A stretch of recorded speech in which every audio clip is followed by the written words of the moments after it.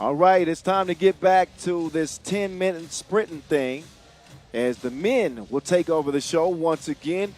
Yes, your eyes are not deceiving you. Germany is undefeated atop this group that includes the defending champions. They just so happen to be meeting in this last game in the group that still has implications. Germany could settle it off pretty easily with a win that would make them undefeated. They'd automatically have that one spot straight to the quarterfinals, but Boz has been crunching the math. They are very close in points. The Australians wrapped up 3-1. Serbia could finish 3-1 as well. A loss for Germany. We 3-1. That would be a three-way tiebreaker, and we'd have to break out the calculators. Yeah, for sure. And with Serbia at 59 points and Australia at 80. In case of a Serbia win, they need to score 21, and they could still come out first in pool. If they don't score 21, the Aussies would get it. Wow. Well, their first game of action today, Serbia, man, I haven't seen them look better than that in the tournament. They played against Madagascar. I know that says a little bit, but, man, Doc Strange was in full attack mode. He scored 5 points, had 8 highlights. Dejan Majsorovic could not miss, literally. 4 for 4 from long range, the maestro. He's in full string music mode. And as for the Germans, got another scare in their earlier win over the Belgians with Fabian Giesman tweaking an already injured ankle. But Denzel Ajiman is a highlight machine. He caught a vicious body against the Belgians. I think that was, it was Casper. Yeah, Casper got ghosted. Yeah, Casper got ghosted. And Fabian Giesman is back out. I'm sure that they attended to that ankle. Yeah, let's see what they do here. Because, look, again, Germany have control. If they win, they are first in pool, and they force a tie between Serbia and Australia, that Australia would win based on result. So that would mean Serbia would come in third. And they... I think that the third spot is going to face the Netherlands in the knockout rounds. Yeah. This is why you love the World Cup, though, because no matter the seeding, it's the unpredictability of teams and players who elevate their games on the big stage, and sometimes the favorites don't perform up to standard. So you see brackets get busted. You get surprise teams like Germany leading a group. And again, we keep harping on the age because it's so impressive. 3 of their 4 players are 20 years old on this team. Serbia, the most experienced of all the squads here. They definitely are. Barac he's mean mugging me right now because I called him. I know why he's doing that. Why? Because George Clooney? Yes, he hates that. Oh. Man, I probably should have sell you some coffee. No, I probably should apologize to Barac. I don't think I want to get in the scuffle with him. No, you don't. Not while he's looking.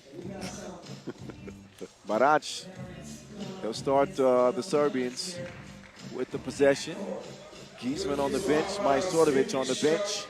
And this is the last one in men's Pool A action for the knockout round. Doc Strange turning the corner, and CD gets caught reaching in the cookie jar. First foul on Germany. Doc Strange applying pressure when he gets around that corner on you. Yeah, he's in attack mode right away. And again, that game against Madagascar earlier for Serbia served as a confidence builder, but mainly to get their shot selection right. The 2 started flying. Strange was aggressive. It was only Barac working in their first 2 games in pool play just 2 days ago. Yes. Fertie flips it out to Ajiman. Not happening as Strahinian skies for the rebound. Strange turned the corner. These 2 teams just met, and Dr. Strange still going to work. But they just met in the Vienna Masters final on the Pro Tour. And, of course, Oob getting a win there. That's what they go as on the Pro Tour. That was a game that was tied 12-12 with 2 minutes to go. So that game was a low-scoring affair, which ended up a win. They didn't get the 21 points in that one, so I'm curious. The Germans got the Serbians in all kinds of foul trouble and did not apply pressure, started taking these inexplicable twos and ended up losing that game. Oh, Leo. He's a star like DiCaprio. Did you see that shot? He was hanging in the air and got the contest out of the way. CD Bekame inside. Uh-oh. Just out of the reach of Giesman. So Giesman had an ankle brace on in his last game. Now I think he has his ankle taped up a little tighter. No brace. Different shoes, too. Yeah, I like those. Yeah, those are hard. 2-1. Dr. Strange skips it over to Brankila. What a pass. Dr. Strange does it all.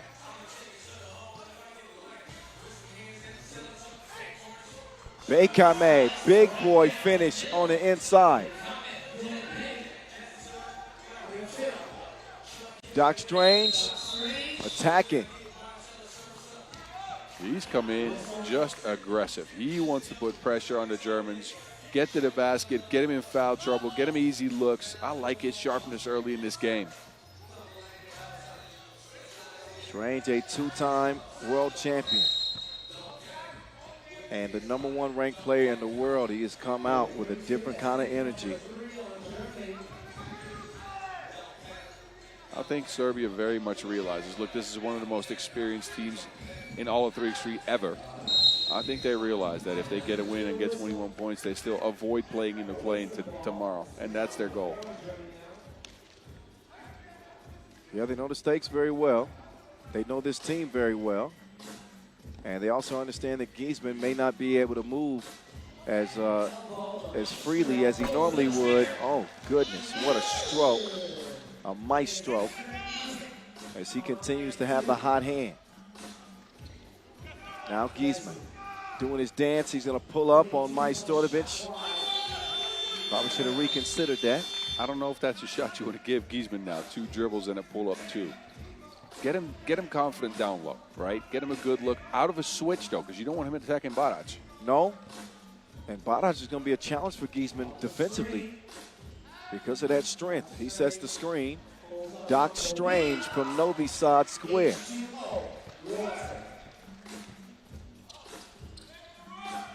Vertigue now. Another runner. Man, the degree of difficulty in his first 2 makes.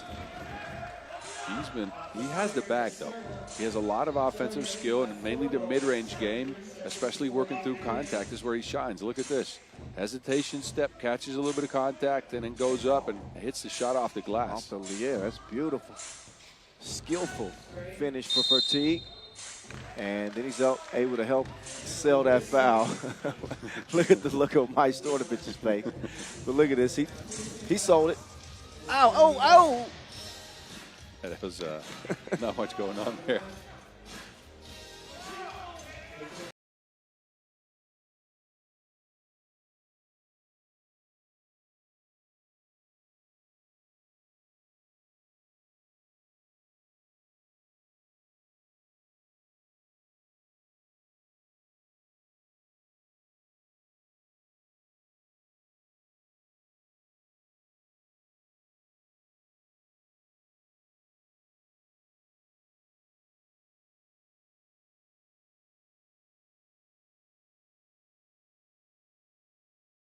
For us to want him to go up for that. Yeah. So try to challenge the Maestro. Try to see if he wants to jump with you.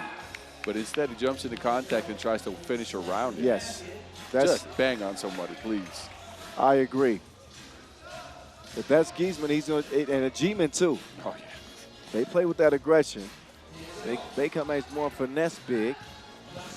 Oh, Doc Strange put him in the lost and found.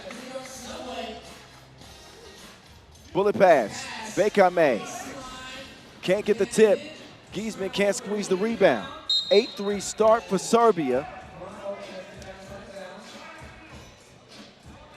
But look at Strange spin around on him like a judge on The Voice.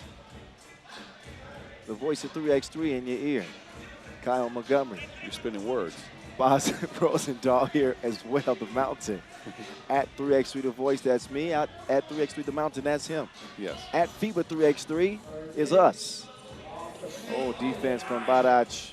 Out to Majstorovic. Barac to Brankila. Maestro steps back. Give me some space, kid. All net, all wet. Dejan's rhythm is incredible. Couldn't hit a shot on the first 2 games of pool play. Now, locked in. The G-man to Bekame. This is the first time we've seen the Germans this out of sync. Serbia are sharp. 10-3. A Serbia that's playing like this is tough on anyone, right? And especially the young Germans that on the end of a World Tour tournament, everybody's tired. That's your 3rd game of the day. They played them in the finals, and they managed to slow them down. Here, no way you're slowing down the Serbians, especially with the way Doc Strange came out of the gate. Fortigue's got 2 of Germany's 3 points. Doc Strange doing something strange to Giesman. No hope for the big fella against the world #1 in that matchup. And then they got the Maestro cooking. Look out.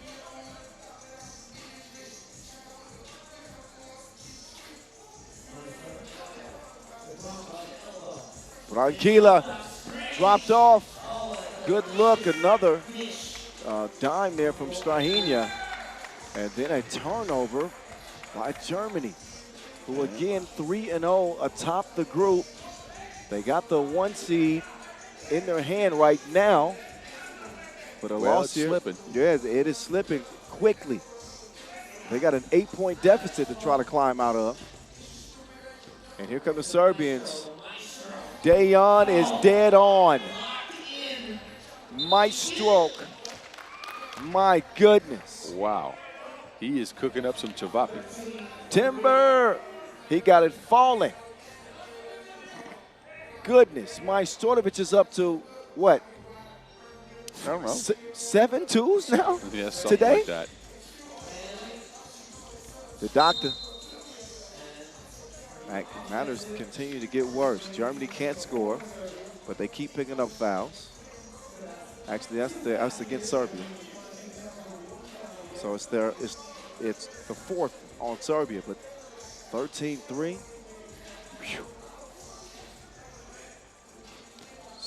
Near steal from Brankila.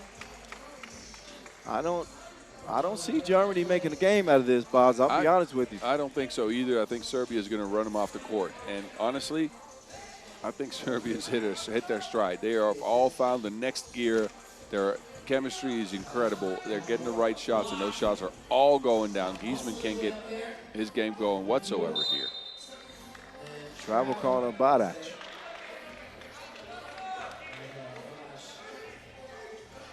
Another look at them Diesel. Like he might have been on that pivot. Anyway, ball to Germany. Puerto, lazy pass. And they continue to dissect this young German team, 14-3. Question to me is now, if Germany plays like this, at one point do you tell Giesman to just sit it out? Yeah. His ankle's hurt. You don't want him twisting it again because you got a play-in game tomorrow coming. Look, it's like waving a white flag, and you never want to do that, but at some point you got to be careful with your young star. You got to get him ready for the knockout round. Because he's not moving terribly, but he's not moving great. No. You see he's a little bit moving gingerly on that ankle. So you're right. I think you waved the white flag at 14-3. I'd say put him on the bench, don't bring him off again. Just because. Look, he needs as much rest as he can get. You'd have to have a coach to be able to tell him that, though, right? And there's no coaching in 3x3, so. You could have told him that beforehand. Now, True. I don't think the Germans went into this game guys, to be down 14-3. If we get down 16-2 here at Fabian, I want you to sit down. They don't expect that, as well as they've been playing. They came into this one thinking that they was going to win, but they thought wrong. Vertigue, responsible for 3 of Germany's 4 points. He's been a master class from the Serbians so far. A massacre.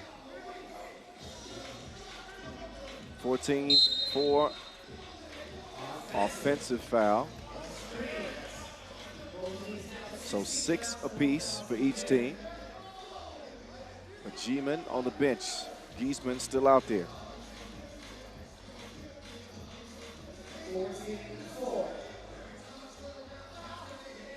Ortiz. D'd up by Barac. Gets past Barac, but the defense from Nim Diesel. Up top to Dr. Strange. Dr. Strange to Brankila. Not happening.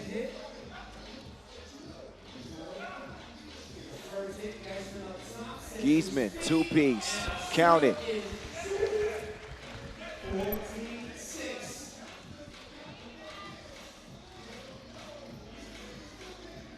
Brankila using the screen. Barac got it up in time. Now it's Bekame. Oh, tripped up. Took a bump from Barac. That's at least 2 free throws for the Germans, but that 9-point deficit, I don't think it's going to go away. Now 4:28, this game is going to end way before the limit. Serbia we've seen them like this before. Earlier today. Okay. When they get like this, yeah, there's you already know. No, they are sharp, they are surgical, they are confident. They woke up on the right side of the bed today. That's all I can say. They are motivated. Serbia, the winningest 3x3 nation in the history of the game, with 6 world titles at this event of 8. The only other countries to win a world championship were the United States in 2019. They played Serbia, and they played Latvia in the final of that one. And Qatar. Qatar won, I think, back in 2000. One was the only event Serbia didn't get a medal, no? Because didn't they lose in the bronze medal game to Poland? They did. They did. You're absolutely right about that. Behind the back, Dr. Strange. Just what the doctor ordered. Another bucket. Oh, then he's getting crafty in his defense on Giesman. Gives it up to Majstorovic. Barac up top. Here comes Dr. Strange. One-handed score from Barac. Once he positions himself down there against Fatigue, there is no way Fatigue is bringing him away from that basket and that score. Giesman pulls it. This just makes me nervous, right? A fall away 2 with somebody sort of in your landing space. Get off that ankle, sit down. The shoes untied as well. Get off that ankle, sit down. Just make sure you're ready for tomorrow at this point. I don't want to jinx it, but I'm saying like that. That's the youth. I get it. The enthusiasm. The guy always wants to play, always wants to win. But this game is out of reach. Yeah, at 20 years old, being the competitor that he is he savvy enough to understand that the future is more important than right now? I think at that age, you just think about it right now. Yeah. I don't know how you were at that age. He wants to play. I couldn't even count to 10 at that age, let alone think about tomorrow. Well, he's back out here with 3:46 to go, and he still have to deal with running through screens and more usage on that ankle. Ajiman. Bekame lost the handle. Bekame, why not just shoot it? He's wide open. I don't know. That is just the confidence that Bekame doesn't have in this game. And that's what Serbia does to you, though. Barac, high arc, no good. Brankila against Ajiman. Hands it over. Majstorovic galloping around into another German foul. That's number 7. Majstorovic will step up to shoot one.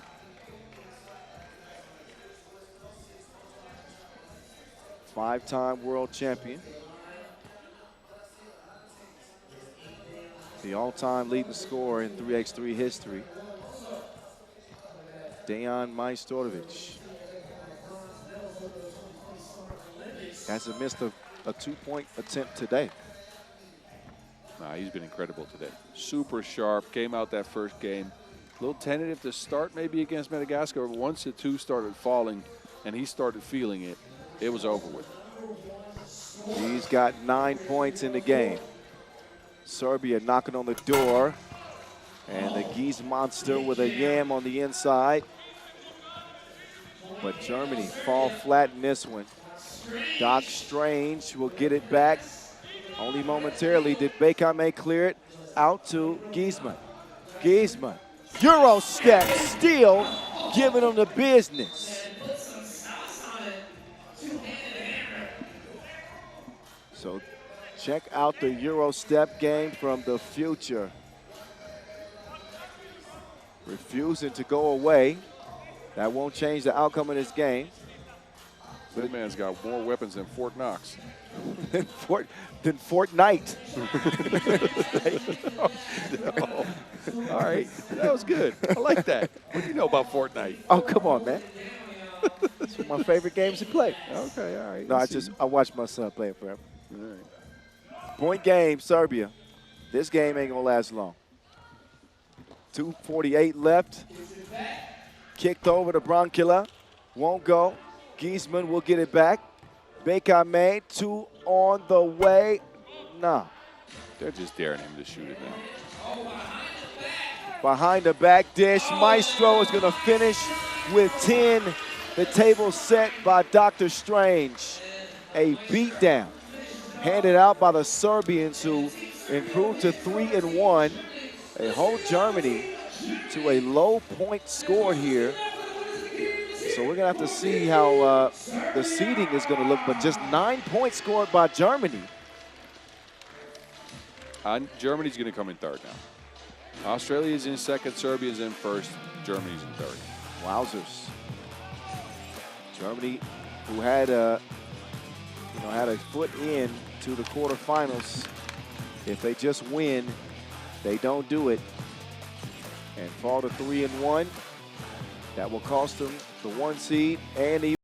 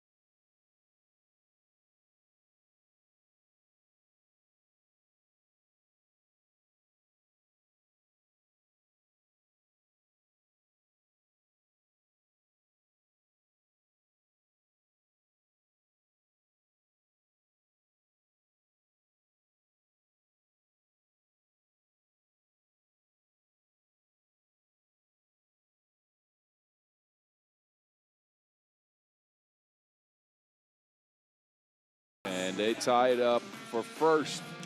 Australia second, Germany third, based off of points scored. And the next, never mind. Germany second, Australia third, based on result. Wait a minute. I'm going to have to bring my calculator. I think it's a 3-way tie. I was confused by the graph. we're going to get it right. Yeah, we will. Okay, but it's hard to do quick math and be an analyst during the game. We got other people in the back that can get the calculator out. Don't worry about it, big fella. I want to know, though.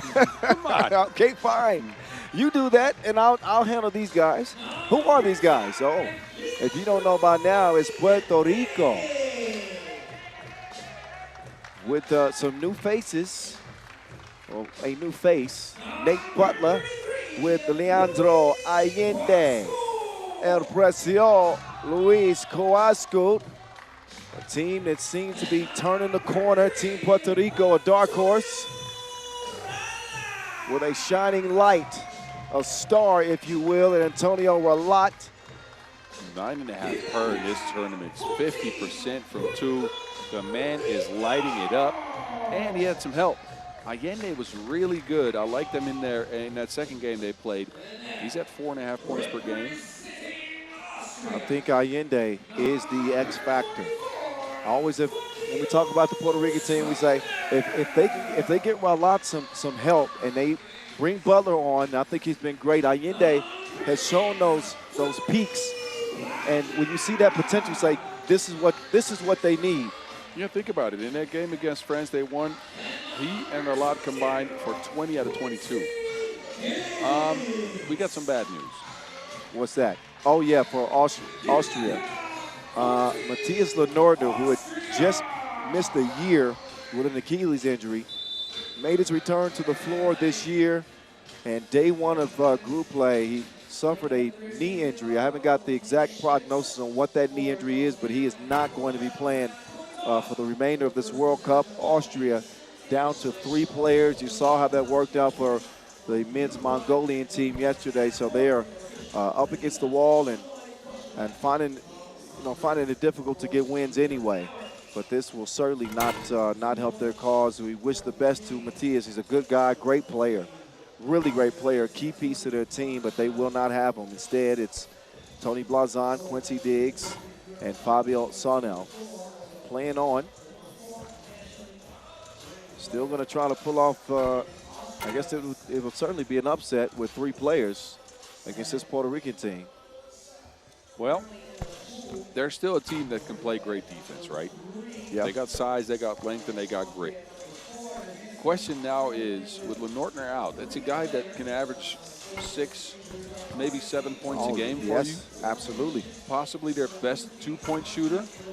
The question now is, if Austria wants to get a W, who can score? We know Quincy Diggs can, but he's been a little bit off the mark.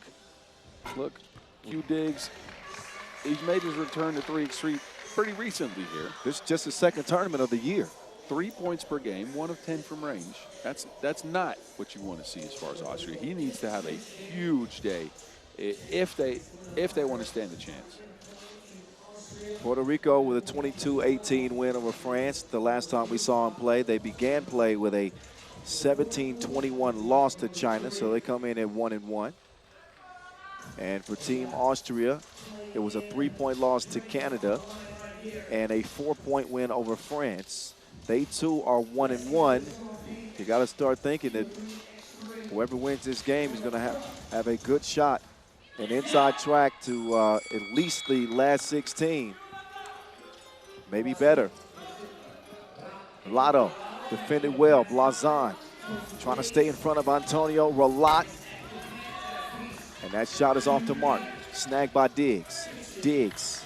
He can't get it to Blazon thanks to the quick hands of Ralat.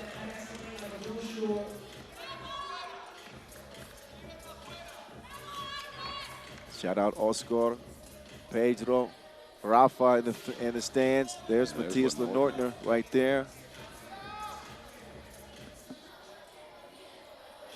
Game number 10 on the day.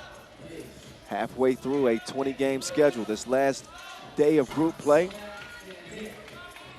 So now, they nearly fell asleep defensively. Ralat runs into trouble. But a foul called on Blazon. Austria can't afford to be in foul trouble, but it looked like they were going to leave Butler open for 2 on that possession. Maybe they're going to try to dare him to miss some shots. Ralat attacking, pulls up from 8 feet. Soft touch. Sonel, too strong, too much. The former MMA fighter, Fabio. Inside, chance for a 2-point play.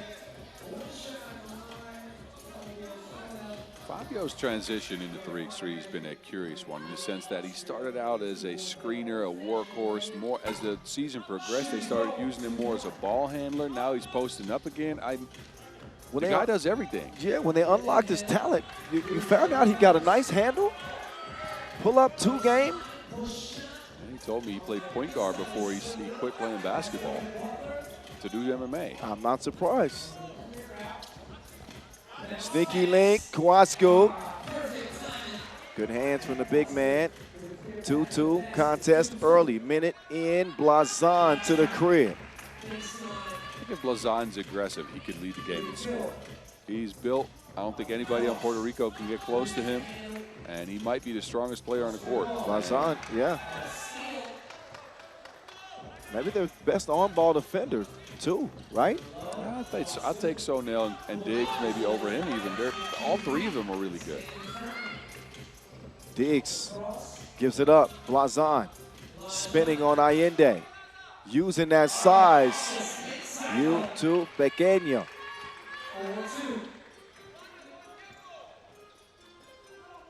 Nate Dogg with the fake dog. 4-3. Out there regulating airspace. Regulator. That'll give Butler some life, and he'll track down the rebound. Kawasku hands it over to L.A. Allende. Not that time. Off the iron it goes into Diggs' hands.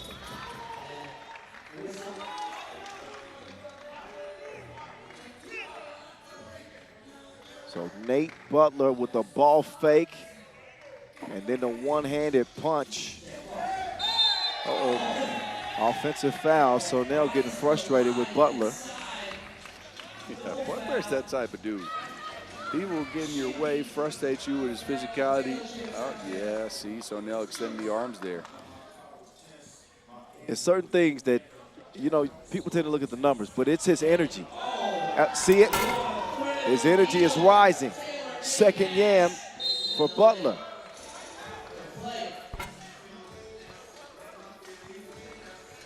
But it's his intensity, it's his attitude, it's his athleticism. What an add to this Puerto Rican team. Nate Butler getting a rest now. 4-4 contest, 2.5 minutes in. I'm the voice of 3x3. Kyle Montgomery, Boz Rosendahl. The mountain is here. Diggs goes up. He will misfire. Kawasku. Back door. Allende will finish it. Blazon gives it up. Sonel. Oh, say it with your chest, why don't you? Oh, Allende is down.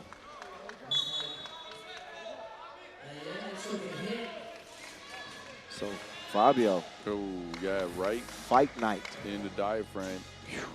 That's gonna, yeah. He's gonna have to take a minute to catch his breath here. He's bringing MMA to 3x3. Look, I think MMA actually helps in the sense that it gives you a way to create contact and a feel for that contact. A lot of players don't want to play with contact, right? They want to play away from it. Take it a lot. I like him, but I don't think Ralat wants to play physical.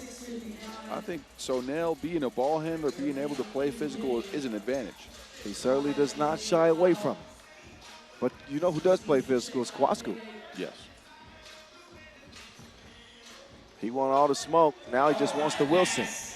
Lofted over the shoulder to Kawasku, which gives the Puerto Ricans a 1-point lead. Diggs, ISO, Q. And a shove called on Ralat.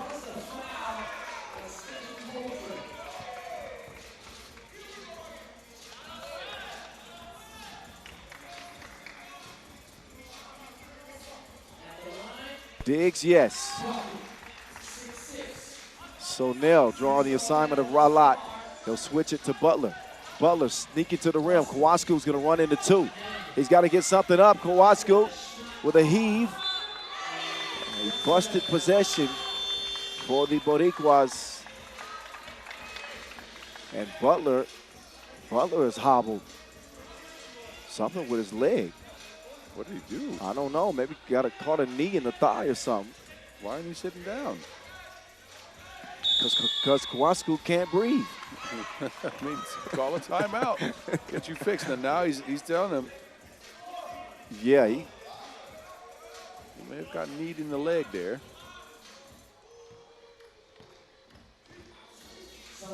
If Sonel is smart, he attacked him. Blazon settles for the two instead. Butler, oh, he might have just been faking. Yeah, now he's moving all right. Uh-huh. Yeah, we see you. Ralat.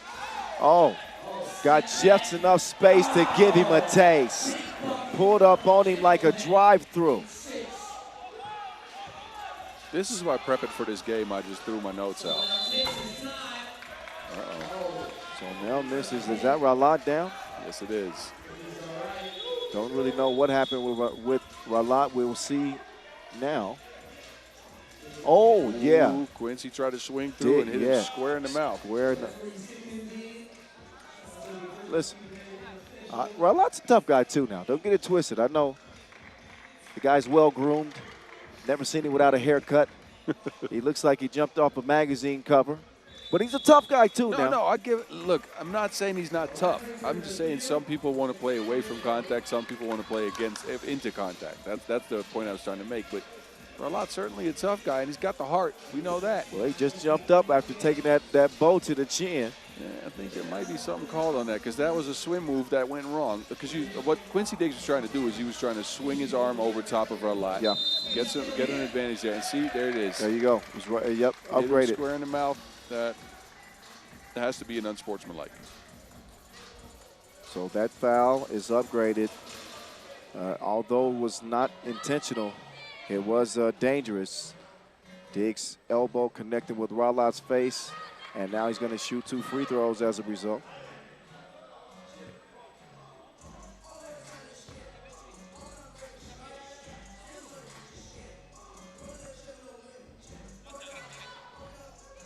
Ralat at the stripe. First of 2 is good money.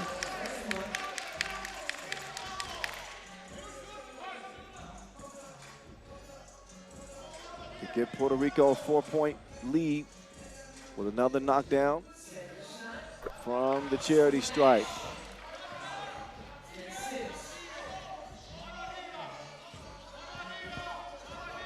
Lazan, like the aggression he's playing with.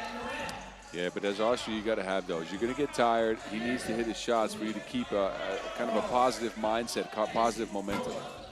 Pull up from Allende, no go. Diggs, slow down. Wait, some action underneath.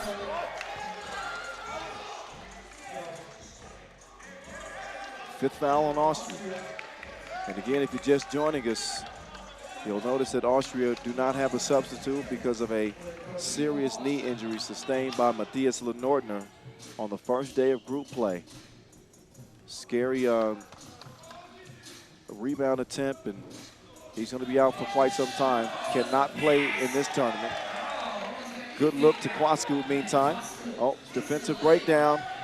Sonel slipped and then got hit in the face. Kwasku just trying to make a play on the ball. He missed that mark. Instead, you see him. I think he may have gotten hit in the eye. It wasn't a hard hit. And now they're going to look at this one more closely. I think if Sonel would have gotten hit in the cheek, then he would have just popped up. Facts. Yes, right eye, Sonel. Kwasku comes and offers his apologies.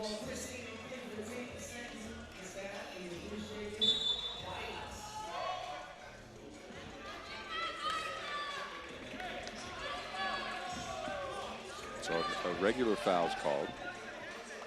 I agree with that one. Yeah, same here. A little different than an elbow across the chin. 11-6. Diggs. Oh, that was another defensive miscommunication from Puerto Rico. They got some things to figure out with that. That's the second time they've had that breakdown.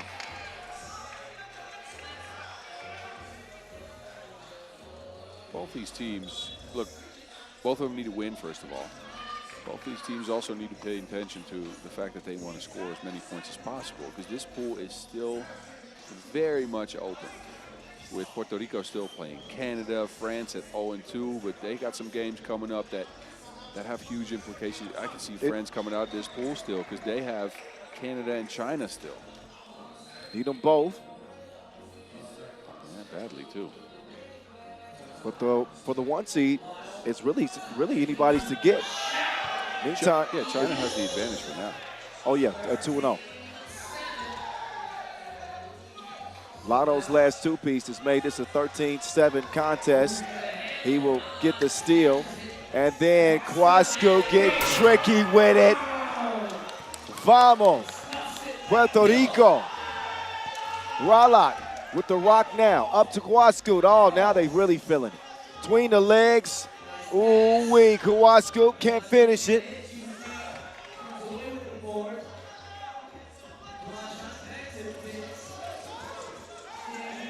Loose ball, yeah. It's starting to get out of hand now. 7-point lead, no sub. I think that's because of the defense from Butler, though. He's getting so many deflections, and Ralat is cooking. Ralat lights out right now for Puerto Rico. Diggs won't go. But Antonio Ralat is shooting to kill. And Kwasku trying to tear the rim off for the Puerto Ricans. Another look at the sharp shooting from Antonio Ralat in a 16-7 game. Diggs will make it more respectable. But 16-8, that's a tough hole to climb out of. If they got Matthias Lenordner, it's probably a much different story. Yeah, fatigue is going to start coming into play. You have to chase Ralat around all the screens and stay with him while he's doing his individual creation. That is all bringing your energy down. That's all making you more tired. Meanwhile, no twos going down for Austria, so no momentum going your way. Yep, Razan's forced a couple, so now it's been off target, and Diggs still working his way back in.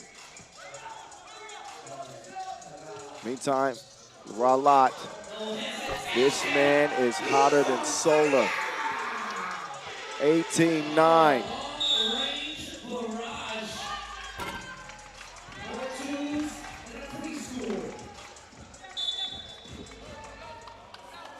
So the deuces continue to fall for Antonio Ralat. Yeah, Butler just got hit with a technical for flopping. Judging by the video, there was some selling there. Well, they can't act their way out of this one. Puerto Rico, pedal to the metal. No sub. Big time injury to the Austrian team and their hopes of competing for a medal.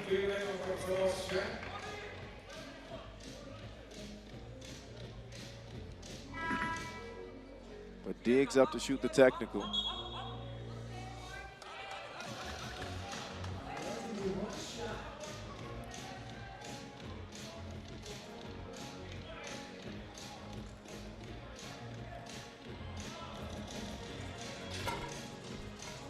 And he will get that one to trickle in. And possession as well to Austria. If they can put together a run, and I mean, say, a couple of twos, maybe they can make this thing interesting, but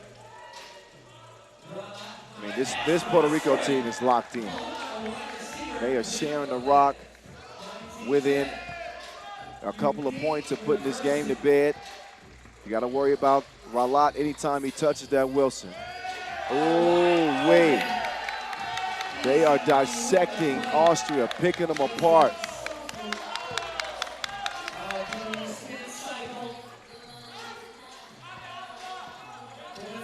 LA, all they need is one. Ralat wants to rock. Kwasku runs into trouble.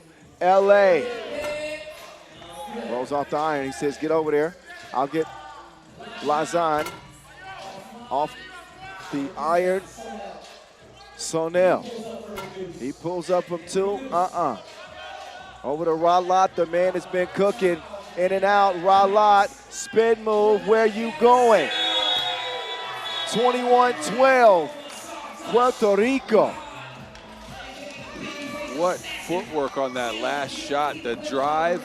He gets a little hesitation in there. An extra step.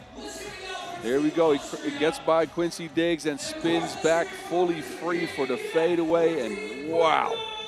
That footwork is incredible, man. To have the control to go up off balance, away from that spin, and then shoot it like that is just, he's one of the most gifted offensive players we have. And they keep playing like this. They could make a deep run here. They do improve to 2-1 on the competition. Their next contest, Puerto Rico, that is, will be against Canada. Austria will play against undefeated China in men's Pool C action. Take a look at the highlights of a blowout for Puerto Rico. They put themselves in great position in this pool. Puerto Rico now at 2-1. China still waiting there at 2-0. Canada 1-1. Austria 1-2.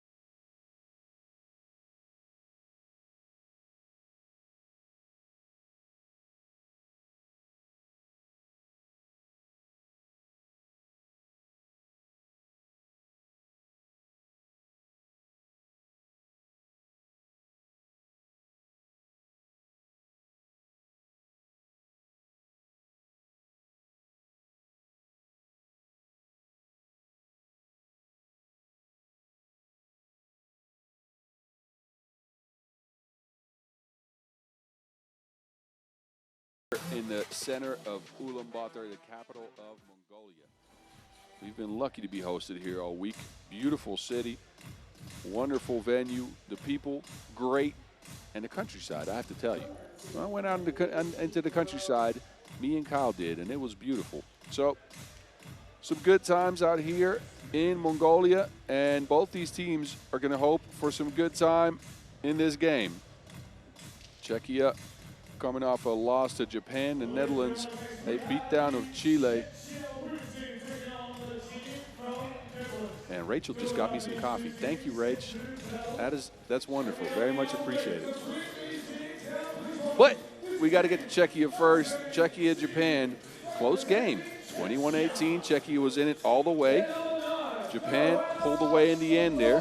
Shotolova had 5 points, drove to the basket, and she had a strong game. It was actually a balanced effort. Malikova with 4, Brabenkova with 3, and Katerin Galichkova with 6 points. 3 twos made. Actually not a bad played game statistically by Czechia, but just not enough against the speed for Japan. And now they have their backs against the wall and have to beat the Netherlands to make it into the round of 16. And the Netherlands are rolling now. I know it's their first win, but seeing Nortje Driesen play that aggressively in game number 1, the Netherlands have righted the ship. But you made a point about this Czechia team earlier being similarly constructed as the Netherlands. Yeah, I think they're a little bit more into one-on-ones, right? But I think they look for mismatches. But I think they're similarly constructed in the sense that they try to grind a game down to a slower speed. They want to have the game at their pace. They want to play defense. They're tough. They rebound well. So the Netherlands got their work cut out for them. They did get a good warm-up in, though. So go ahead, 21-13 beat down to Chile. And they got it clicking. It was a rain-delayed game, as you remember. We broke it up about halfway through. And I think after that break in the middle of the game, the Netherlands looked extremely sharp. Didn't get their top scorer till then. Evelyn Lucas-Schiphol rolling. But your world number 1, 8 of 10 drives to the basket went and got a bucket on that. 11 points for Nortje Driesen.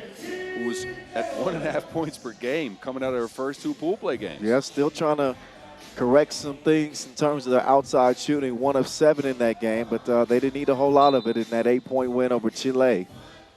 So a big one here in women's Pool B action. We are in the second half stretch of the final day of group play. Mons Rosendahl, a.k.a. The Mountain, at 3x3 The Mountain is where you can find him. And you can find me at 3x3 The Voice.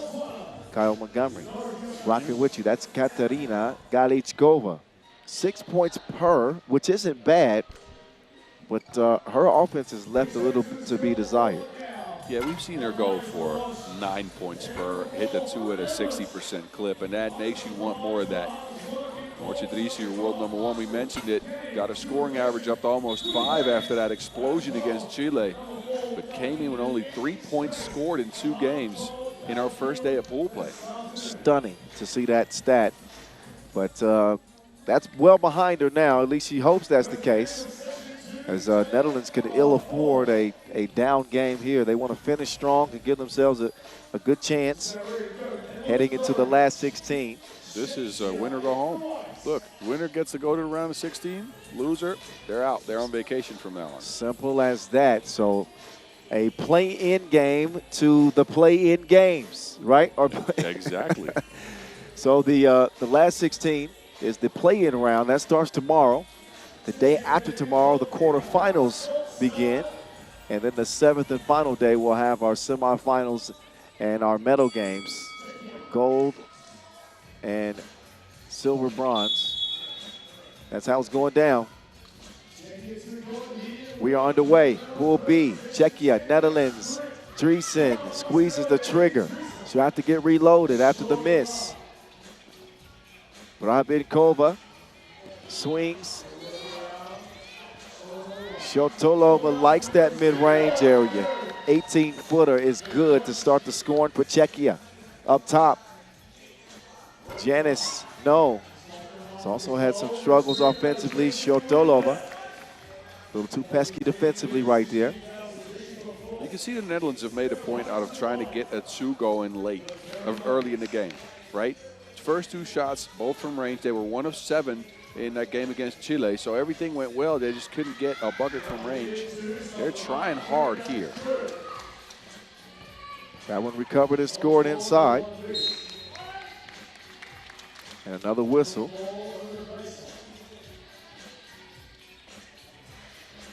But I do think the Netherlands do a good job of understanding the temperature of the game.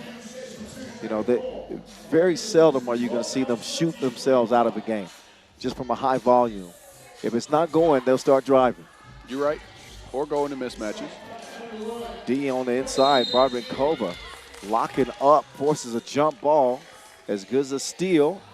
And the rock will go over to Czechia, 2016 world champions. Brabinkova, good length. She can contest any shot down there. She might not be as strong as Evelien Lukke-Schiphol. Those long arms will make up for it. Galichkova comes free. Nice action there from the Czechs. Janice inside. Boonstra, no, double team. Runs out of traffic, away from trouble. Driesen splitting the defense. Somebody got a hand on that. That's what Driesen is saying. But apparently she lost it out of bounds. It's going to be Czechia ball. Oh, there's 2 arms going across her arms. That should have been a foul.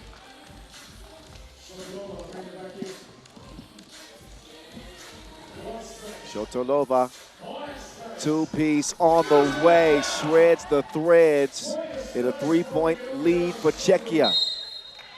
Shotolova gets called for that foul. Boonstra with good position. Well, that's a mismatch that you're going to be hunting, but look at Shotolova. Sliver of space. And this is what makes this Czechia team so dangerous, right? Sometimes they don't shoot it often, but they got some really good shooters on the team. Netherlands hope that this isn't one of those games that they run hot. Czechia, that is. Still haven't seen the best game from Galichkova yet, but Shotolova is showing out and continuing to apply pressure to the Lions defense.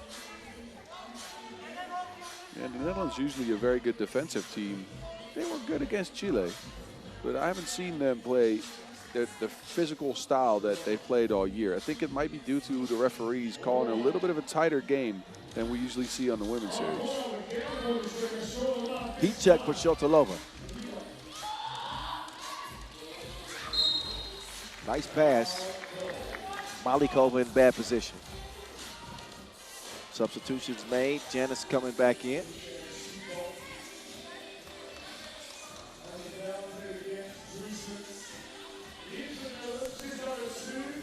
Driesen down to Boonstra. Takes another shove in the back. Czechia with a 4th foul. They need to slow down. Yeah, they're expending a lot of fouls early trying to get the Netherlands away from post-up positioning in the paint.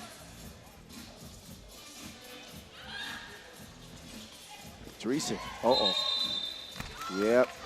That's a double dribble turnover. Couple minutes in, Netherlands with 1 score to speak of. There's the double dribble by Driesen.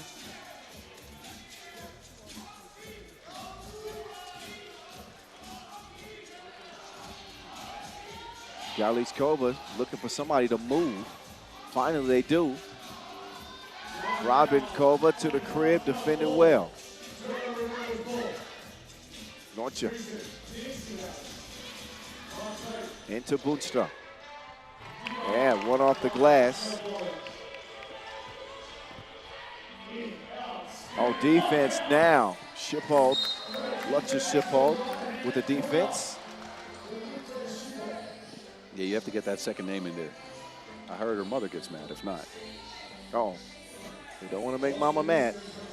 I'll just stick to ELS. All right, let's do it.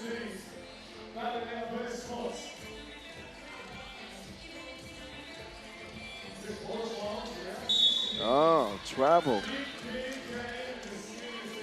Teams by now should be used to this. Referees are looking at that check ball situation very tightly. Seen a bunch of travels called throughout the tournament. That same scenario. Shotalova. Malikova connects 2. Czechia shooting it better so far in this one than they have in the tournament. Czechia is shooting really well, and in comparison to that, the Netherlands have gotten some good looks and haven't knocked them down, so they're not shooting well at all. Look at Malikova, off balance. I think she corrected her shot. If you remember last game, she got a lot of looks from that same spot, and they all came up short. Yep. Just that slight correction. She gets her first to go. Short range attempts, not the same kind of luck. 4-point difference. Nortje inside. Boonstra making a move. Whistle on the inside. Should be shooting a free throw after the first media timeout, but out of the gates is Czechia. And they've done it with a barrage of 2s. Shotalova leading the way, and Malikova getting involved as well.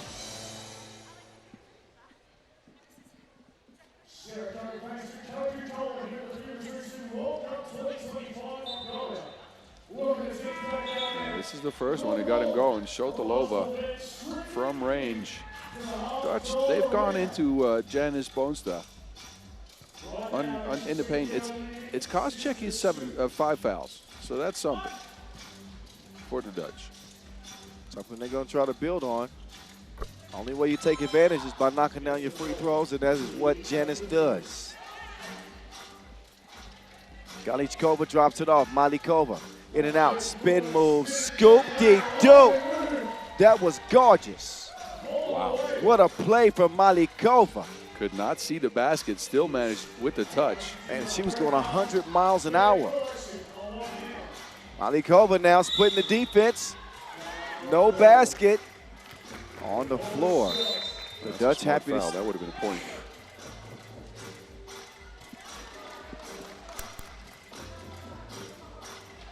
See her get it cleared. Close to getting continuation on that. Netherlands breathing a sigh of relief as Czechia get reset. Only a 3-point lead, and now Kout gets called for the 4th on the Dutch. Foul situation close to even. Czechia with 5, Netherlands with 4. Shotolova with that speed burst around the baseline. Dreesen now.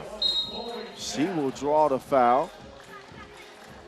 Czechia now with no more to give. This is what we saw from Nortje in that first game, right? Drives at the basket, creates the contact, but when you speak of driving, Shotolova has to be mentioned. The quickness. That low center of gravity, once she gets set on driving to the rim, you're going to have a hell of a time trying to slow her down. Dreesen will make light work of the free throw attempt. Czechia maintaining the 3-point lead. They see an advantage inside with Boonstra. She misses it, misses the first and the second. Loose ball, though, stays with Orange. Evelyn Lutja-Schipholt. She'll slip to the bucket inside, and she will convert it. ELS as Netherlands within 2. Ticky-tack foul there on the Netherlands. Didn't need it, but they can afford it. One more to give, though.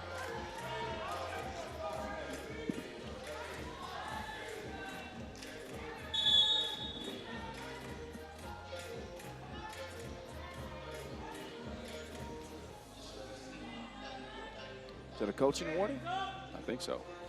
I couldn't quite see it. One possession. Lead Czechia. Galichkova. Brabenkova. 15 feet, no. EVS on the boards. Keeping them clean for the Orange Lions. Kout turns around. Shorty, money.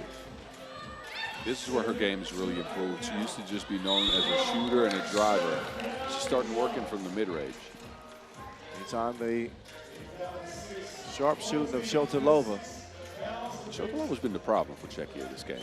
Yeah, got to close out now. Contact on that shot. And 2 free throws upcoming for Shotolova. Carolina gets the first of 2 to drop through.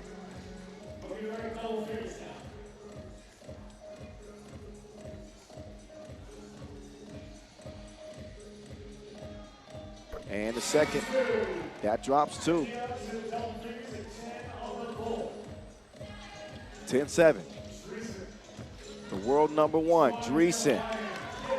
Strong drive, converts. Malikova pass deflected, quick hands from the Dutch. As Kout will dive down to the bucket. Dreesen eyeing a 2-ball. That's a big one, evens the game at 10 apiece. This is something that might unlock the Dutch, right? They're playing tight. They're playing a little bit nervous. This is a playing game to the playing game, as we mentioned, right? Yeah. The emotions, though, that show me that there's still some unlocking to do in the sense of becoming more of a unit, more chemistry. They played well, just a little tight. Plenty of time left, 4:41. But they do find themselves in the penalty. Netherlands with 7 fouls. Shotolova will miss the first of 2. Has a chance to break this tie with the upcoming free throw, and it will fall.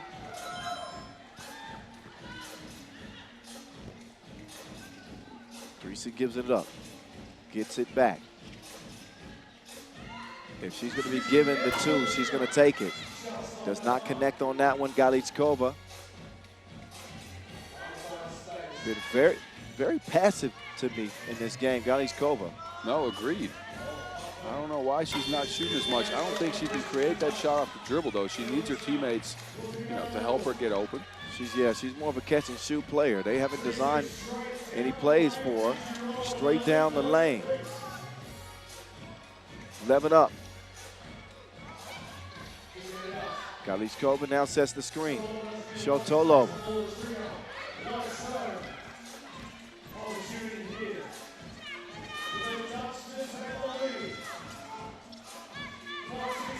Boonstra.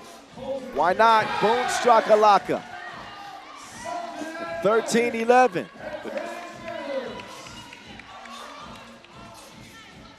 Shotilova getting in the paint. She needs some help. Boonstra is down. Offensive foul is the call. Last two possessions, Shotilova has been hesitant to drive for Czechia. That was what was working earlier. Last couple of possessions for Czechia. They played some bad offense, forcing long twos, going away from what's worked for them so far, and now they find themselves trailing the Netherlands 13-11. Both teams with 7 fouls in the penalty.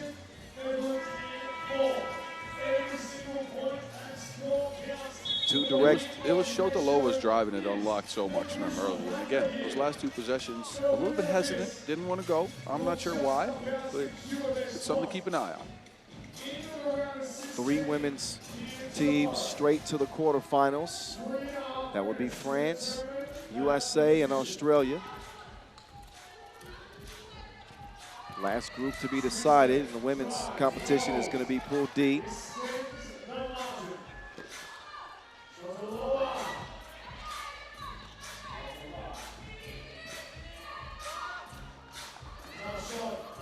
Loose ball. Kicked out. Netherlands 14, Czechia 11. Out. Getting in the paint. That floaty does not go. Shotilova, all gas, no brakes. And miscommunication with Galichkova. Dreesen will draw the foul. Free throws, big the rest of the way. Now it's Czechia playing tight. Not a smart foul. You give up instead of a 1, you give them 2 chances at a free throw. But their offense not going. Shotilova got to the basket, try to pass it out again. Turnovers. Yeah, again, this is what a knockout game will do to you, though. Credit the Netherlands for weathering the storm. They were tight early. There's a chance that Czechia could have really expanded that lead. I think their biggest lead was 3. But then for some reason they just started launching twos. They've been picking up fouls from the very beginning of the game, and now it's really costing them as the Netherlands lead this thing by 5. Malikova hands it over. Robinkova gets it to Galichkova. She's going to force it. An easy block there for Kaut. Not a good shot for Katarina Galichkova. Oh, Elsa let it go. Bottoms from the right wing, Netherlands can smell blood in the water. Galichkova is really struggling. And now, Boonstra called for the offensive foul. There will not be any free throws.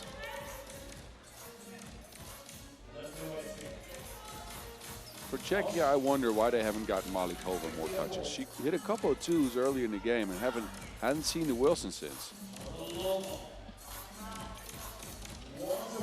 Shotilova finally sees a clear lane for a layup. But it could be a case of too little, too late for Czechia, who started off hot. Oh, yeah. That one is pretty much going to put Czechia out of this thing. And the Netherlands will be playing in the last 16. 1 bucket is all they need. Kaut to the crib, stripped. Galichkova all alone, 2-ball, no. Rebound stays with White. Shotilova drives, throws it in reverse. She's got a whole arsenal of skills when she goes to that basket. Just didn't do it in the middle stretch of the game. Even a whole arsenal of skills won't erase a 7-point deficit this late.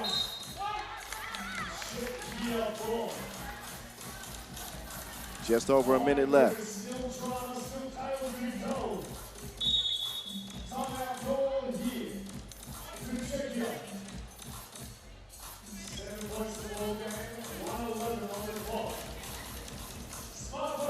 So you can see Czechia gassed. Reality starting to set in.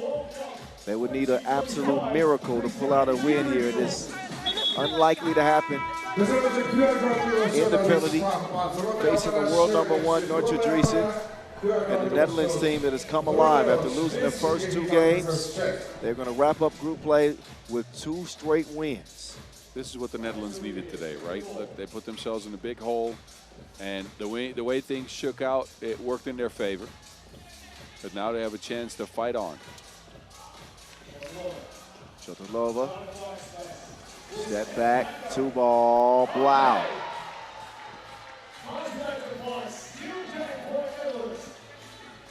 Driesen driving strong, leave it up to the world #1 to get the job done. And she is hacked, no choice but to do it. Now can the defending European MVP. Yeah, when she puts her head down and drives to the basket, Czechia better take Kova.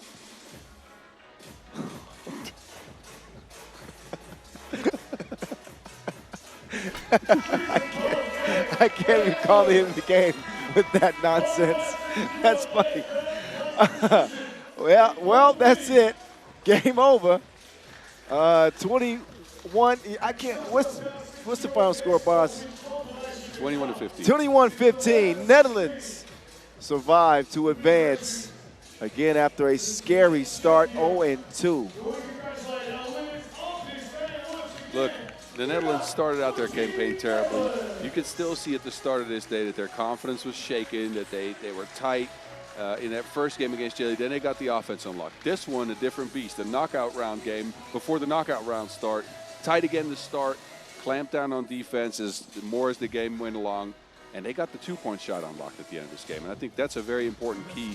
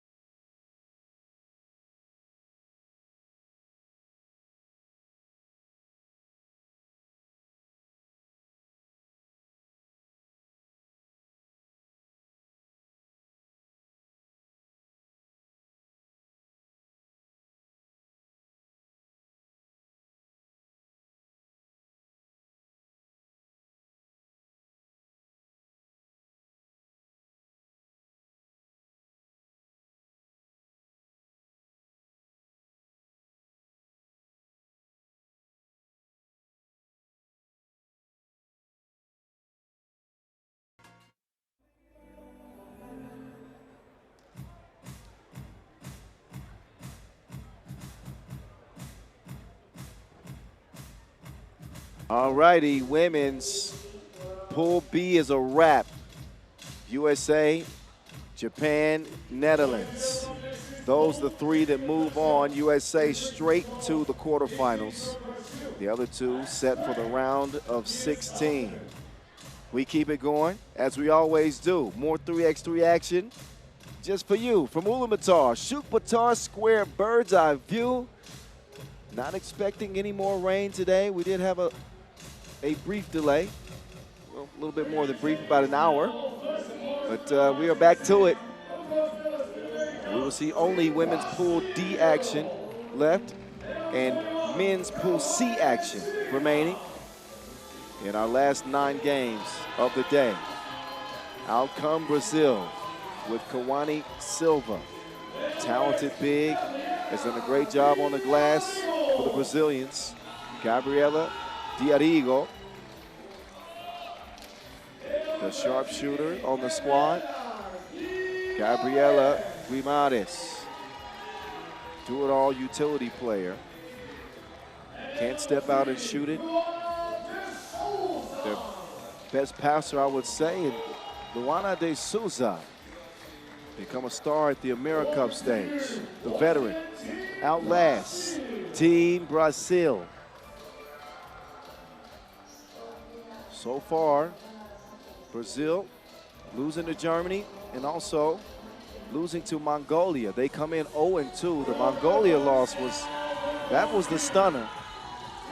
And much like we just saw with the Netherlands, they need to win a couple. The last 2 games if they want to be advancing and playing on for a medal.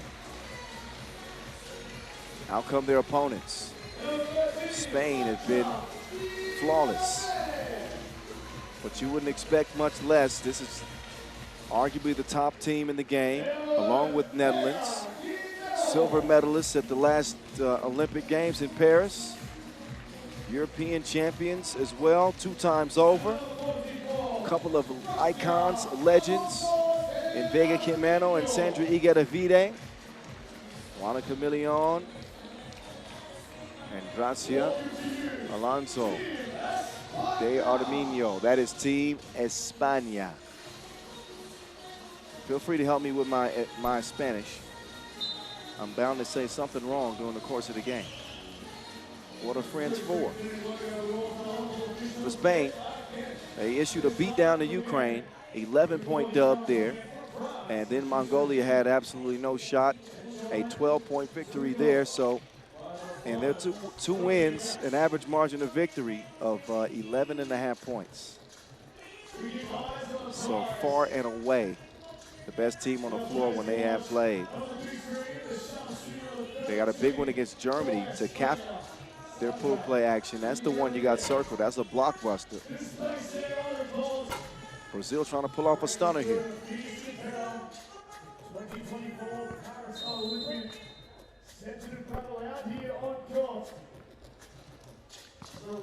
So here we go. Sandra Igueravide locked in. Deadly weapon from beyond the 2-point arc. Expect them to get her some looks early and often.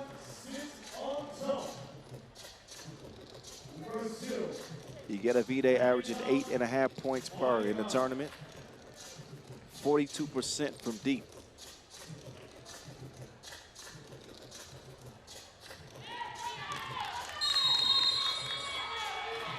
So it's back on again. Spain 2-0, trying to keep it that way. Brazil with the Wilson. De Souza trying to use a screen, but it has to be the legal kind. That one was moving. Ball back over to Spain. Camilion at the logo. Gracia to Igueravide. How does she get that ball to Camilion?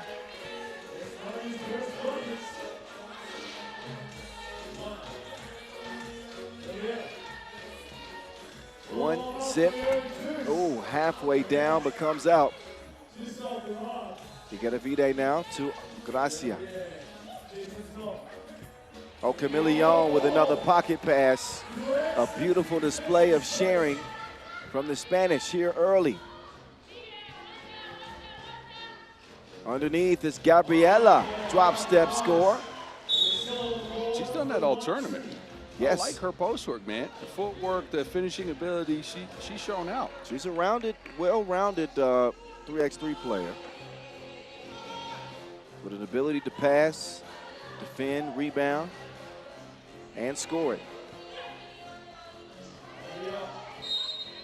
There's a whistle.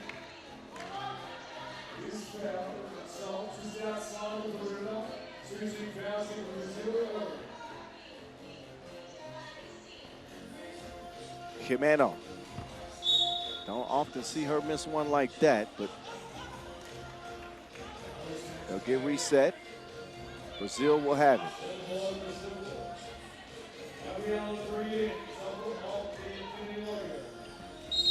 So, no. It's a second offensive foul call on Brazil. Yeah, little too physical to start the game. Push off there and Firmino.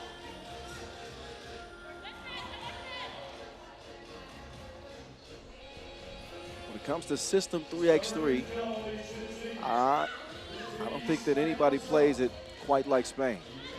I compared them to Serbia earlier, and the way they pass the ball, the high IQ.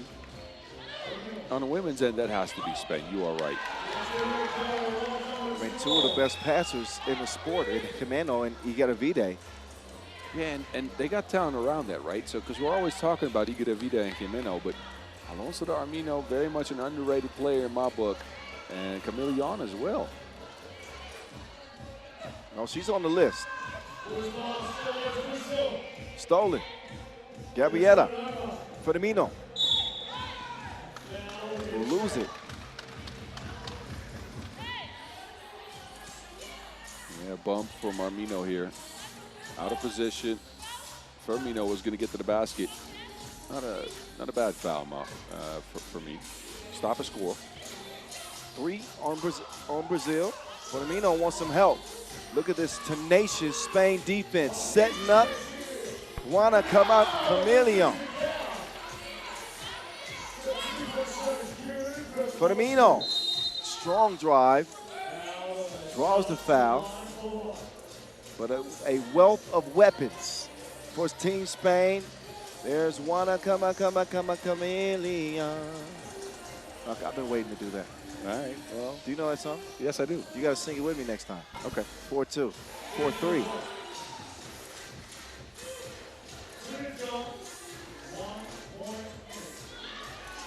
Jimeno off target on her first two attempts. I think Brazil is really cued into the fact that she wants to get that shot up, right? She's taking a couple of contested twos here.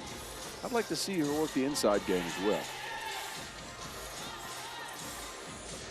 Luana to the elbow. Gabriela will start the downhill attack on Jimeno. She's not having it. Luana. You cannot get rid of Camille. Nearly had a shot at that, but it goes begging off the iron. Quickly swung left from the elbow, now up top to Vega. Jimeno. She's being pestered by Firmino. Gracia will not touch nothing. Airmail, shot clock violation. One of those rare disjointed possessions for Spain. Doesn't happen often. Credit the Brazilian defense.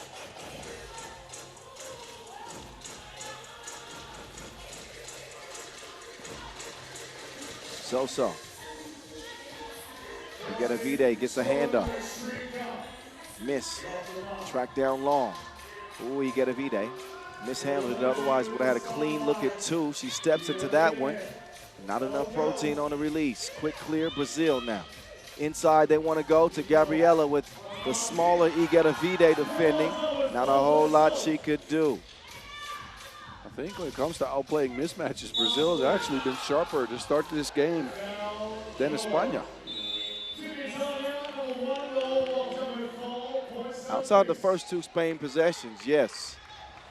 I missed those. I was coming back from the bathroom. Come on now. Yeah, they made a couple of nice backdoor cuts. Igueravide with a beautiful dime. Well, ever since then, as soon as I returned, it was Brazil that started doing the mismatch work here. Gabriela under the basket. Brazil has done a great job, acknowledging those mismatches and getting it to the player that can exploit the smaller Igueravide.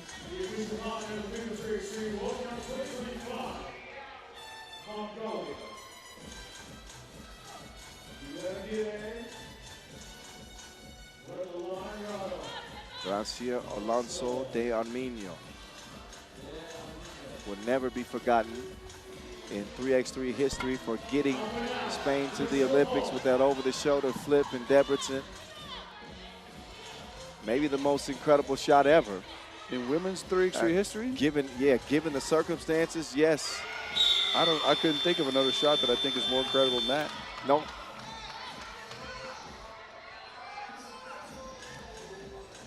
Went on to win a silver in Paris last year. In case you're wondering, Germany won gold. We'll get a rematch of that matchup later on today. Yes, we do. That'll be fun. Yeah. What's not fine is the 5th foul in Brazil with 6.5 minutes to go. 4-4. Ulaanbaatar trying to connect on a bounce pass. It's kicked.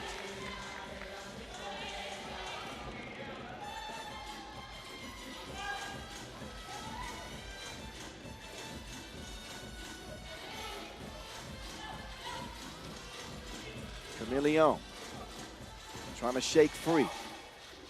Stops and can't pop. Out of bounds, over to Brazil. Did the camera guy in the baseline get hit again?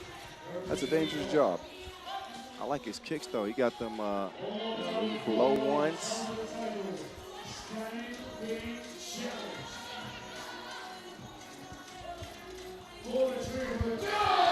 Trigger pulled and delivered from So-So. Maybe that ignites Brazil. They're going to need it because now they're at 6 minutes to go. Next defensive foul, 2 free throws coming up for Spain.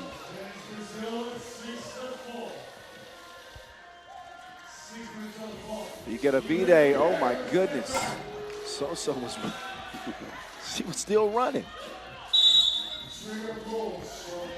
Foul on the floor.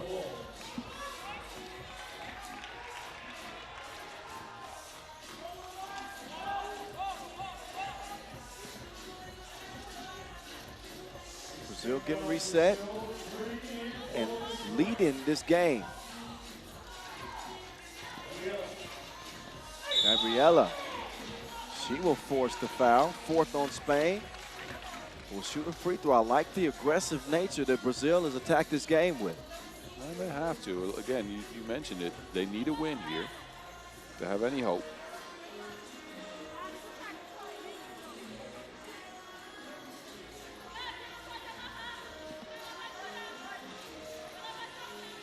Outside of the top 2 teams with Spain and Germany, and look, they're not in the clear yet, but this pool still could go however which way.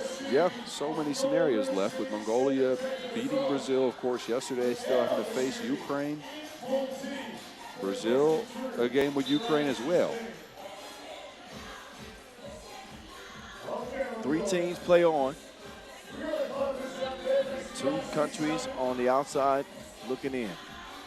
Yeah, and Spain, of course, and I didn't even mention that. You already did. With that big matchup against Germany later on today. I think that'll decide the 1 seed. Chameleon turning on the afterburners. They leave a shooter in So-So. She's going to run right past the defense. Can't finish at the rim. Jimeno. Up top, Chameleon. Back to Jimeno. Jimeno in the post office. She's going to score it. That's going to help her catch some rhythm because Vega has been a little bit off on her shots. Ooh, Firmino with the dream shake. Jimeno still struggling on her 2-point shooting. 6-6 though, as Spain have evened this thing up. Right at the midway point, Firmino had her lost in the sauce. Quick turnaround, straight to the rack, 7-6 is where we at. Jimeno shooting another. Eventually, you knew one was going to go down. Shoot her, shoot, and she shot herself out of that hole. She missed the first couple, now a make. Doubles down on her ability to knock them down from 2 range. But after missing her first 3 attempts, Jimeno has a short memory.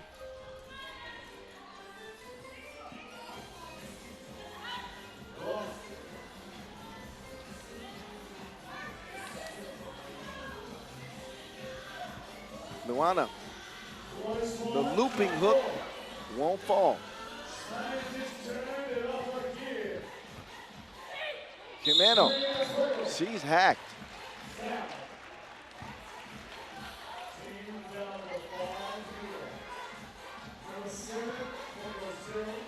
Yeah, that's not a smart foul. Again, you're in the bonus.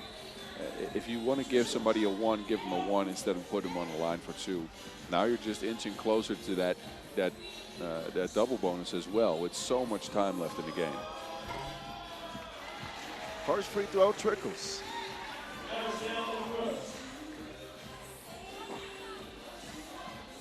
Jimeno with a free throw here will have scored 4 straight for Spain and given them a 3-point advantage.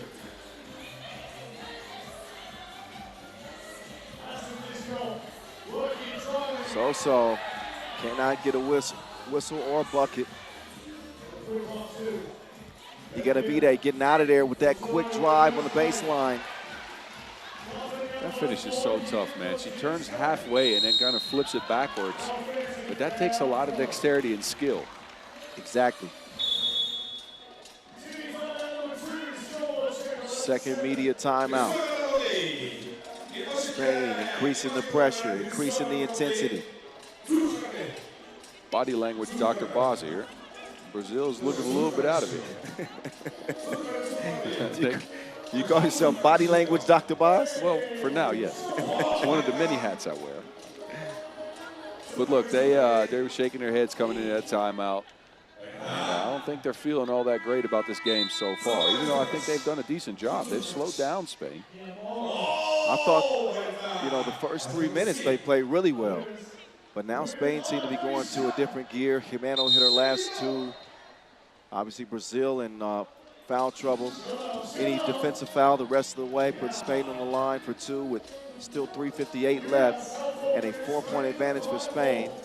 So Brazil cannot afford to have many more things go wrong.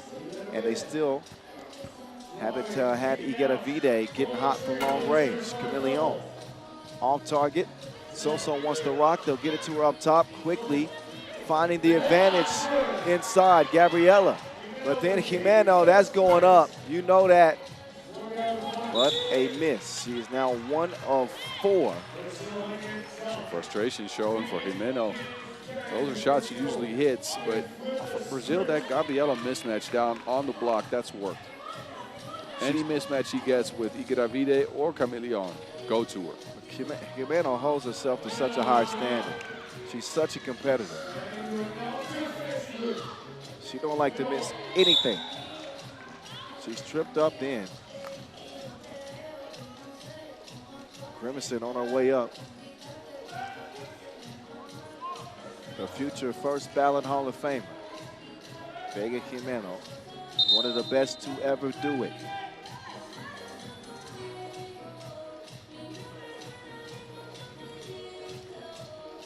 That one dropped off fancy-like between the legs, but Ulaanbaatar has it swatted. Firmino's played a great game for Brazil.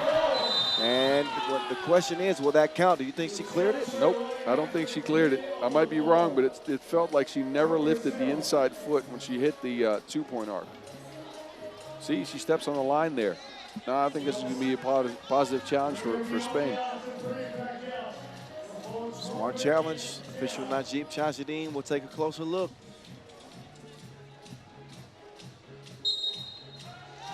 Challenge lost. It might be that's, yeah, there you go. It's the second step. So the bucket's good to go. Yeah, that was a close call, though. I don't mind that challenge, to be honest with you. It's an 11-9 game with 3 minutes to go.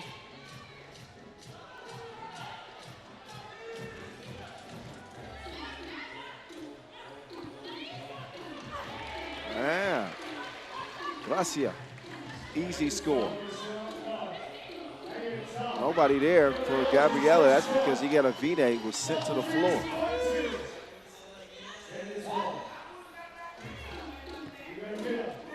Sandra, no. Quick hands. Chameleon, pestering defense. Gabriella. She and Firmino doing most of the damage for the Brazilians. Big bucket, look at the passion coming from this Brazilian team now as they keep pace with Spain.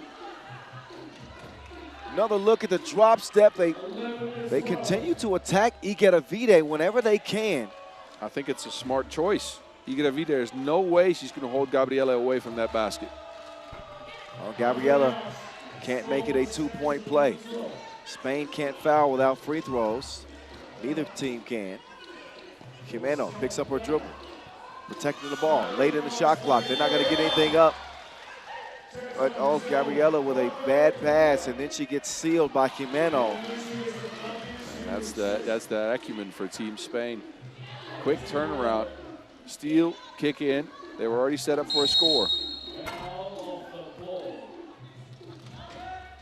Camillion and Gabriela hitting the deck.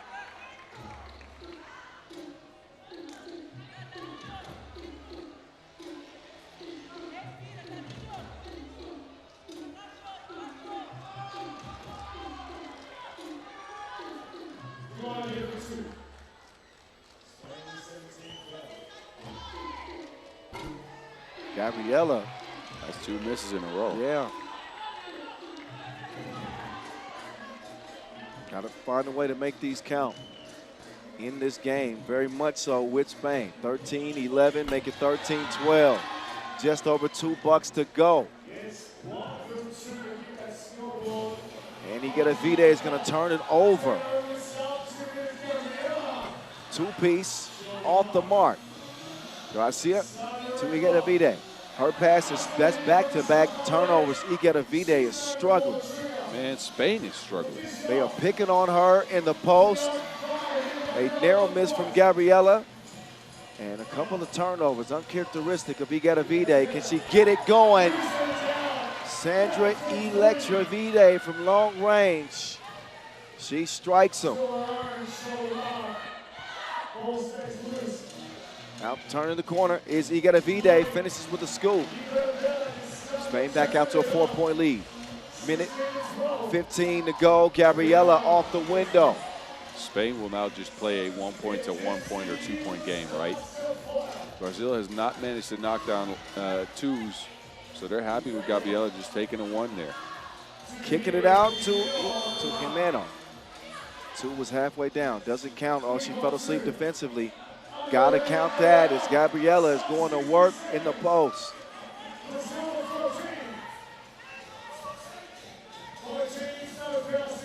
Up top, Vega draws the foul.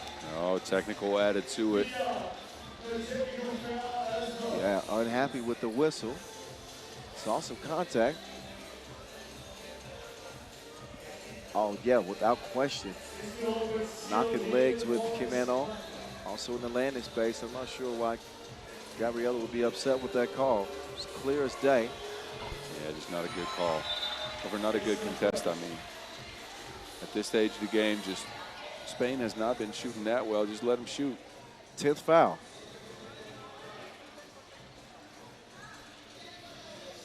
Second. Well, that was the technical. Now the 2 free throws and possession.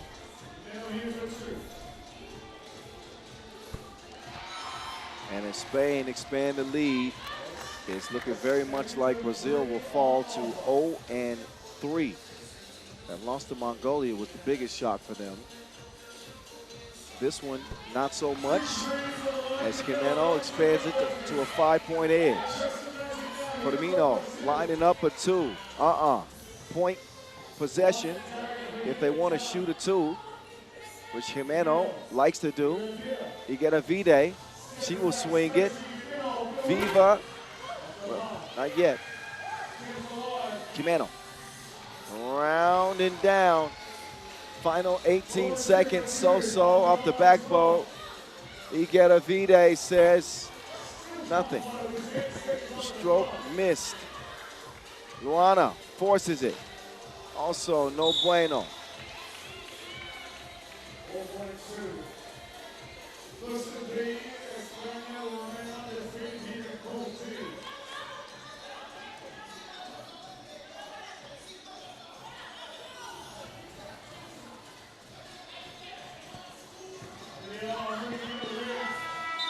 Time will run out. Well, wipe the bucket away, won't matter. It is a Spain victory. They remain undefeated. They put it together late. They get some applause from the men's Spanish team. They look pretty dangerous themselves. as we head into the last 16 in quarterfinals. 20-14. Spain unlocked the offense late in that game. They weren't flowing. Brazil's defense was getting to them. But I think Brazil got tired down the stretch of that game because they gave up some open looks. Spain started knocking them down and looked way sharper at the end of that game. Pool C action for the men. Coming up next, they will take center stage.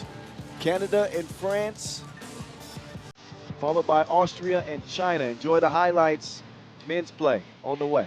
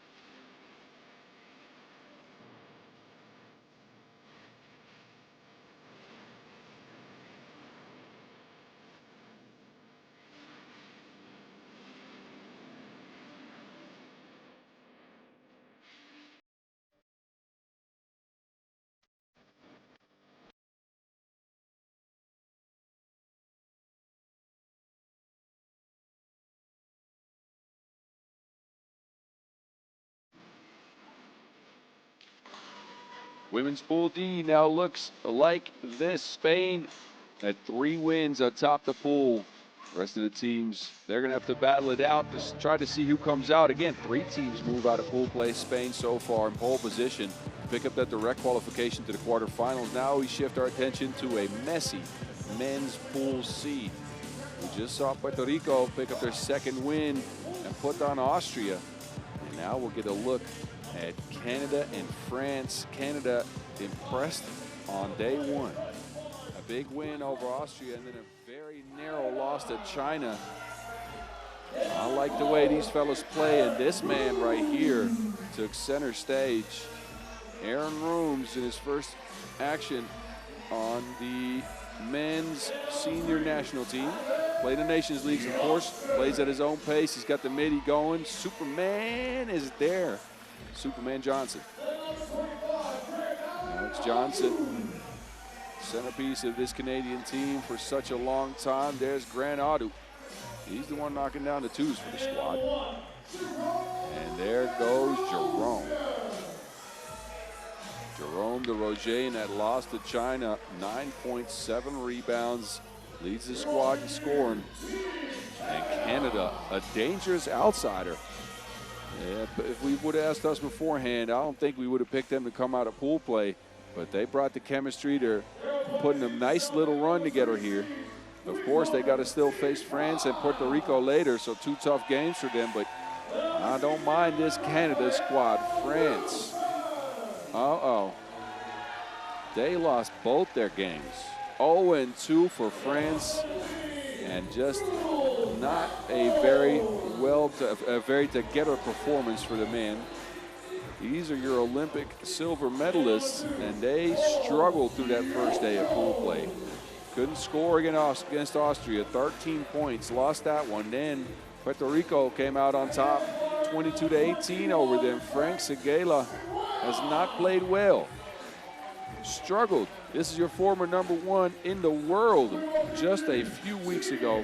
And this team has really struggled out the gates. Wilson leads them in scoring at 6 points per game. He's the only one that got the two-point shot unlocked, 4 of 9. So Wilson, not a bad performance so far.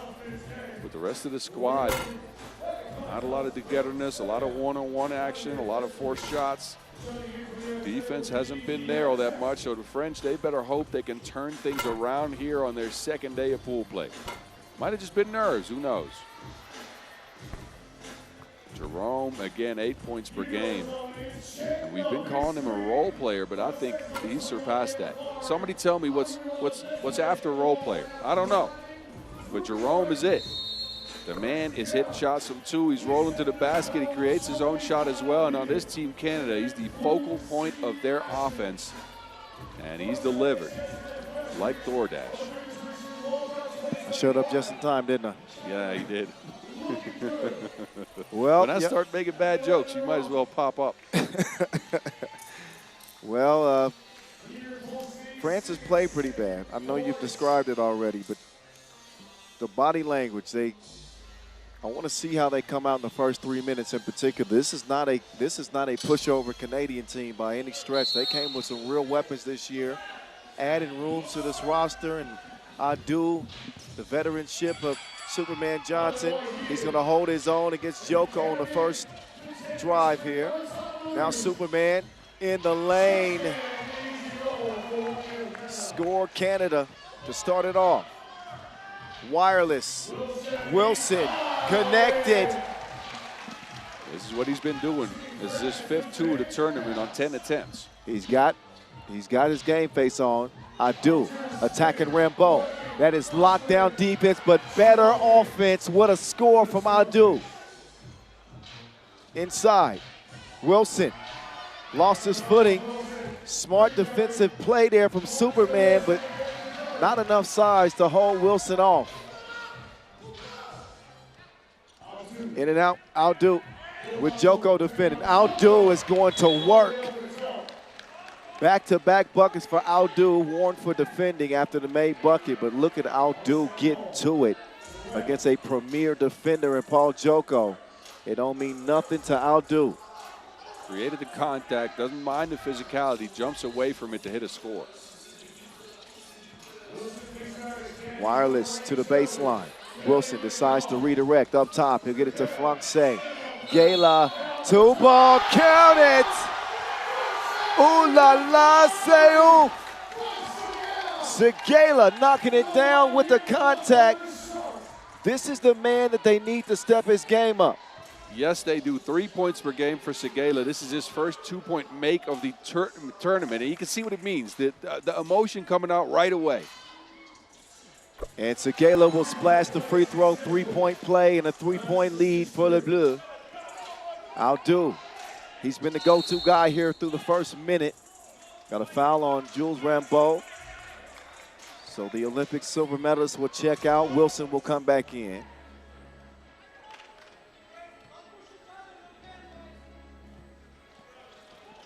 Rooms can't receive the pass. Joko just took a shove in the back. Oh, wow, the twos are flowing for France. 3rd of the game. Johnson can't answer back. Joko a little bit shaken up, it seems. So France, their first matchup today against Canada, their last one against China. And a nice start for the French. Francais from 10 feet. Oui.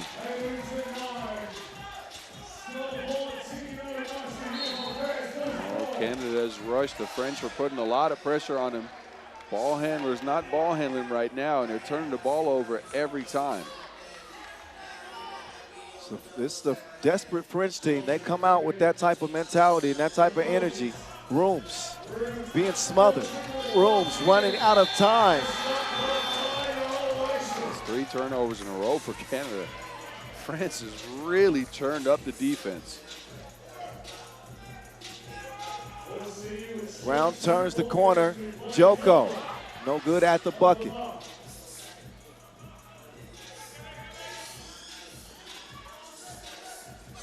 DeRosier gets it poked away.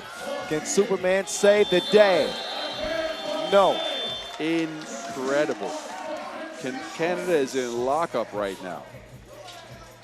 That's the second 12-second violation in a row. Look at Rambeau move his feet with Superman Johnson. They got the Canadians in custody.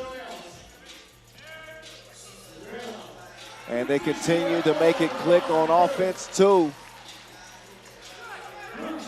Rooms lets it go from deep, two-piece.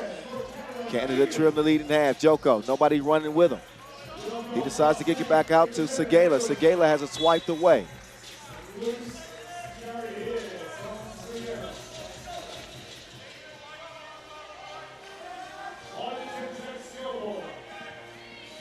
Uh-oh, travel. We've seen it so many times now. I wonder when players will start to catch on. Rooms and Adu share to Wilson to start the possession. Raphael trying to stop Adu. Good luck with that. Adu is eating. Foul called on Superman. Just the second on Canada.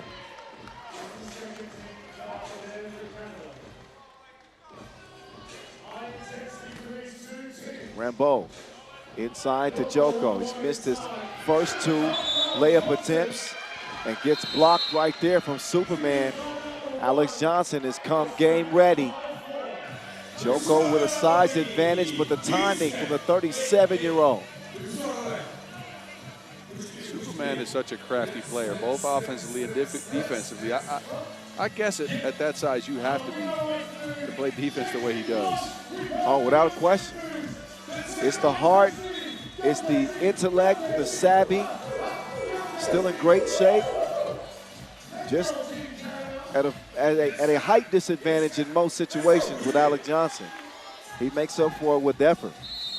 He'll get a rest for his work as the Canadians continue the attack. Rhodes, it's a no, or Rooms rather. Wireless. Oh, lost the handle. Rambeau is there to save the day. Will miss the layup, however. Jerome DeRosier to Adu. Adu to the corner. Adu to the crib. He like a sprained ankle, boy. He ain't nothing to play with. Adu is carrying the load for the Canadians and keeping them in this game. 10-7. He's come out so aggressive, looking for contact, working around the basket. Look at him, attacking one of the premier defenders in 3x3, just going around him and finishing with the left hand. Segala attacking on the baseline. That is most certainly a foul.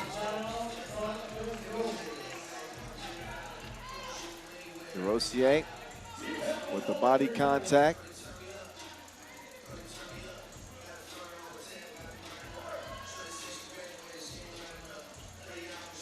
Wireless who's connected from two. Francais off iron, tracked down by Rooms. Rooms on the baseline. Oh, that was an ugly layup attempt. Joko reverses it. Left wing. Joko free. Oh no. Joko playing a little tight in this one. Paul Joko, the Joker. When he hasn't missed his layups, he's been blocked, and that's going to make the lowlights. I'm sorry. Yeah, that's a Monday shot. What day is it anyway now? Thursday. Oh, yeah. No excuse then. 10-7. Adu back to work like it's Monday. We just confirmed it's Thursday, but he's still doing it. Superman gives it up. Adu. Uh-oh. Foul blue. Substitution made for the Canadians as DeRosier will step out. Rooms will come in. Canada's weathered the early French storm. They've knocked a couple twos down, but they haven't been able to get any two-point shots going for the last few possessions. They have a barrage of twos early. Segala with an and one from two range. Wilson with a couple of bombs. But Canada unfazed as they continue to fight and stick in this game. 5:28 and counting on the game clock. Rooms not giving any. Somehow he gets free. I don't know how he got to that Wilson. It looked like he lost that. Segala. No.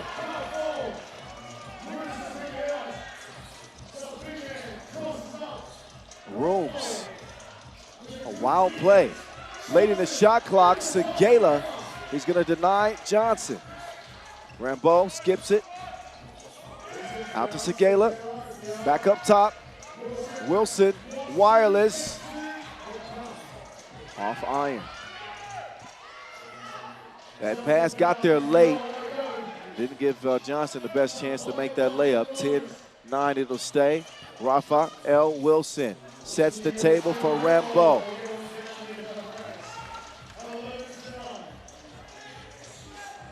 Outdo ISO, 2-ball, no. Outdo, another one, same spot is broke. Segala, run up, get done up. 2 to the chin. France back in front by 4. That hurts as Canada. You got 2 open looks and 2 missing both, and then you give Frank a wide open 2 right away. And then Rooms is going to pick up a foul. That's actually a smart foul. 5th. Yeah, I like that foul. Actually, it stops the action. Superman Johnson was on the floor. You want to give him a chance to get up and set the defense up.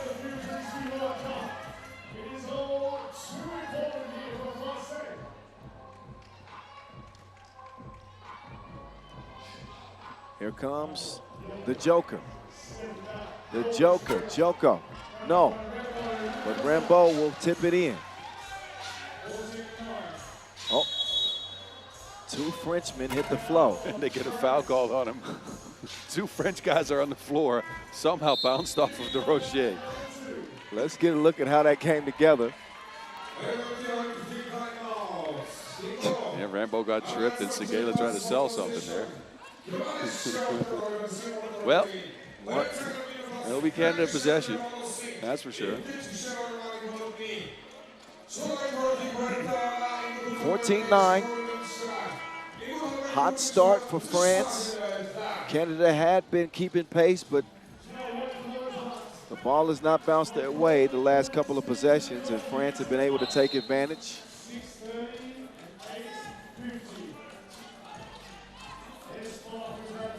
There's the sneaky link to Alex Johnson. Good look set up from DeRosier. Segala with Rooms. Gets some space. Ricochets right back to Francais, and he's hacked. Rooms with the flyby contest there. Gets out of position for the rebound. Frank's smart enough to go in there.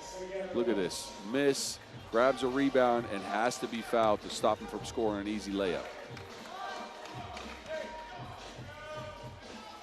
Segala, I'm sure he got challenged by his team and the coaching staff to elevate his game. He's responded so far. Rooms with a boom. Back scratcher on the baseline to get Canada within 3. Up top is Wilson. Wireless on the run. He will put it up. A nice little French kiss off the glass. Well, French kiss is a little different than that. Oh, well, stay away from that. 15-12. A 3-point lead for Le Bleu. White ball is what I'm hearing. Yeah, it is. Rambo, you just let that Wilson go. Up top, they start. Superman against the Joker. Marvel versus DC. Yeah, you're right. 3-point game. Rooms from Montreal. That was longer than a list of Drake hits. 1-point lead for France. The Canadians are charging, but Wilson, he's got range everywhere. Global plan. Rooms will miss that one. Oh, they fall asleep on Rambo. Every possession is precious the rest of the way with 2:26 to go. Up top to Outdo. Outdo being pestered by Rambo. He's going to drive. Strong right to the crib. Too fast, too furious. Joko wants to give it up. Joker will drive. Drops the shoulder. That's an offensive foul call. Wow, Superman giving up the body. Actually, Joker and Superman both DC. Yeah, I knew that. I was just testing you, that's all. Oh, that's my bad. But yeah, Superman Johnson giving up the body, stopping that attack from France. And look, Canada's not out of it. France has played better, mainly because they've unlocked a two-point arc and Raph Wilson's been on one. But Canada at a three-point disadvantage here, going into that last stretch of the game. There's nothing wrong with that. No, they've shown a hell of amount of fight in this one and poise, especially that early barrage of twos and France playing with so much energy. But a talented group of Canadians at this edition of the World Cup. When you got a player like this, Rooms, that can hit shots like that, way Aldu has been playing, cleared some space for De Rozier. That's actually the one thing France has done well. They have limited De Rozier's touches, going to the basket off of screens, and his shots as well. Mind you, the guy came in here with 8 points per game. I don't know if he scored. I can't recall one. Me neither. But Aldu has been getting to it, and Rooms. So they picked up they closed that gap. The Joker. He has not had many positive plays. They want to challenge that.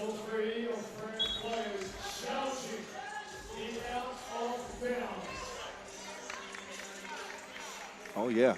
I think Aldu touched that last. Yeah, it looks like it's going to be French ball here. Minute 52 to go. In front of a packed house. 1,500 plus from Ulaanbaatar Square. The voice of 3x3 in your ear. Kyle Montgomery. Boz Rosendahl, the Mountain, here as well. Pool C action is action-packed. Aldu. De Rozier running short on time. And now it's in the hands of the French. Rambeau, offensive foul. Yeah, just a mental mistake here. Rambeau steps into the screen, leans into De Rozier, who actually shows their contact very well. De Rozier. Aldu, step back. You don't know me like that. Canada trailing by just one. Segela inside. Wilson scores. Superman clears it himself. Alex Johnson, De Rozier with the up fake. JD puts it up, off iron. Lands in the hands of Wilson. France get in it with a two.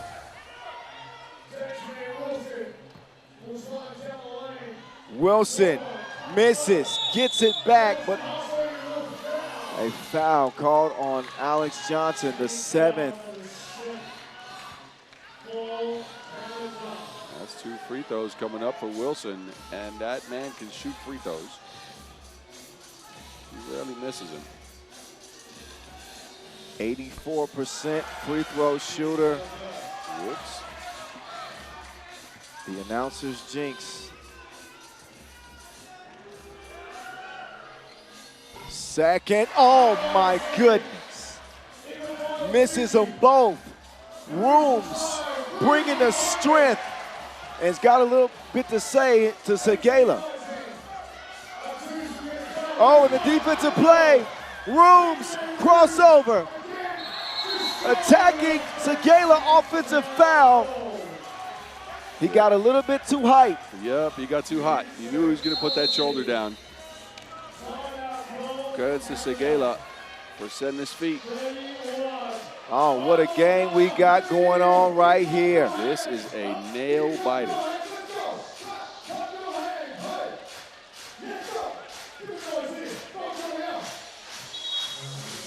(18-19) France. 31 seconds left. Look at this, De Rozier at 0. It's been Rooms and Aldu to carry the torch for Canada. Here we go. Joko being given a 2. Wireless Wilson, he said, is God's plan to beat the Canadians. France win 21-18, a must-win situation. Allez les Bleus. as they get it over Canada in one of the best games of the day. Wireless Wilson, stay connected. Two-piece puts it away. If the French are shooting like this, the rest of this pool better watch out. They now tie Canada and actually have the tiebreaker over them. They also tie Austria, so virtually it's a three-way tie. France, with the most points coming out of that tie, is looking good so far. That was a hell of a game. Credit to France for pulling that thing out. And hey, listen, I shake the Canadians' hands too, man. They balled. These him in rooms, they are tough. They are. They got the individual creation. I missed a little bit of their two-point scoring from DeRoger. And I think that's credits to France's defense. But look, they played a heck of a game. Just too many twos for the French. So the French win it by 3. Austria and China up next. China the favorite, leading the group at 2-0, and Austria playing with just 3 players. We'll see how much fight.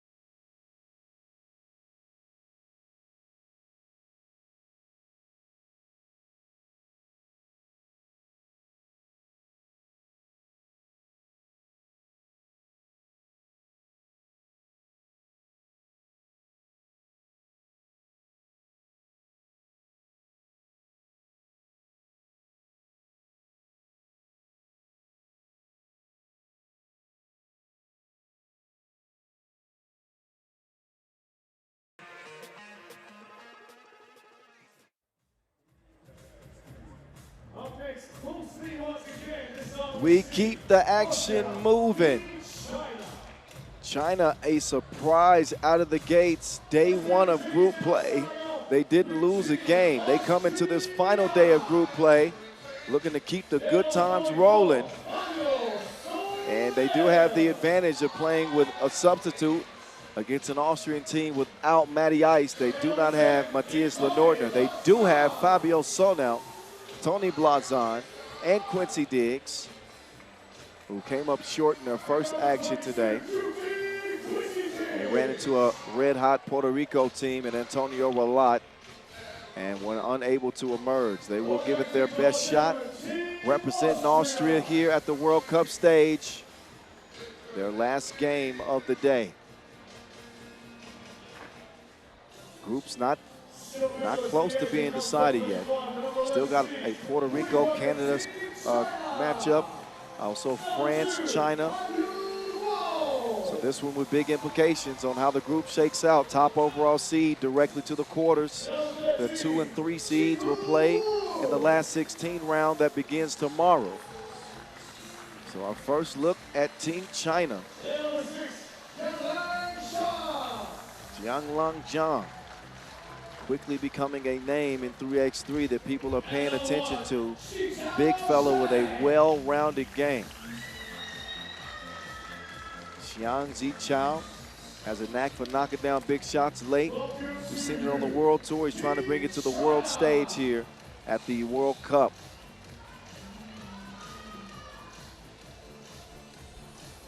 So China with wins over Puerto Rico and Canada. A 2-point victory over Canada, but they scored 22 points in that game, but 21 will only count in a tiebreaker scenario. And a 4-point victory over Puerto Rico.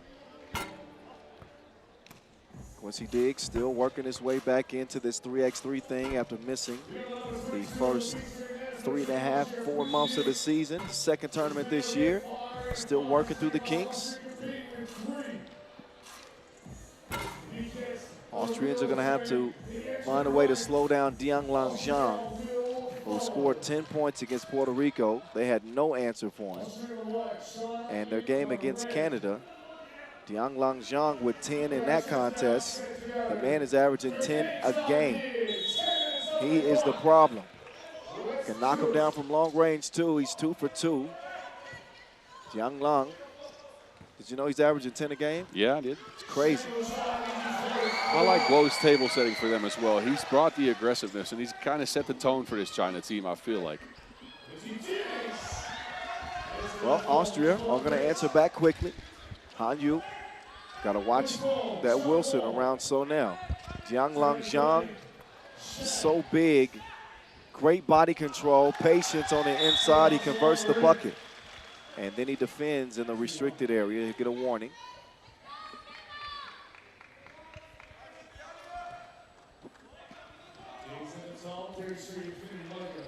Got some creme brulee, huh?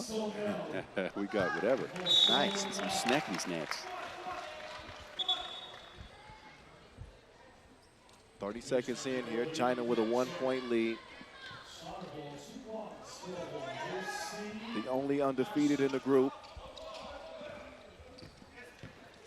In good position to hold on to that 1 seed if they handle their business. 3-1. Diggs on the drive. Contact. Diggs.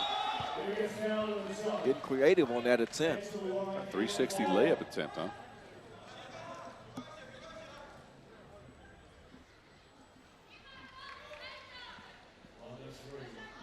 Another look at the foul drawn by Diggs.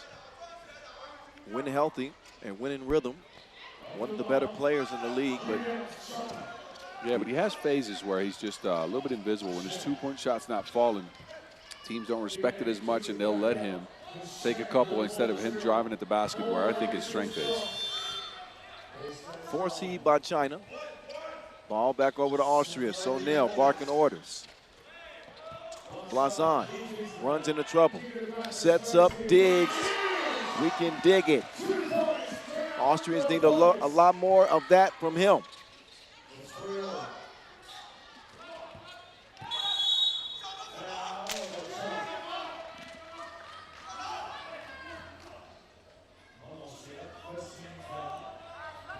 Three apiece.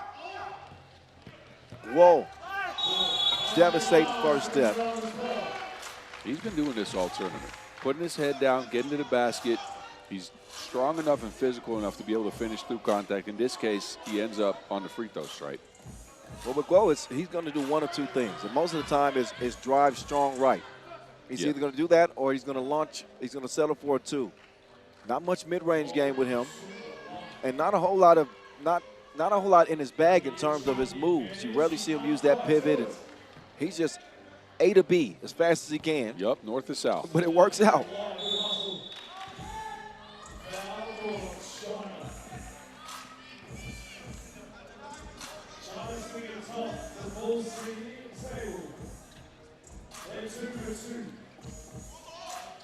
Round comes Q. Diggs with a dime, or so I thought. Finally, Blazon is there to clean it up. He'll finish what he started as Austrian lead it by 1. Jiang Xiang. Problem. That man's a bully. He likes the contact. He finishes well through it. What a weapon to have on his China team. He's got it even at 4 apiece. Austria trying to get into the win column.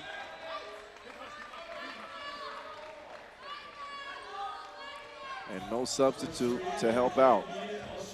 Now, if this win they can get the 2, say they get this win, they get the 2 wins, right? It's still going to be very difficult for them to move on out of group play. But I like the effort they've come out with here. Their lone win over France, 17-13.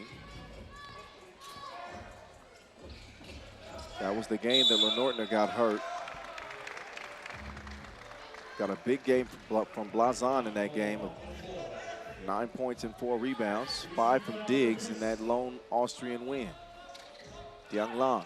Nobody home. Oh, leave a message at the boom. Wow. I didn't know Wu was bouncy like that. Apparently he is.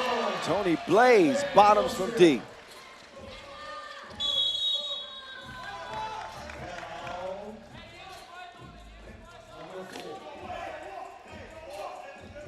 There's Wu coming free and getting bouncy like he heard a good beat. 6'5". Bouncy like gravel pit? Are you going to throw something at me? I don't know again, huh? Come on. Wu-Tang Clan. No? All right. I'll let you hear it. I got a speaker with me. Bogdan is it? Uh-oh. Uh-oh. So Nell's down. Bogdan is in there in the control room just like this. He's so disappointed in me. 6-5 game. And listen, the Austrians cannot afford any more injuries. A little bit of a scary moment for Fabio Sonel holding that ankle. He's up and he's all right, walking it off. 1 point advantage, Austria. Ball fake from Sonel. Diggs, whips it. Fabio, oh man down. He wasn't ready. He wasn't ready.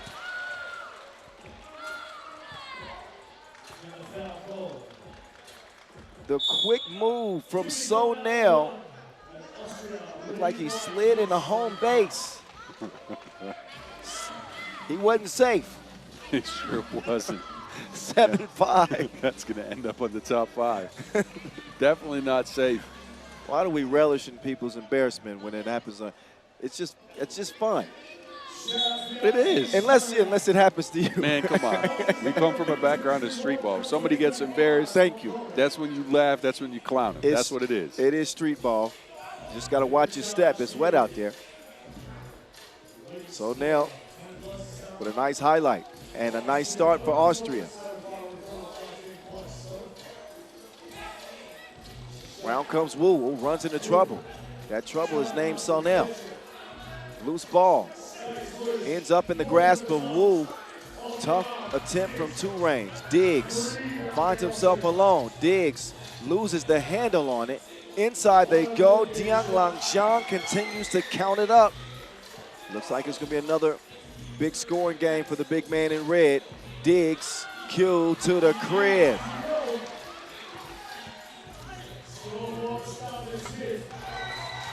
Whoa, switched hands on that jump. Did you see that? Nice finish. I'm a fan of Guo's game. I like Guo. Tough. Very tough. And again, drives straight at the basket, tries to create contact, and hangs in the air and tries to finish. Q Diggs. Blazon hacked by Wu. Shooting a free throw. No substitute for Austria. Difficult to win a 3x3 game with no sub. You can imagine how gassed, those 3 are without having any spell. Blazon good. Here's Guo. Puts on the brakes. Off iron.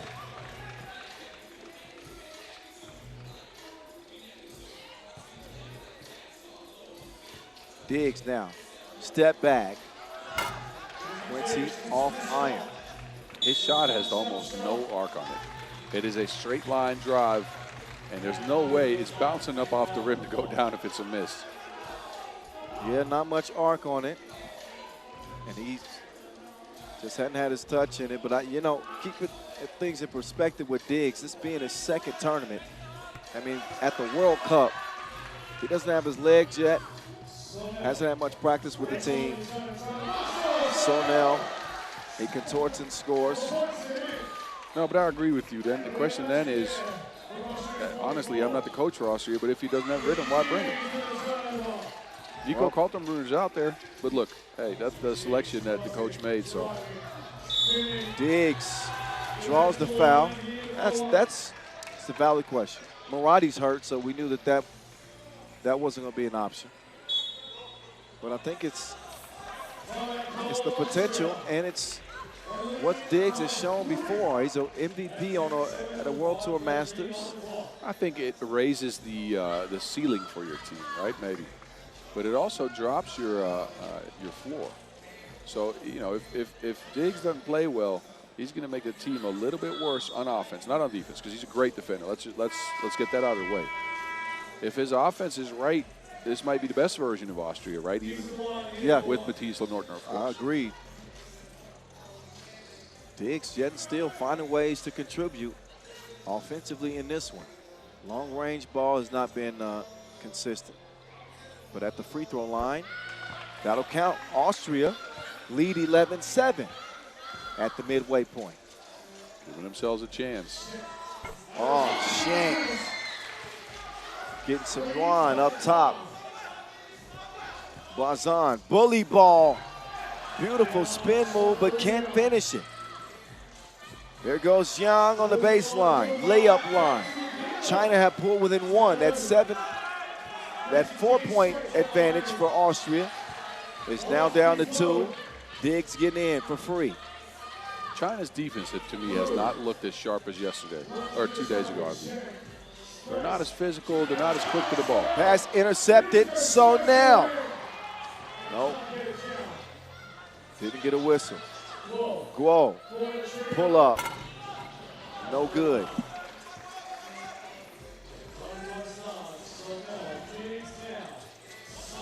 Here comes Diggs. Pulls the trigger. It's another misfire. Turning the corner. Whoa. Through 2 defenders. Back down to a 1-point game. Diggs. He wants a screen. Q. Diggs. Quincy easy. He's putting on a show in this game. Every time he touches a rock, he just goes one-on-one. China cannot get a grasp on him whatsoever. A little bit gassed, you can see. Does enough to throw the shot off. Nice contest. Quincy inside, so now. How about the fight from these Austrians? Incredible. To dig this deep after already down a player playing the game already today. That is going to count with the foul. Diggs, I mean, the tank is running on E.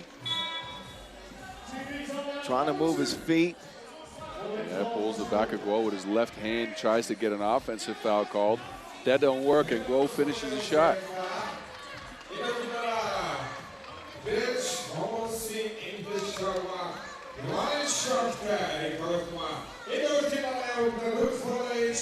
What a valiant effort for Team Austria. Yeah, again, they've managed to get these Chinese guys, and mainly the surgical offense they played with 2 days ago, right? Finding Zhang, making sure the 2-ball went down, open players all the time. They managed to slow them down, playing with just 3 players. 14-13. Diggs to the crib. Q, no, give me that back. He's turned into the Panther again. T'Challa is back for Austria. Woo, ooh. Quint's easy. Quint's sanity has arrived. 17-13. Quincy Diggs putting Austria on his back and giving him a 4-point advantage. A foul, however, will put Guo on the line. And there'll be 2 free throws for Guo and a chance for China to pull it into possession. But Diggs, all levels of the court, went to the post game, went to the driving game. Now he's hitting shots from 2. He's working on a double-figure performance for sure. Diggs is digging deep.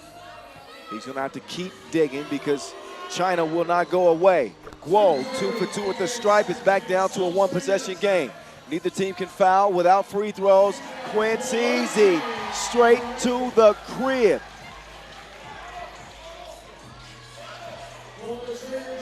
Two off the mark. Get it to Diggs and get out the way.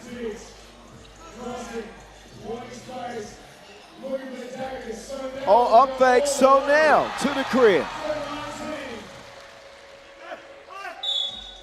Oh, so now, I don't know. I thought he just stood his ground. That's what I thought as well. He knew, here's first so now getting the score. Diggs is down to 1 knee. They are absolutely gassed.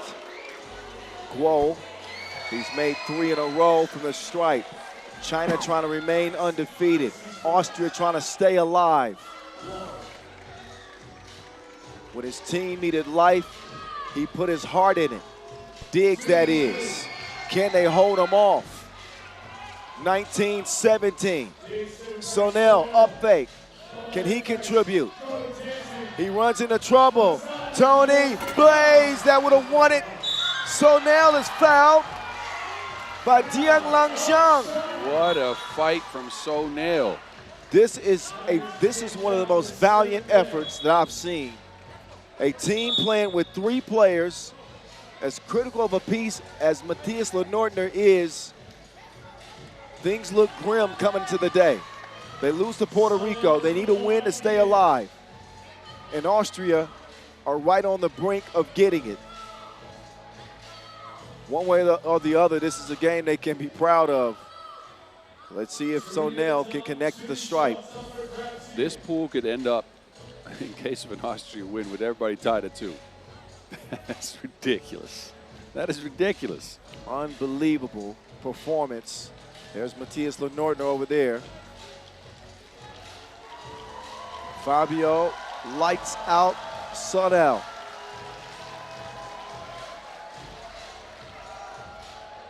He will get the first to trickle in.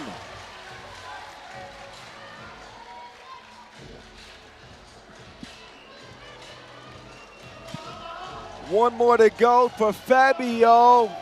And this victory tastes better than Wiener Schnitzel. 21-17, Austria get it done without a sub against previously undefeated China. A gutsy win, a gritty win, and one of the best performances from Quincy Diggs that we have seen.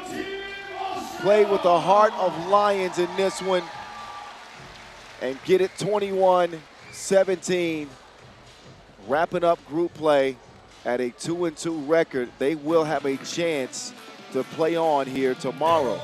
Maybe, depending on how things shake out. They are in the mix. 2 more games still left in this group. Puerto Rico and Canada, China, France. We will find out once we get back to men's action. We got ladies action coming up next. Germany and Mongolia in Pool D play, followed by Ukraine and Brazil. Coming right at you from Ulaanbaatar, Mongolia.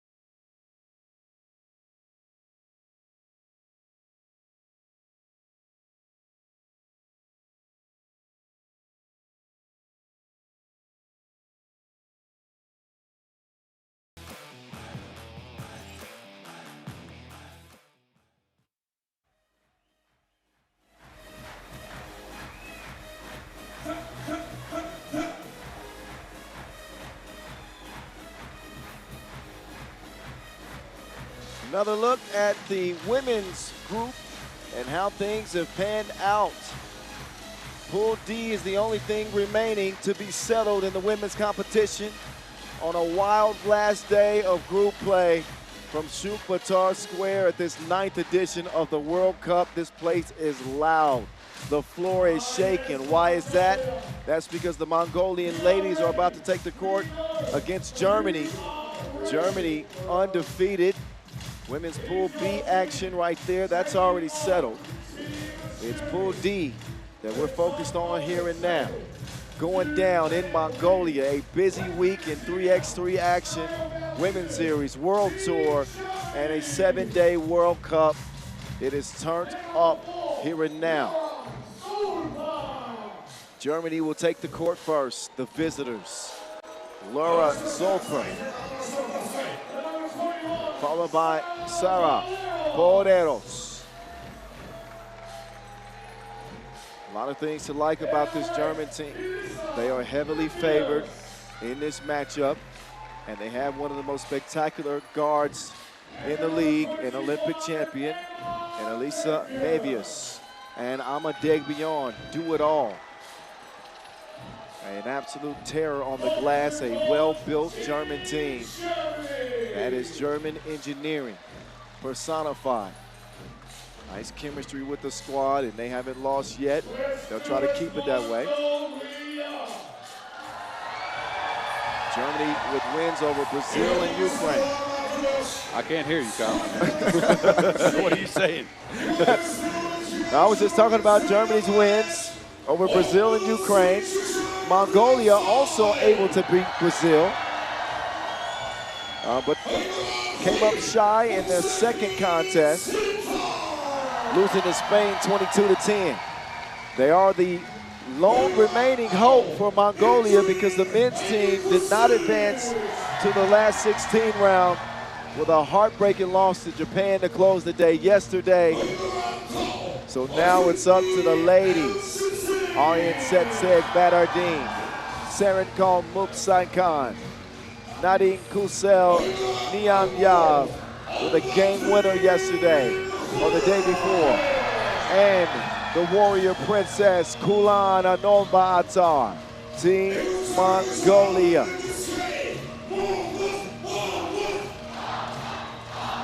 The home crowd carried this team to an incredible victory yesterday in a comeback for the ages, right? Down 6 down the stretch. They got some shots to go, got the momentum, and they got a game winner. This Germany's going to be a tall task for them, though, let me tell you.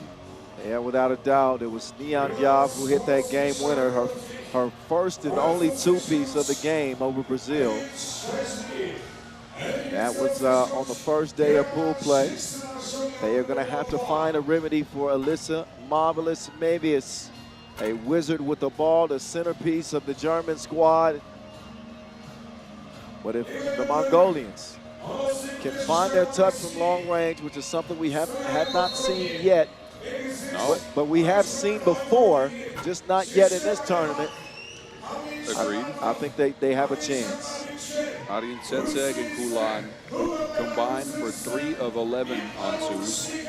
Nadine Kusel, her only make is that game winner. Yes. But this team can really shoot it. They can attack the basket as well. To me, the 44% from inside the arc is where they got to improve as well. You can't miss layups. You got to be sharp against this Germany. They got the mismatches that they can work out.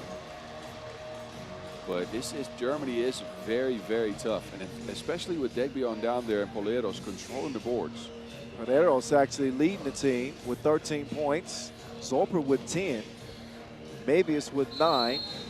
And Degbion with 7. Is back on from Ulaanbaatar.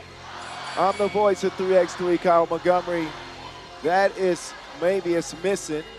Bas Rosendahl alongside, he's the mountain. It's going down, pool D action, women's competition on this last day of group play. Drop step, nothing happening there for Aryan Setseg, to get cleared by Poreros. Up top to Mevius.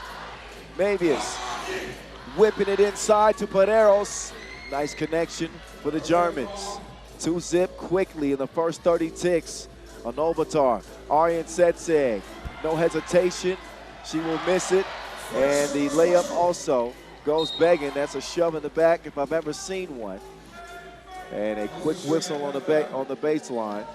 German men's team were nearly undefeated in group play, but they got took to school by the Serbians and lost their #1 seeding. Zolper, she misses. Degbion, right place, right time. 3-0 Germany.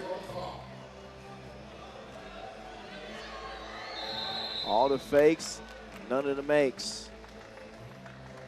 And I don't think the ball had been cleared. Also, it wouldn't have mattered anyway. Nope.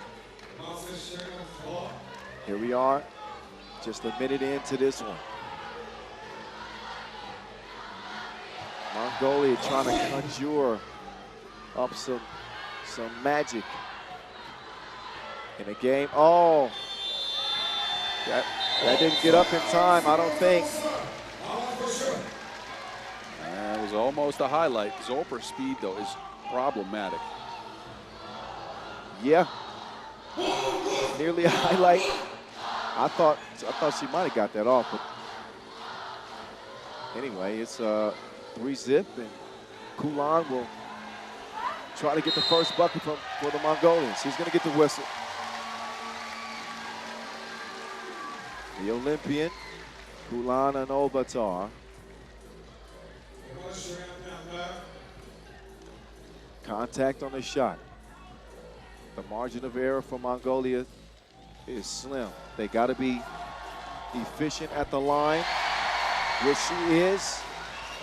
Convert inside, like you said. 44% won't get it done.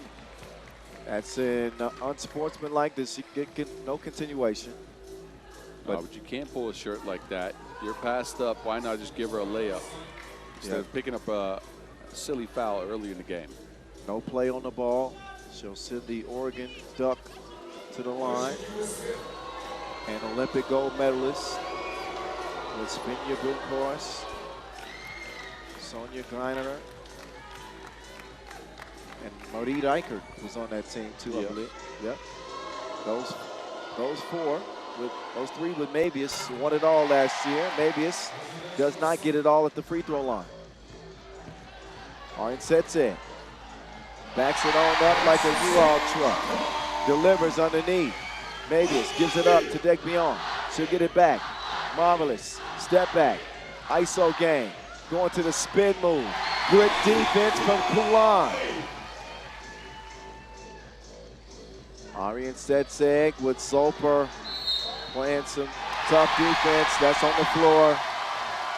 The Mongolian fans, as much as they'd like for that to count, it will not. Yeah, Zolper locks arms with Arjen Setse there.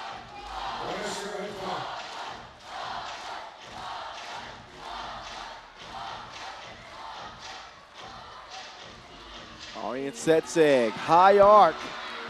Off iron. Rebound stays blue.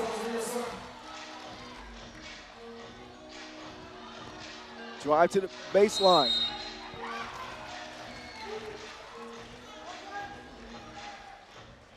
.745.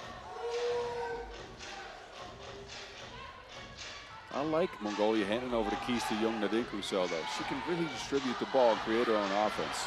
18 years old, that's a foot on the line. That would not have been a two if it went anyway. Kulan. Oh, nearly got it. It goes off the iron, but I like the energy from Mongolia here early. Man, I got to say it. They're going at the basket. They're trying to make it tough on Germany, and they're getting fouls called now.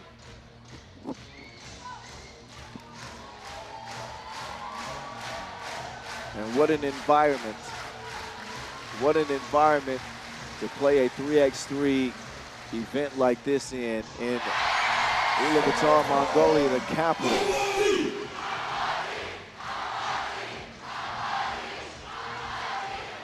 Maybe it's bottled up. Degbion's gonna have to get it up quickly. Forces it. Lockdown defense from Mongolia. They are getting it all right now. Stops on defense, free throws on offense, the crowd's on their side. Let's see how long they can keep this up. It is a 10-minute sprint, not a 3-minute sprint. 7 minutes plus to go. 2-ball foul. That finds its mark and puts Mongolia in front. The step back, Mabius misses everything.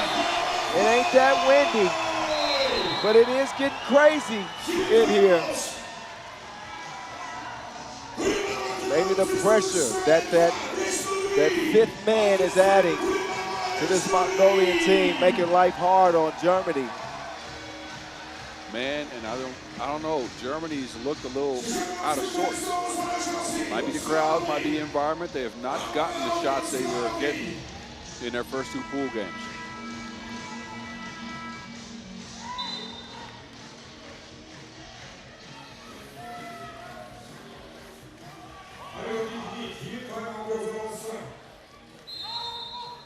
Ball up top, blue. Saren Kong, left elbow, gets it back. 6-4 Mongolia. Fighting tooth and nail. Spin move, Zoper.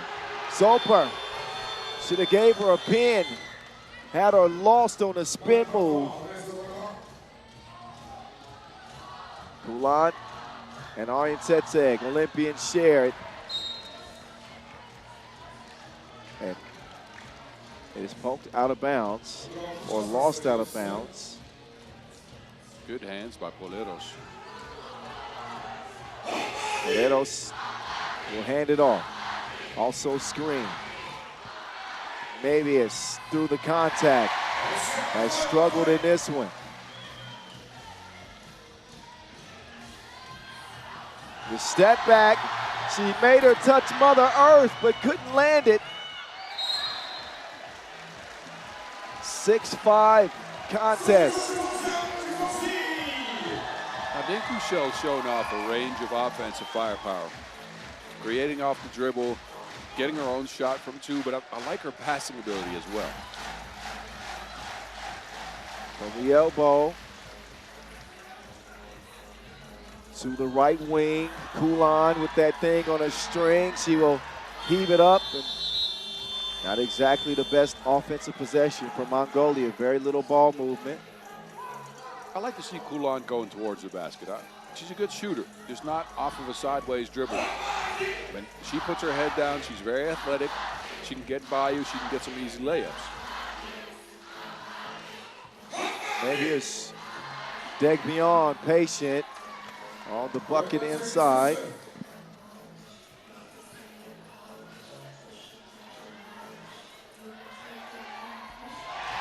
Rounded out. Oh, extra pass is made. Smart play.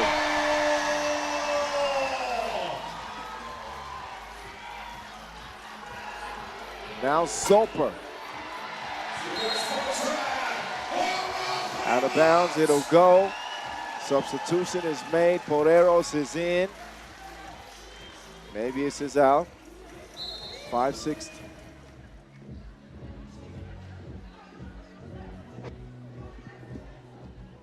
I'm not sure what Ulan is up. His shoelace is untied. Ah, I see. Plays with so much passion. That is splashed in. She may be young, but she's ready. 18 years old, playing like a veteran. Unable to stop the drive from Degbion, however. Make it 10-7 now.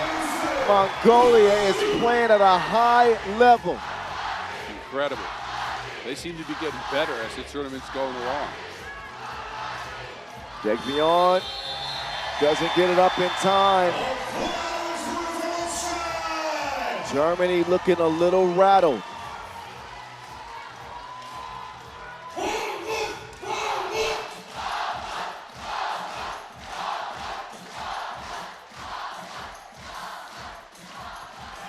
Nobody home. Layup line. 11-7. What is happening? Mongolia is just taking Germany apart, and Germany's just the only thing they're doing on offense is setting one screen and getting a contested shot up. I think the pressure is getting to Germany, and Mongolia feed off of their energy here. Nothing coming easy for Germany.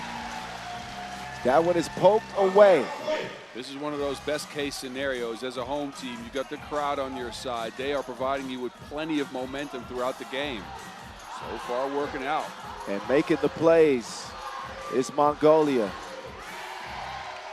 Ulan has been everywhere.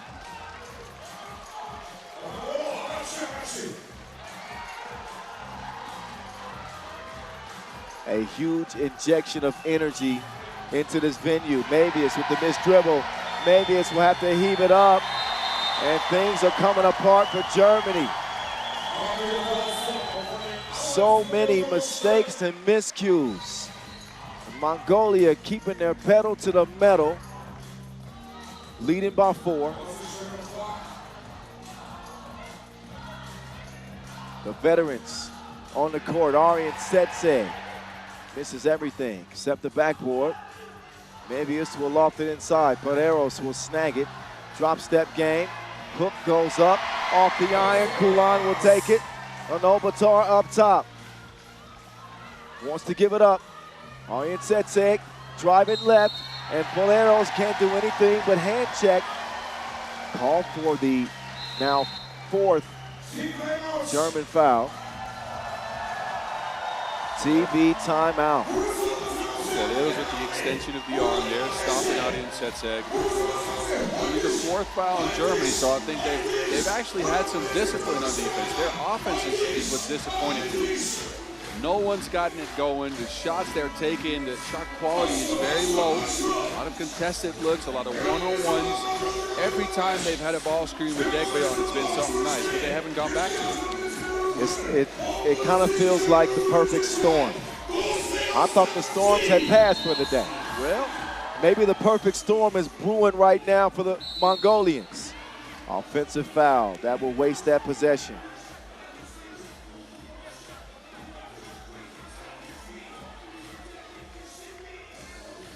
Yeah, definitely leans into that screen. I think yourself left a little bit early. Mevius turns the corner. Mevius puts it up. Off the iron it goes. Both teams in a dry spell at the moment. Crossover. Kulan from the logo with 2 to shoot. Kulan to the crib. She takes it to the house. 5-point lead, Mongolia. Zolper, oh, what a shot. Beautiful touch from Zolper. Very pretty shot. The awareness to go over on Setseg arms and extend her arm with the shot. That was pretty.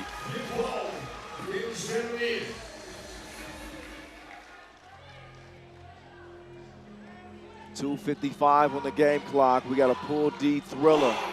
Maybe a Pool D upset. Arian Setseg is wet. 2 goals. 14-8. Mevius driving left. Inside. Paderos drop step. She will convert it.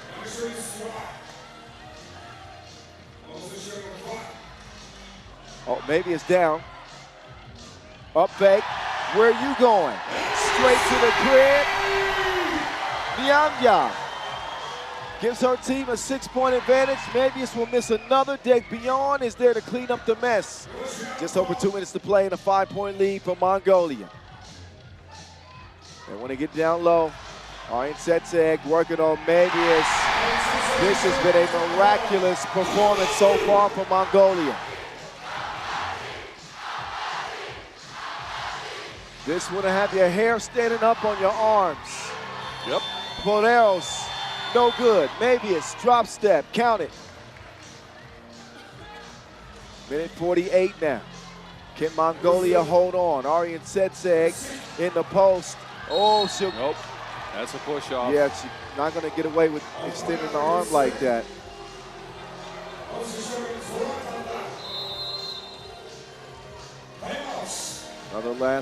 Another look at that last layup from Nandi Kusel, Niam Yav.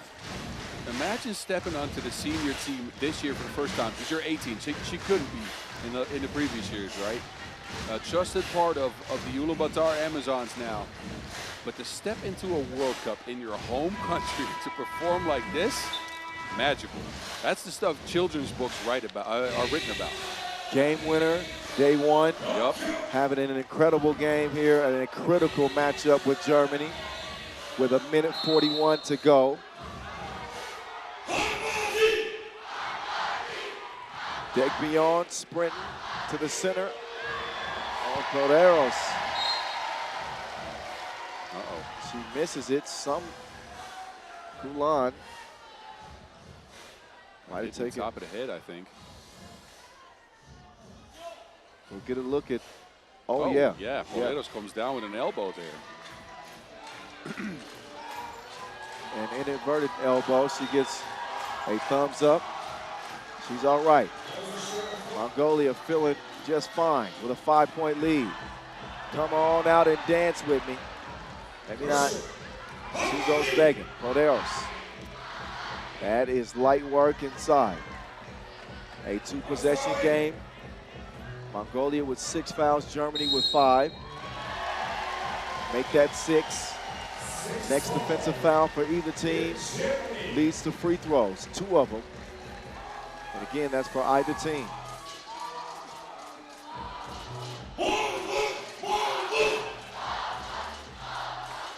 Up top.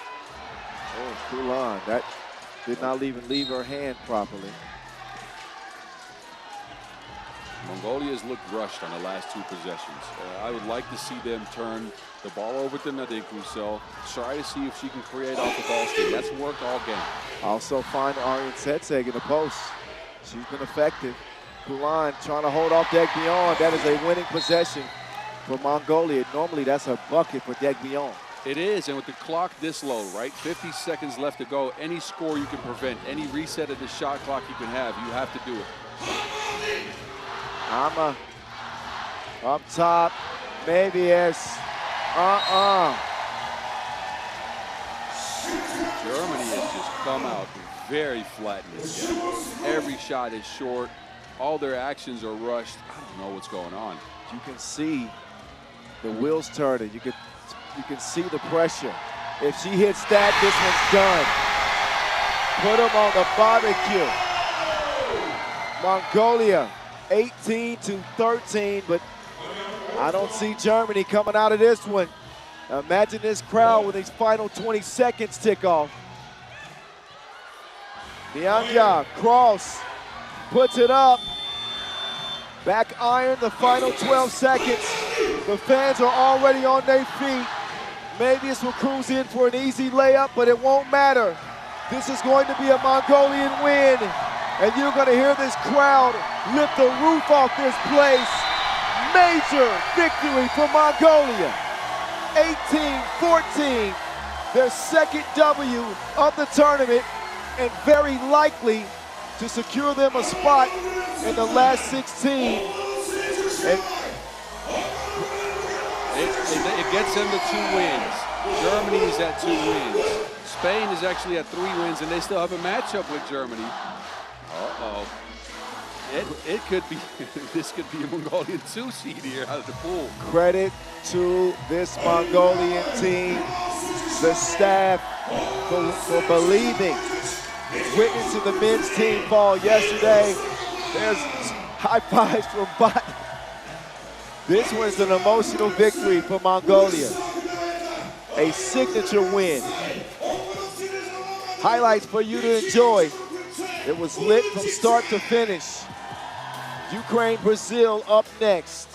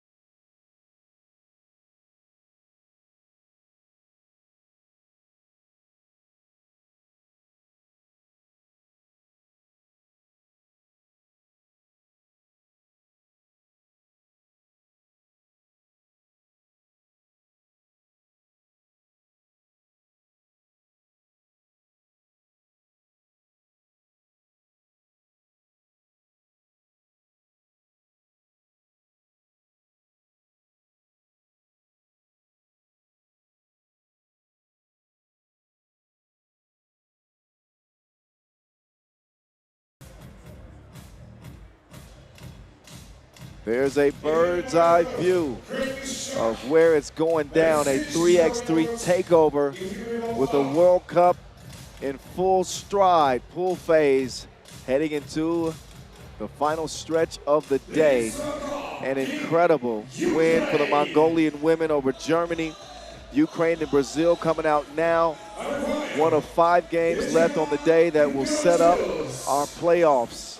Our last 16 quarterfinal entries, the whole 9. Team Ukraine coming in off of a 11-point loss to Spain and a 5-point loss to Germany.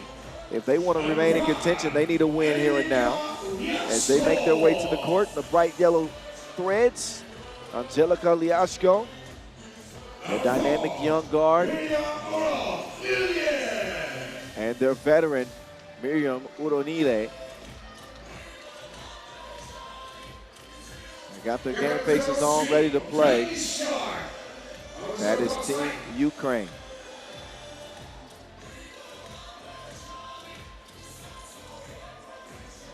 This Team Ukraine, they got some work cut out for them though, because Brazil actually, they lost to Spain, but I think they look good.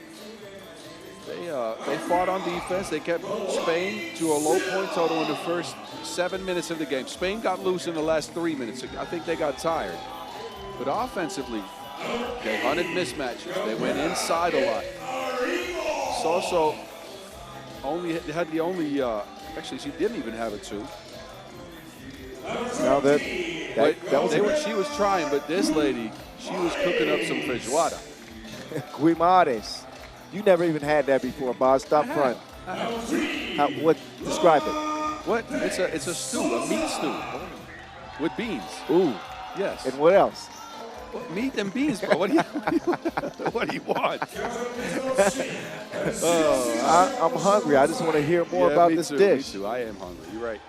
Brazil, they're hungry too. Coming in after that loss that Boz just mentioned, they need one in the worst way. In a group that's, man, this story is still being written. It's still in a process. We don't know how it's going to end. Brazil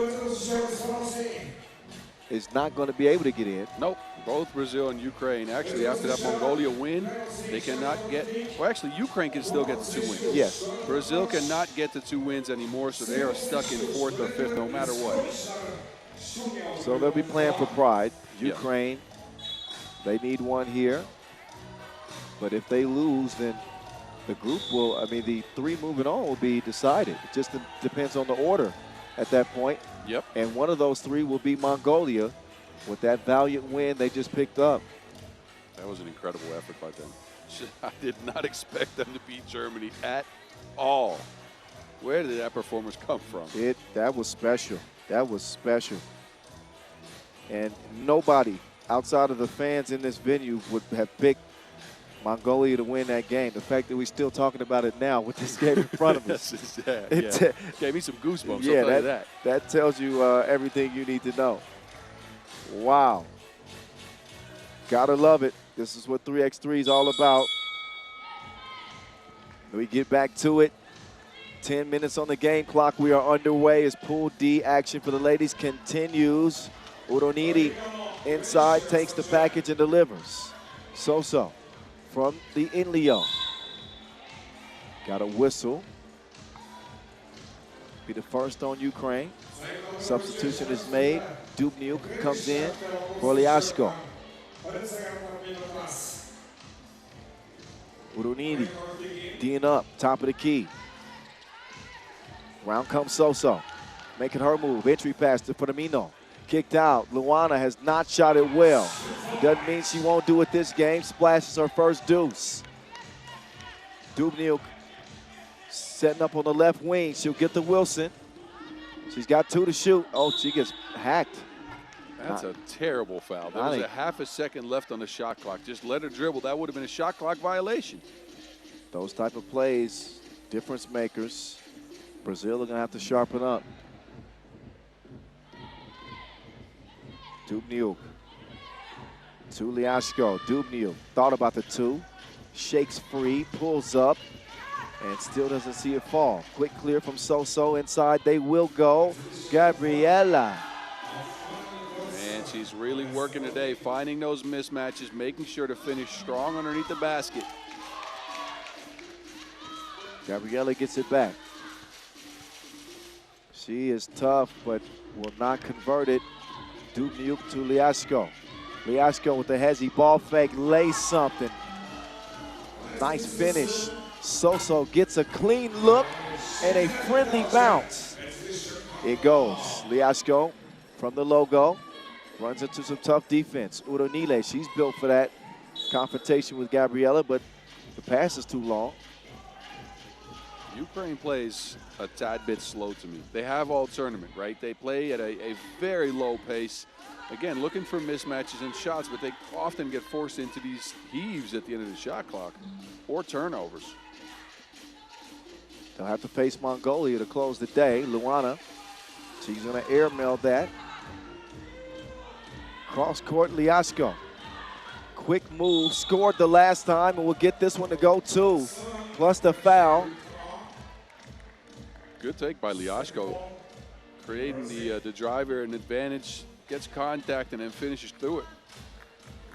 Yeah, Liashko, the early catalyst for Ukraine.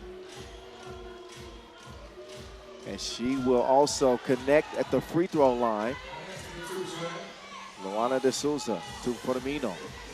Luana wants it back. Pump fake, straight on two-piece. No, Firmino is there to clean up the leftovers. Luana probably needs to settle down a little bit. She picked up that bad foul late in the shot clock and then an unnecessary blocking foul there. But I think for this Brazil team, though, the adjustment to the way the referees have been calling the game has been huge, because usually teams from Brazil come out with a tremendous amount of physicality, and they have not been able to do that. 2 minutes gone in this Pool D contest.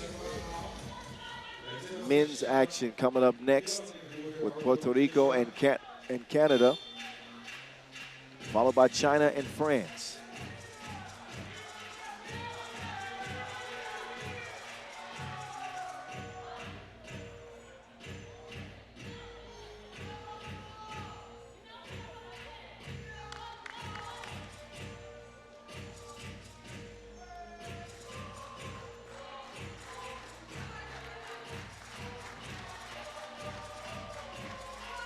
So-So. Past the defense. Nice action for Brazil. Leads to their 7th point. A lot sharper in this game. Dubnyuk lost it inside. Jokevicius will get that one to go. Soft touch.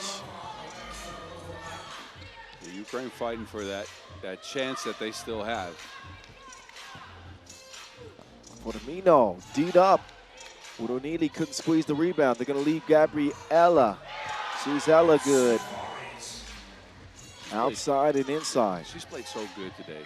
Picking her spots, high percentage looks. Short range J, no. Uronili, yes. Through the foul. Uronili, chance at a 2-point play. The activity on the glass from Miriam Uronili making a difference here for Ukraine. Can make this a 1-point contest.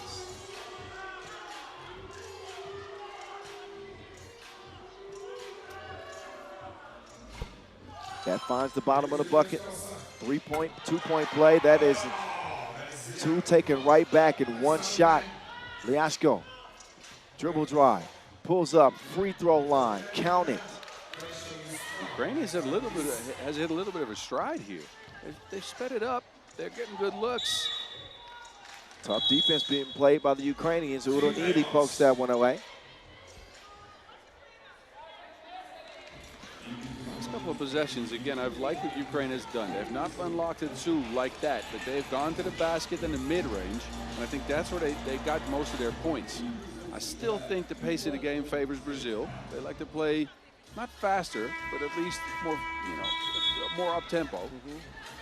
But Ukraine is starting to pull within 2, and don't discount this team. They're veteran squad. They've gotten it done on multiple levels. They've qualified to the Europe Cup this year. We've seen them plenty here at the World Cup, as you know, going back all the way to 2016, 2015, I believe. Yep. So I don't want to ever count this squad out. Well, plenty of time left in this one, 6:52 to be exact.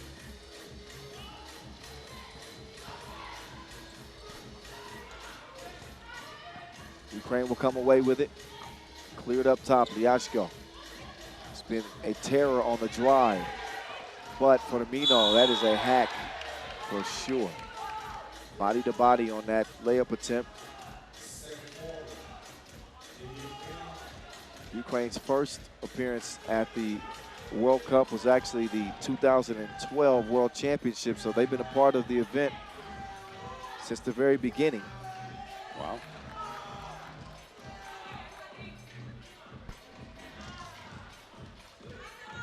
Luana, no hesitation, just hydration.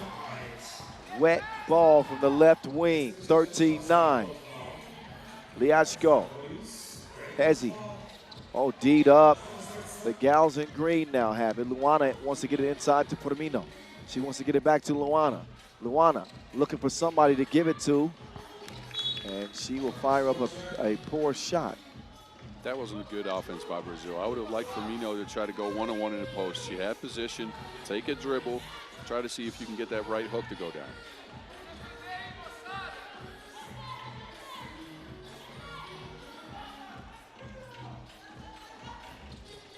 Dubnyuk left alone.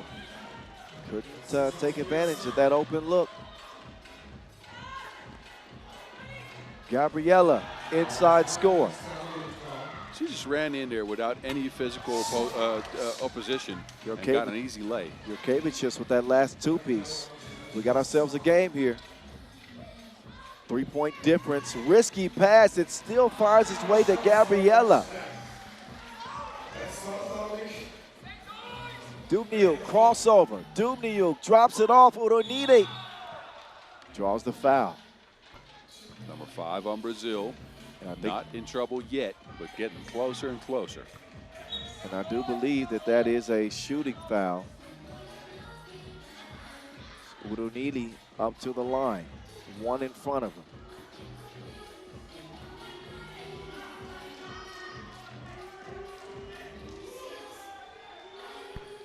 That one's good.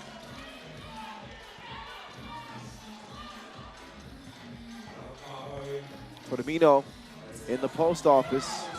Tough shot. Touches nothing. Frustrated. And commits the foul. She'll head to the bench. Uronide gets a rest for Ukraine.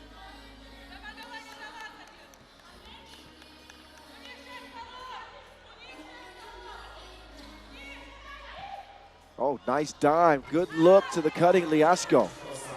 Ukraine pulled within 2. Nice pace in this game. Still 5 minutes to play. Luana likes that spot up top. That is her hot spot. That's her third 2-point make of the game. She didn't shoot it well going into this one, but she's really unlocked the long-range shot now. Liashko unleashes a 2. Gabriella can't throw it off of Ukraine. So we'll be, did she? Let's get a closer look. Oh, actually that does touch Jurkevicius, so it is going to be green ball. So.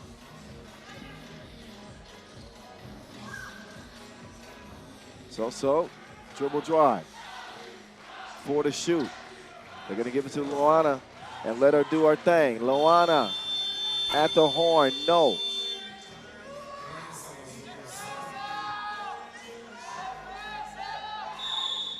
Moving screen. I saw it coming. Liashko didn't set herself. Now she'll seat herself.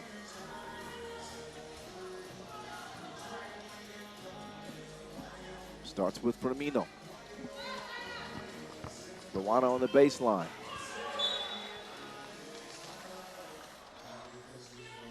That one dribbled out. Turnover for Brazil. Dubnyuk from the logo.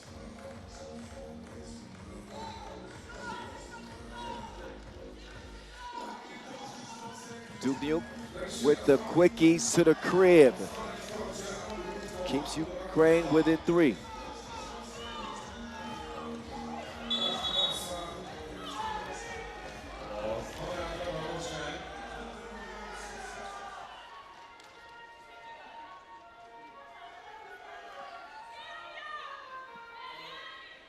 So a close game. Plenty of offense in this one. Brazil in particular. From the 2-point arc has been Luana leading the way. A Brazil team that does not have a win yet that could decide the group fully. Won't get them in, but they could end Ukraine's hopes. Liasko, she don't want to hear none of that. That 2-piece makes it just a 1-point game. Yellow foul. Yeah, Ukraine. Oh, it's a double foul, but Ukraine not even close to the bonus just yet. Brazil now in the bonus, so next defensive foul on them will put Ukraine on the strike for 2. Yashko showing out that range. I like her this game. She shot it from the mid-range. She shot it from long range as well. Haven't seen her this active in this tournament so far because Ukraine's been, well, slow and they haven't played good. With their backs to the wall now, though, Liashko coming up with her biggest game. Yeah, Liasko's been doing the job, penetrating. She's not single-handedly kept Ukraine alive, but she's put together a great game.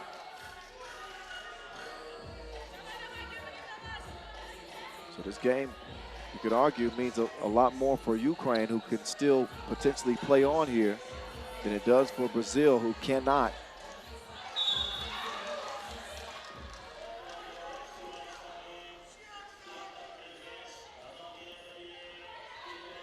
It'll be Brazil ball up top now.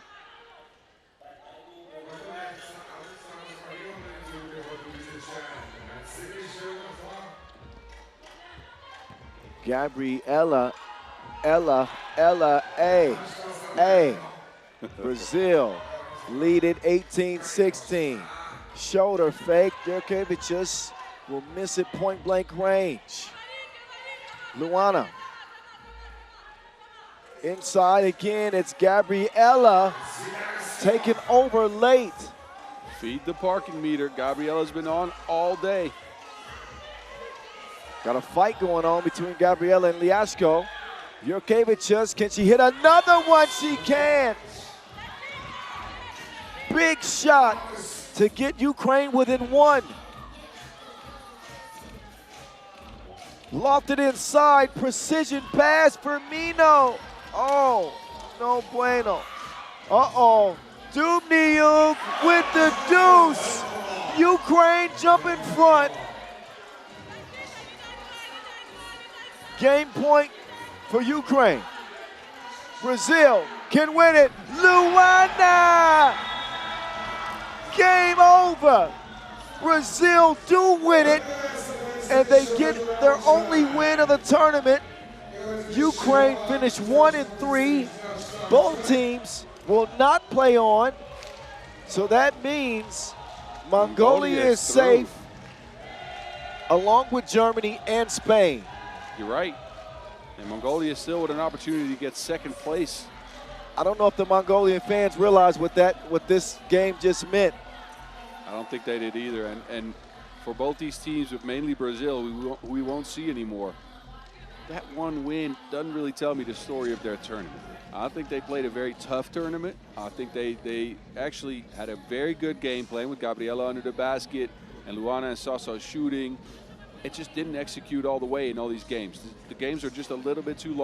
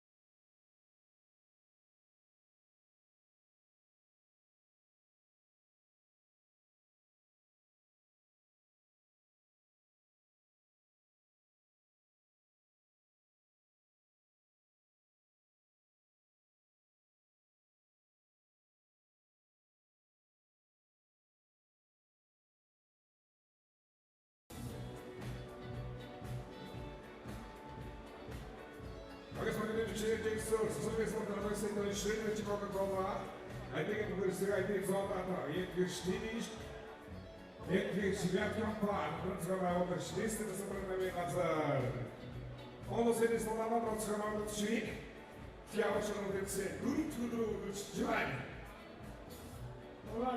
So, let me get one person down here, thanks to D-Dish, to get yourself 3 months free subscription to their network. D-Dish with the prize.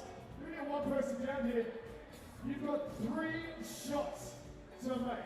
3 shots from anywhere. You choose 2, we choose 1. Okay, squeeze them down. 자, 리거 주시고 좀 시작하겠다. 오늘 스위트에서 무슨 상황이 좋지? 왜? I choose me. Alright, let's go. Oh, some ice. Bring some energy or something. Somebody needs the love. The Mongolian shirt, I like it. The top. I like the hat. You got that. Yeah. Yes. Traditional hat, headwear as well. I love this. Slowly make your way down. 맞죠. 오늘 스티커 스테이지 시즌 스테이지. 맞죠. 하나들이. I really like this.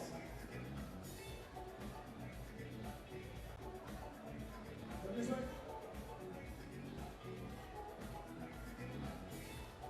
All right. Here, we're coming. Joe. All right. 3 shots. Did you do this? Okay. All right. So there'll be a video on the big screen. Our boss has just screamed down to the goal. The man's on wheels. So, Zajko, Chiaro Szanowni DDC가 포함한 Zajko, DDC super akcji, 오른사이 힘줘라. 오른쪽에서 오른쪽. 자, 빗불 나간다 너디, 빗불 나간다 너디. 괜찮아요. 자. So we're going to play a video first, and then you'll get his 3 shots. So eyes on the big screen now. Let's play that video. 빗불 나간다 너디.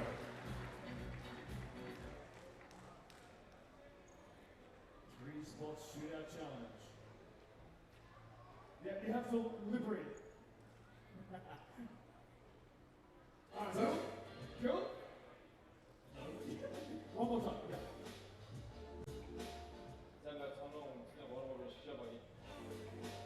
We'll try it again.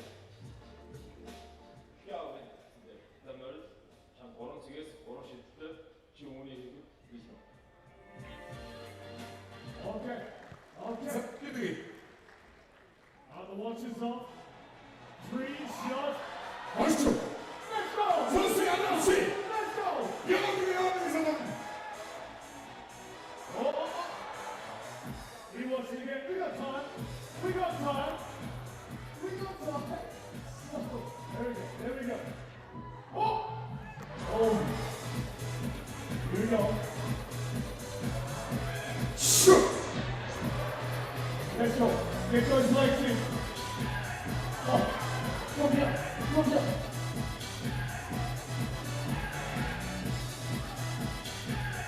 With the legs, from the bottom to the top. Here we go. Let's go. Little bit off. Come on. Let's go. All right, let's go again. Yeah. 3 shots. Yes. No. It's short. It's coming though. We feel it. Yes.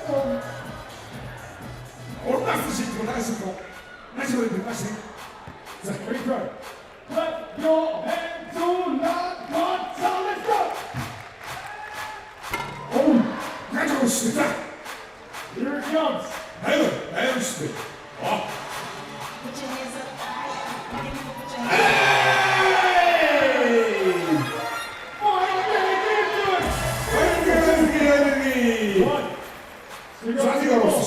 Two more. Somewhere else. Maybe just one cent of the difference. Yeah. Okay, for the 3rd shot, a little bit further back. Perfect. He's got it.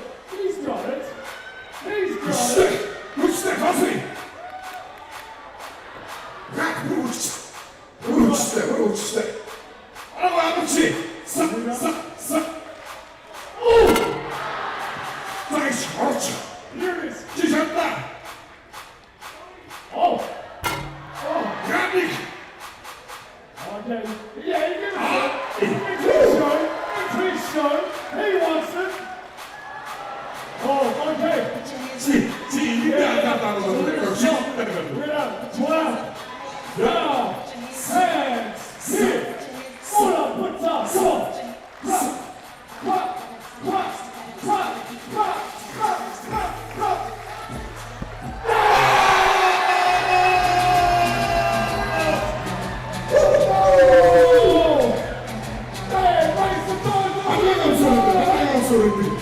다시 거기다 네 힘을 가서 힘이 있게 너희가 우스가 없어라 안 가시.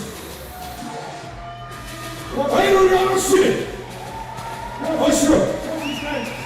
이들이 수고와 서로서로의 힘을 주시오. 아이고 아저씨, 우스가 없어 우스를 지켜 주시오는 민수와입니다. Massive shout out to Deep Dish, helping us out. He shows love, he shows respect. Give it to him one more time, Ulaanbaatar! This legend, give it to me! 3-shot challenge in the bag!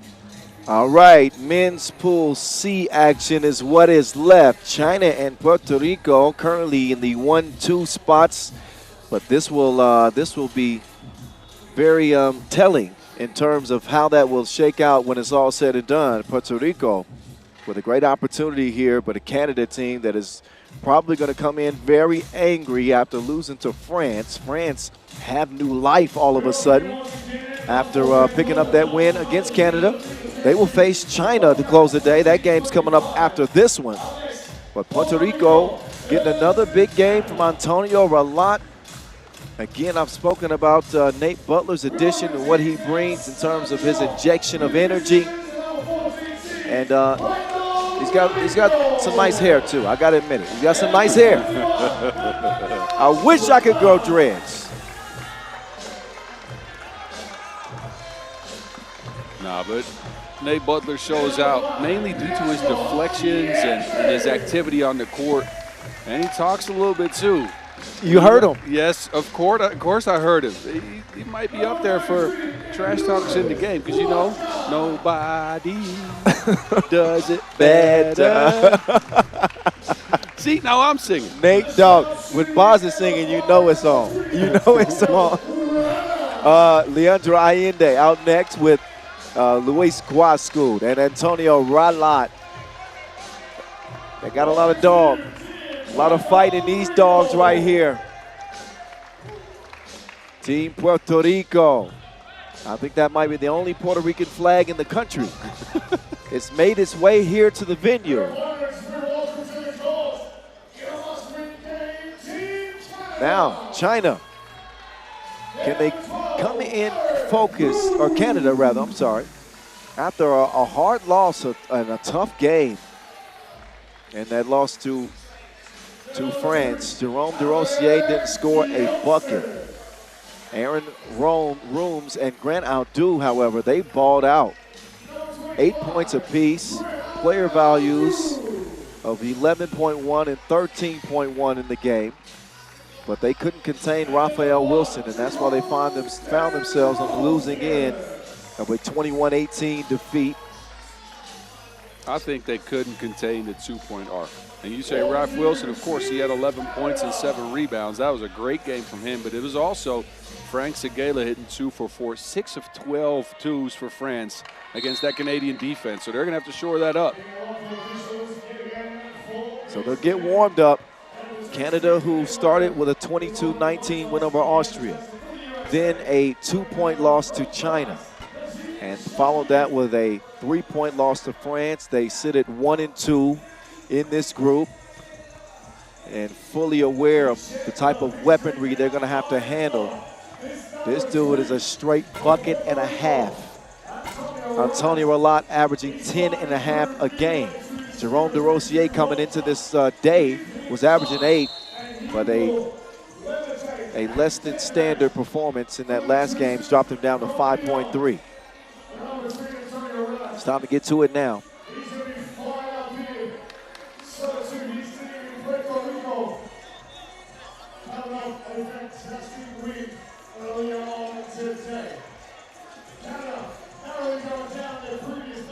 Guascud, first out on the floor.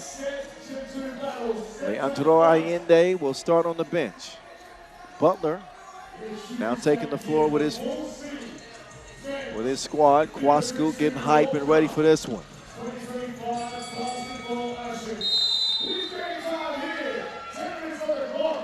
All righty, the first of the final 4 games of the day, the last day of group play. Ralat wastes no time. Arriba, straight to the rack, he scores it. Oh, and then the thievery. He deals the stolen goods to Butler. He's the best Butler since Jeffrey. 2-zip. There's going to be some people that get that and some people that don't. I like that. I like that. In West Philadelphia, born and raised on the playground is where I spend most of my days. Oh, okay. Come on. He's ready. Who hasn't watched that? They look I thought ready. you were going to say he's the best butler since Lurch, though. But that's Ooh, that might be nice. Ooh, hit him with the fake. That wasn't no Gucci. It was missing a C. Superman with the opening score for the Canadians. Ralot leaves him in the rear view, but he smoked a layup. Ball back over to Canada. Inside, they want to go quickly to Jerome DeRosier. Jerome in the house, but he got it smacked out. Butler with the defense. He will screen away. Back up top. Butler. Nate Dogg, he makes the extra pass. If this works out, what a high IQ play from Nate Butler. Giving up a 1 for a wide open 2, and Canada just fell asleep. How can you leave Antonio Ralot alone? The man is hot. You know, but Butler had a wide open layup. Just the sense of awareness to swing it out for that open 2 from Ralot, the trust. Yeah, that was incredible. Impressive. Impressive indeed. 4-1 start. Allende over to Butler. Nate Dogg to El Precio. He says, I want to get in on this too. Y'all having too much fun. Off iron it goes. Rooms with the rock. Rooms. All right, foul. Not a smart play by Allende there. Rooms came off a screen. Just step in front of him, keep your hands up. That's a difficult enough shot as is. He fouls him, though, puts him on the strike. Rooms, good on the first of 2.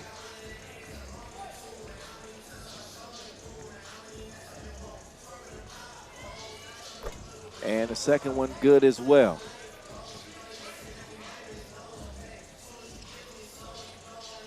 Here comes Kowalski. He is hacked. I believe he was shooting. He's heading up to the line.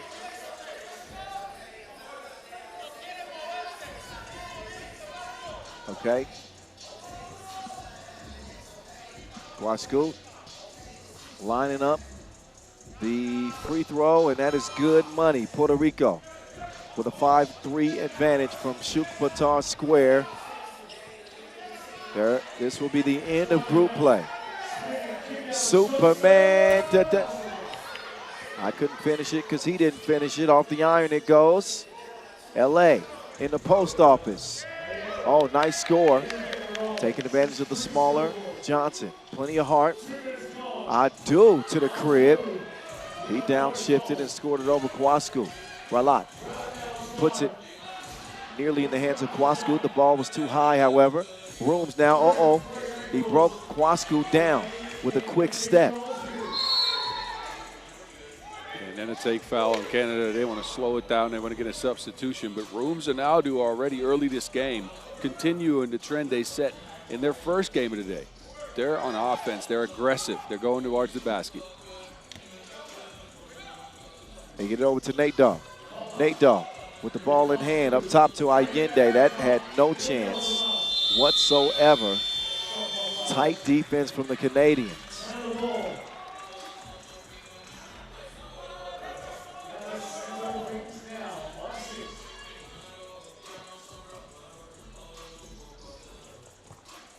Outdo. That grazes the iron barely, but ends up in the hands of the Boricuas. Ralot, the most dangerous of the 4. The assassin, Lotto, continues to be straight money for Puerto Rico. The snatch back on Nate Dogg is no good, but DeRosier can't squeeze the rebound. Jerome just not having the same day he had on the first day of pool play. He came in with 16 points in 2 games, did not score in their first game, and he looks a little out of sorts. 8-5 Puerto Rico. Ralot up fake. That is missed. Johnson up fake. And a foul. Canada. Offensive substitutions made. Ralot is out. Butler is in. Time for a media timeout, I believe. Yeah, there we go. Both teams will get a chance to reset, recharge. Early three-point lead for Puerto Rico. I like the way they have come out so far, right? Ralat's been shooting his shot. They're getting him looks, but it's not just him. It's Butler going to the basket. It's Kwasku going to the basket. It's Allende getting involved. When Puerto Rico has all 4 players engaged on offense, that's when you know they mean business. That's when you know they're going to at least make it so tough on you. This team can race too if they want to. Canada better keep up. We'll see if they can keep pace. Nate Dogg, know where to go with it. He's going to turn around, and it will miss. Superman, left wing's got it cleared. He'll use a DeRosier screen. Inside to Chef Jero D. He delivers. Canada within a possession.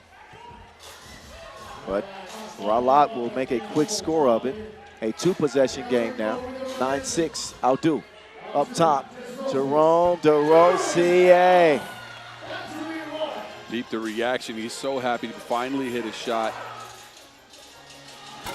Ralat no good.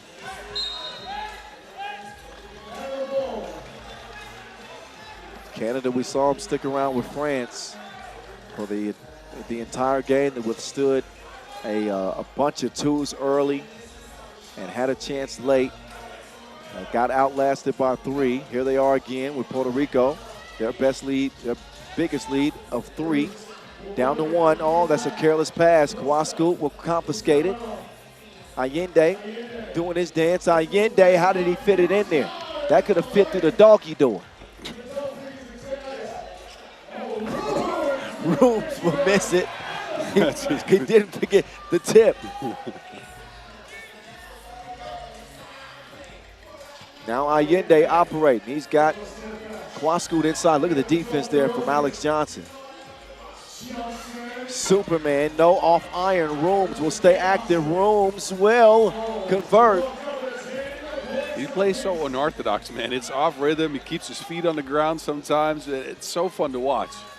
Now Kwasku, that's the smart move to attack. Kwasku is getting up close and personal with the cameraman on the baseline. Well, he's got to make that layup, doesn't he? He does. Yeah, that's a wide open look for Kwasku. You got to knock them down in a game like this. Puerto Rico had an early lead, and that is evaporated. TNT and tie, 5-12. I'm the voice at 3x3, Kyle Montgomery. At 3x3 The Voice if you want to follow your boy. Boz Rosendahl here as well. He's the Mountain. At 3x3 The Mountain. Give him a follow. Ralat off iron. They've hit a little bit of a cold spell. Rooms. No. Gets it back. He is relentless, this Rooms.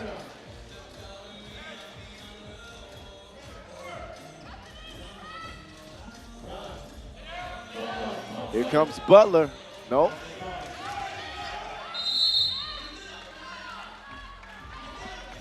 Eleven, 10, Canada. Butler's out. Kwasku, Allende, and Ralat. In action against Johnson. Rooms and Adu. Here we go.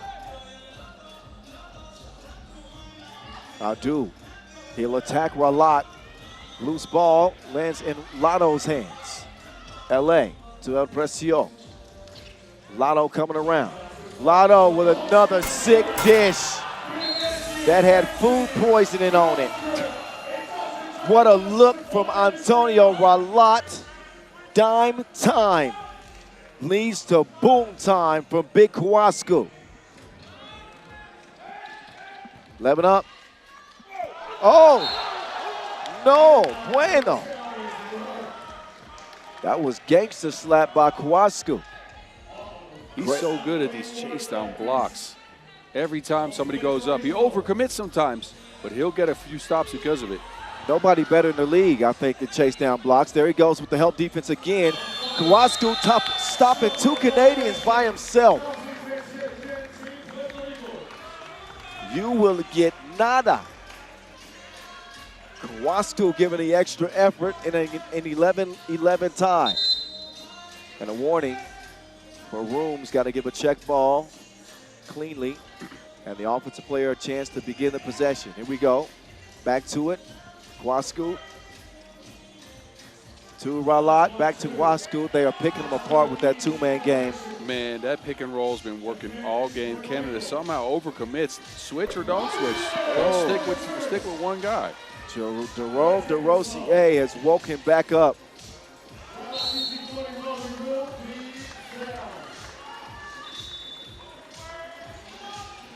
So here's Ralat on the drive, swiped away. Got another good one, as you would anticipate, as we head down the final 4 games of the day. Very close game here, and low-scoring affair, to be honest with you. It's not an explosively offensive game, but it's so tight and tense. I like it. Setting up for maybe a photo finish in this 10-minute sprint. Yeah, the calculators in Pool C, I mean, my calculator's broke watching this pool. The standings are all over the place. Oh, man. Look at this. Canada with a win can tie almost everyone in the group. Austria with 2 wins. Puerto Rico with 2 wins, so say Puerto Rico loses, they're at 2. Austria will be at 2. Canada then will be at 2 if say they win, and France still has to play China. They can get to 2 as well, and keep China at 2. Have you ever seen a 5-way tie? I have not seen a 5-way tie. Well, it could happen. All right, I got to go over the rules of that. I don't even know the rules for that. All right, someone help me. Yes, help. 13-13. Johnson to Jerome. DeRosier hitting with the fake.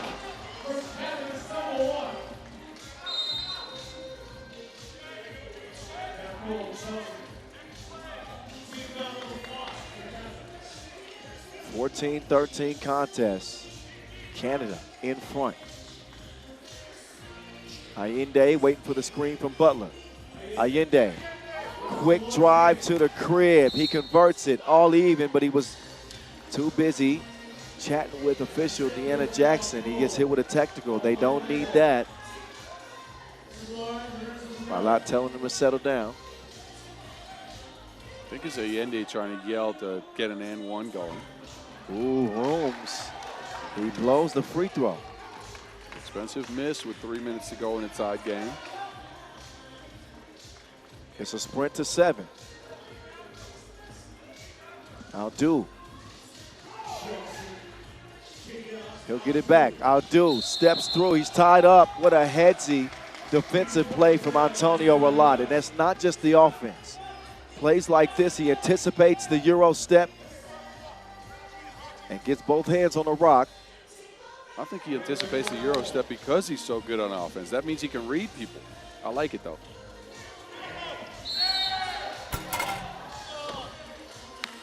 That dunk is waved off. A 6 foul on Canada. We'll get Puerto Rico reset from the logo. Nice look. Guasco's been showing some of that bounce out here. Some. Allende up top. Ralat, dime time.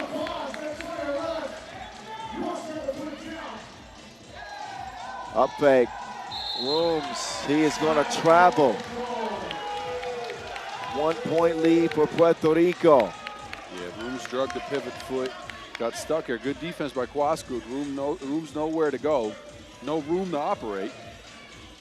Thanks to Guasco, he'll do that to you, but wait a second. Looks like Puerto Rico going to give it right back.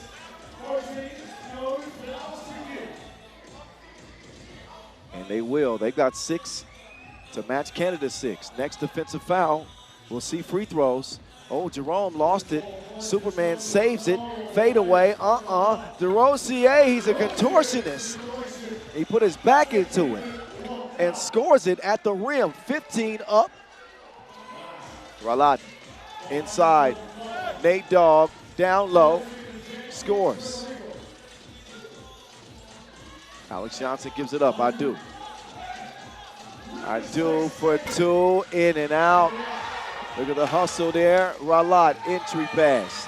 Nate Dogg drops it off. Ralat, he's fouled. That's the 7th. That is not a smart foul. This stage of the game, you just let him get a layup. Superman overcommits on the contest. And look, why would he contest that anyways? Well, you understand the effort, but also we talk about it a lot throughout this tournament. It's the mental duress that comes with the physical duress. You're just trying to make a play. Add to that the stress, right? Canada on a loss, they are done. After starting off 2-0, am I right? 1-1. 1-1. Ralat, that goes. Here comes Rooms stepping through, misses it. Rebound to Puerto Rico. Ralat off target. Now Rooms, no. Up top, Quascoot, the pass is off the mark, but Lotto comes right back to him. Pass it to himself. Friendly bounce, Rooms finishes with the layup. But they've got Canada on the brink.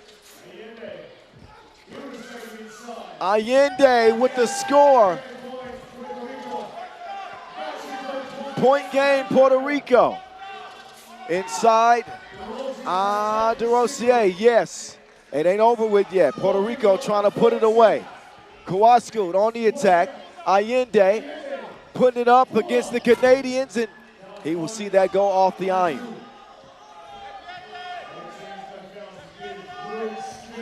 Rooms out to DeRosier. DeRosier, 2 on the way, narrow miss. Under a minute now. Ralat wants a screen. He's going to get it from Quascoot, crossover. Oh, Lotto against the Canadians. He's going to go to the line. He can put this game to bed. What a move from Ralat. Look at this. Crosses left to right, gets wide open. Audu, no chance. Has to foul to prevent the loss in the first place. But what a move. One more to go for Puerto Rico. What a run through group play for the Boricuas as the Canadians are going to come up short. Puerto Rico playing with that passion, and they are ready for whatever is next.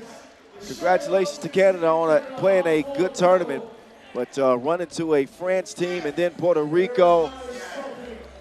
And we don't know exactly how this group will end up looking, but Puerto Rico are going to wrap up 3-1. Good papers to come in first in the group, to be honest with you. China still has a game against France. Wow. And that's a game to close out the group. So Puerto Rico are going to be playing either in the last 16 or potentially go straight to the quarterfinals. The next game will be the last game, China and France, to finish up men's pool play action. And we'll have everything figured out for you by the time that next game starts. But congratulations to Puerto Rico. A nearly undefeated pool phase, 3-1 record.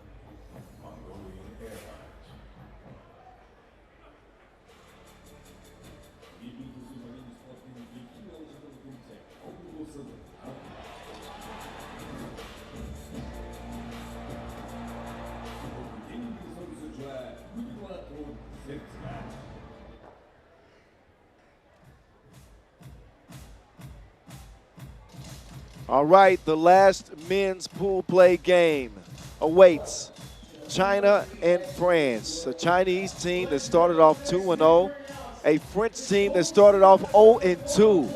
Oh, how things have changed going into this last men's pool phase 10-minute sprint from Mongolia here in the capital of Ulaanbaatar. As they get ready to take the court, Bonds, give me your thoughts on who you like in the match. Who do you think has the advantage in this head-to-head? Man, the way both these teams have played today, I'll give it to France, to be honest with you. France has looked incredible. China, not so much. Incroyable. Incroyable. Ah, little French, French in there. Okay. No, but really though, China came in a game that they played against 3 Austrians, and they looked flat. They could not get their offense going. Their defense was unable to contain Quincy Diggs. And I don't know, I thought they looked very sharp on their first day of pool play. That's 2 days ago. Today, not so much. I hope they drank a coffee for their case. Yeah, they dead tired Quincy Diggs too. I mean, he had nothing left and he still scored 11 points against them. But talent-wise, I think this Chinese roster is one of the most talented in the competition. Fully agree. Especially when you look at Diang Langjiang and Han Yu Guo and that 1-2 punch, the power that they possess. More balance on France's squad when you consider Wireless, Raphael Wilson, Frank Segala, former world #1 this year. Paul Joko did struggle, no question about it, in that win. And then you throw Jules Rambeau in there too. I mean, they're a tough squad to beat. They are a tough squad to beat. And even though Joko struggled, he of course still worked very hard on defense, but missed all 4 of his 1-point shots. Wilson, though, just a masterpiece. 3 of 5 from underneath the basket, 4 of 6 from range, 11 points, 7 rebounds for Wilson. And you know what I really like? What's that? Frank Segala. He didn't just score. He had 2 key assists in the game. He was looking to find his open teammates and get them involved, and that's what France needed the most. Yeah, with Raphael Wilson being added to this roster, you know, and there's a lot of questions on how he would mix with, you know, the other 3 that play together, you know, on the Pro Tour, you know, all season long. But I think we can see now why he's a special talent. He's a special talent, and he helped save the day for France. But they need a win here now. China trying to avoid going 0-2 here this last day of play. I mean, how crazy would it be if they didn't make it into the last 16? Man, we are already out some teams that I didn't think would be out. So, again, a China win, France is out. A China loss, France win, they're in. And then Austria or Puerto Rico is out. I'm going to have to bring – or actually, no, Austria is out there. Right, because Puerto Rico have won 3 games, right? 3-1. Wait a minute. They beat up. Because Puerto Rico just won, I don't think France can advance. I'm going to have to calculate this. They can only get the 2 wins.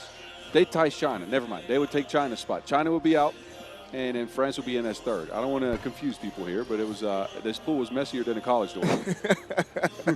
This was ridiculous. Speak for your own dorm. My dorm was terrible. My dorm was horrible, let me tell you. No, but honestly, this group is it's crazy. How do you keep up with it? Yeah. But look, France, a win or go home situation, and China, the same deal. Last one in Pool C. Austria are done. They finished 2-2. Puerto Rico are done. They finished 3-1. Puerto Rico finished 3-1. Austria is still sitting at 2 wins. So China, France, Austria would be a 3-way tie. I am so confused. 3-way tie. Help me. Someone please. 3-way tie. We'll go to points tiebreaker. Points tiebreaker, yes. Anyway, we'll sort that out. Joko probably should have put that up top for Rambeau. Instead, it's off China. They touched it last. Ball will stay with Les Bleus.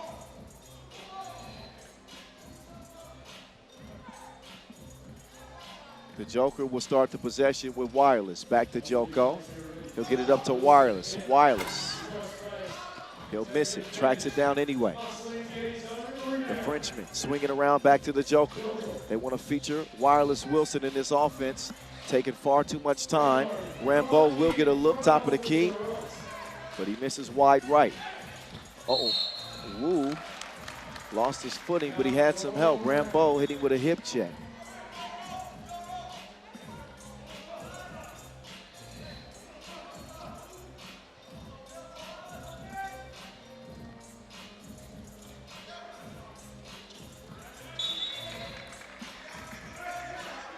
Back up top, China.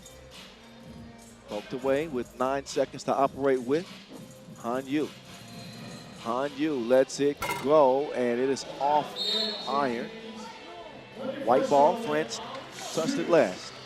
I think Han Yu Guo is shooting a lot of twos today. And I think mainly that Xiang is suffering because of it. Xiang is a really good shooter, has not gotten a lot of looks. Xiang to Zhang. Jiang Lang scores it over Rambo. Great feel inside the paint as Francais. He will draw the foul, shoot 1 free throw.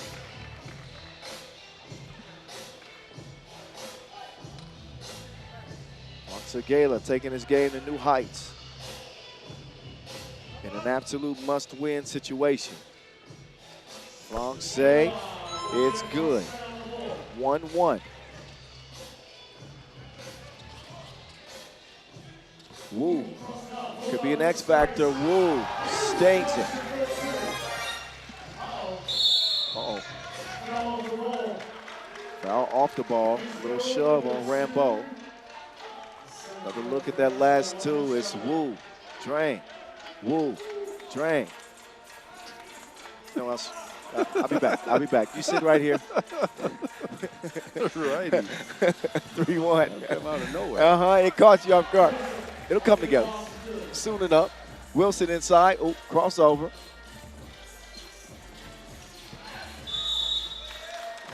Joko. Whistle for France's second foul.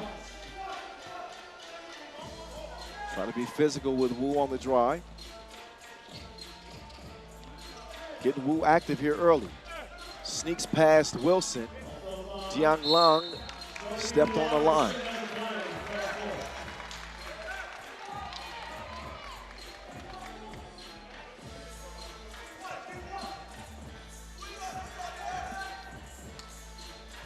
Wireless Wilson with Rambo. Now the Joker. Joko. Can't get it down low to Rambo because of a foul. Yeah, Rambo with a good screen, positioning here on Guo, and Guo, of course, a business decision, pulls him away from the action. Foul. Rambo to Wireless. Mullet move, back over to Wireless. Wilson, no. Up top, the Joker. Scoop is a miss. Stays where it's at, 1-point game. China in front. Nobody there to stop Zhang. This has worked for China all game so far. Guo, Zhang, pick and roll. Zhang open at the basket. Guo didn't even have to dribble to get him a look. A lot of whistles here early in the first 2.5 minutes. Last game of men's pool play. Up to these two to put on a show.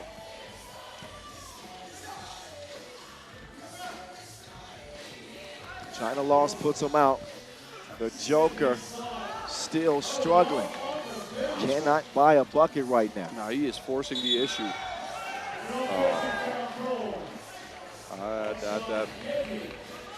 That belonged in a theater. A little bit of acting going on there, you think? Well, I don't know if we're going to get a replay, but he went down there like he got hit by a freight train.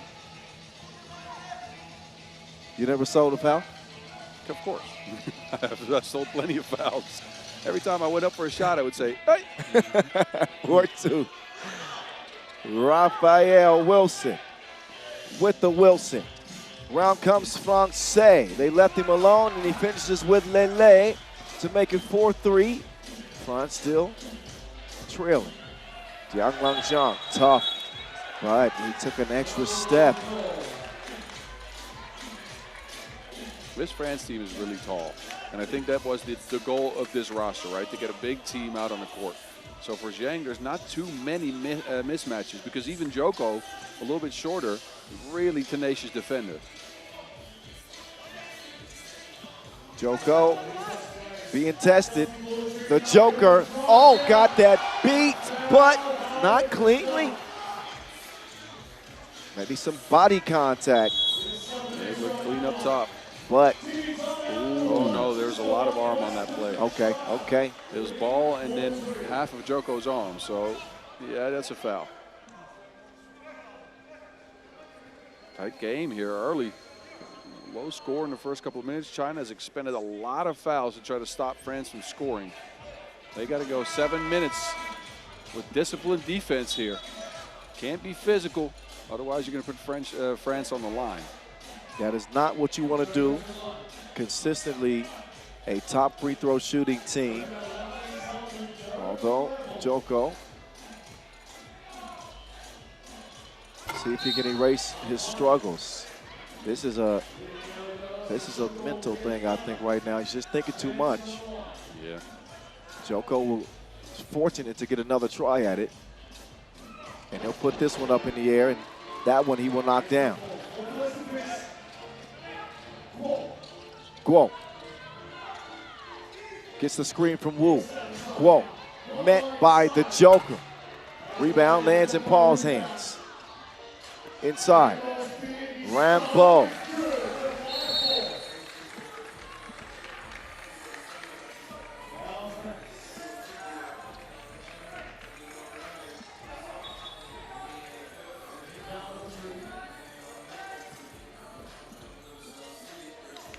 Five, 4. Oh, Jiang. That's going to be a goaltend. So Gayla got beat on the back door. Pass delivered in the perfect spot. And it touched the backboard. Easy call. Yeah, well-designed play by China.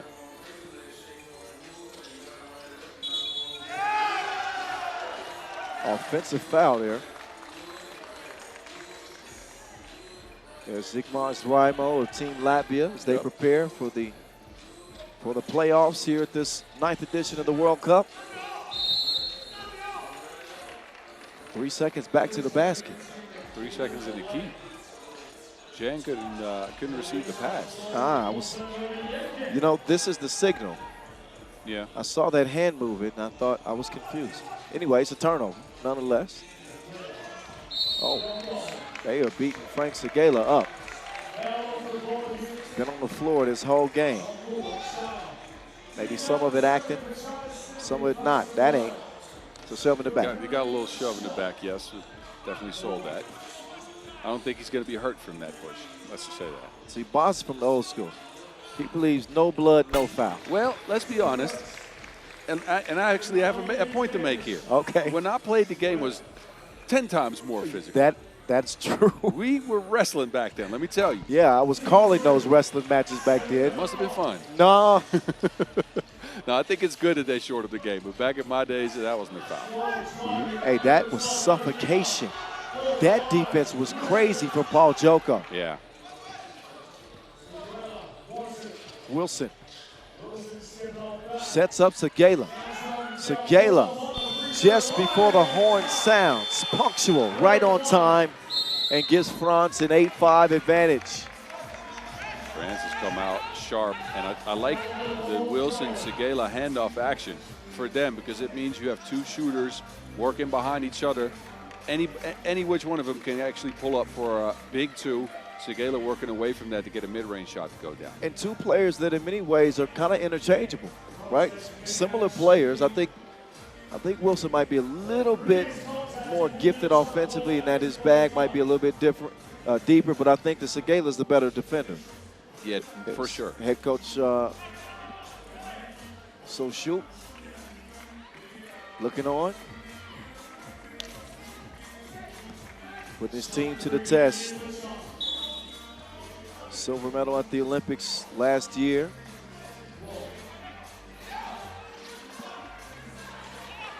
China looking at a 3-point deficit. Xiang, 2-ball, back iron. Joko skies for the board. They reverse it. Rambo sets the screen. No, he wasn't set.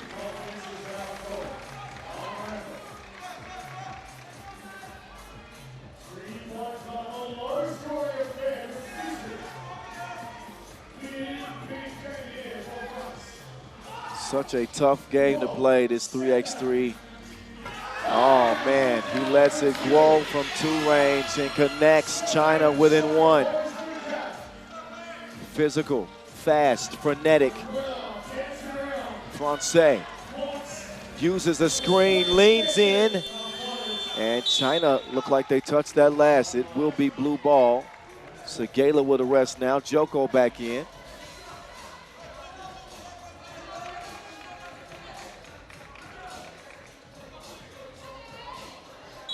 Women here as well supporting their men, and again one of those travels, man. Those things frustrate me. Players by now should know. That was as clear as day. Yeah. Joko, what? Just a lapse. Hand up on Guo, shot off. The Joker tracks down the rebound. He's got Wireless Wilson up top who wants to swing it. He's got it back now. Raphael now attacking. 1 versus 2. Tries to sneak it over to Rambo. He probably should have just took the shot. He knows it was a bad decision. There's a future Hall of Famer. Batman himself, Carlos Lasmanis of the Latvians. A lot of players coming into the venue here today because I remember seeing some of them in the hotel and they're like, man, the games are crazy. I'm going to be there. All right. But also scouting because they want to know who they're going to cross with for the last 16. The Joker converts the layup. 4:35. Step back from Xiang. Off iron. Segala will get it himself and have it cleared. Joko to Raphael. Good defense, but out of bounds off of China. That leaves 7 seconds for the French on the shot clock. I think China's defense has actually been really good. Wu is actually shown out, trying to keep Segala away from scores. China with 7 fouls too. That's not a good position to be in. 2 free throws every time. I told you, the man's in his bag. Wilson extends that lead to 3. Segala called for that foul. Number 6 on France. I don't like this, man. This is where somebody sets a screen and you just run into it and then flop and try to see if you can get a foul out of it. That is just an annoying play to me. So you'll see him give him a tech at times. Here's Guo sizing up Segala. Guo foul, back-to-back bad defensive plays by Segala. It is the 7th foul, so either way, 2 free throws were going to be the result. And Guo will shoot those out of the break. Oh, yeah. You see, got him on the elbow. Slight tap on the elbow, but they've been very sharp about that this World Cup. That's true. But if you're Segala, why even try to get away with that? Just put your hand up, contest it. I agree, but look, at some point, as friends, being friends, right? You come in today 0-2. You need every bit of advantage you can get. So you're trying to play on the edge. You're trying to find ways. Look, I've been critical of Frank flopping on certain plays. I'd do the same thing in his position, to be honest with you. Because any way you can get a win, you get a win at this stage of the tournament. For China in the trailing position. They will get it down to 1. The Joker drops it off. Francais straight on 2. No. Joko. He can't save the possession for the French. France, China coming down to the wire. Last men's pool play game. A high pressure day of action with teams fighting and clawing to extend their hopes of competing for a medal here. Guo It's been a lot of missed Guo 2s this game. At this point, I just let him shoot. He does not have it from range. I wouldn't let him shoot, but he's not feeling it. That's true, but he's a deadly enough shooter. Wireless is struggling to get connection. Whoa, with the cross, whoa. Off iron it'll go, Rambo now. Wilson, can he get back in his groove? Wireless to Mulletproof, to the Joker. The Joker. No, sir. China's not respecting Paul Joko's shot at all. They're not coming out on him. They're not contesting him. They're letting him let it fly.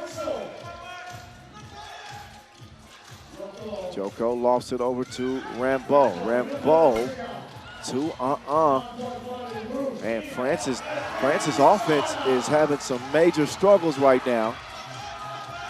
Joko crossing, get to the baseline. That basket is going to count. Foul up top though, and I believe it's against China.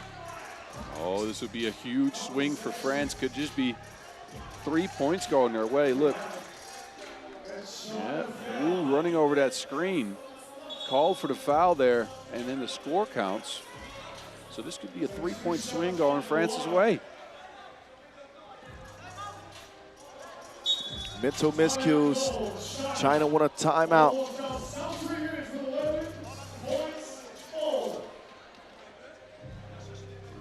Couple of free throws coming up for Frank Segala. Continuation awarded to Paul Joko on the drive. But you knew this game was going to be a physical one. Hotly contested. This may have been one of the more physical games of the tournament so far. Both teams know what's at stake. It's a low-scoring game. I don't think it's in favor of either team.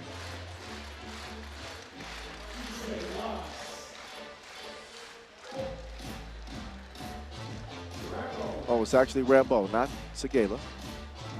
Mullet-proof. He's pressure-proof. Knocks down the first of two.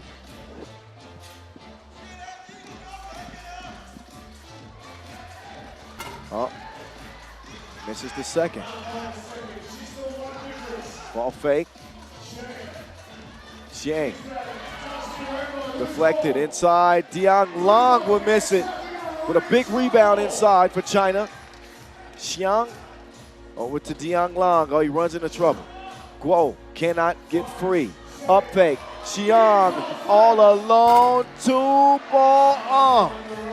This is a shot that Xiang usually hits. He's a really good shooter, but it's out of rhythm. Cross court they go to Frank Segala. 2 free throws coming up anyway for any foul. And a warning, behavior warning for White. Here's Frank Segala.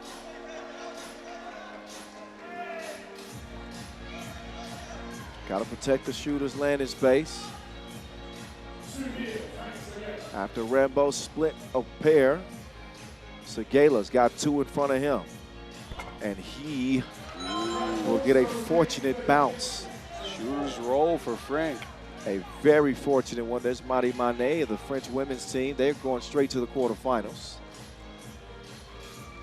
And Frank Segala, good. 2 for 2. 2-possession game with 2 minutes to play.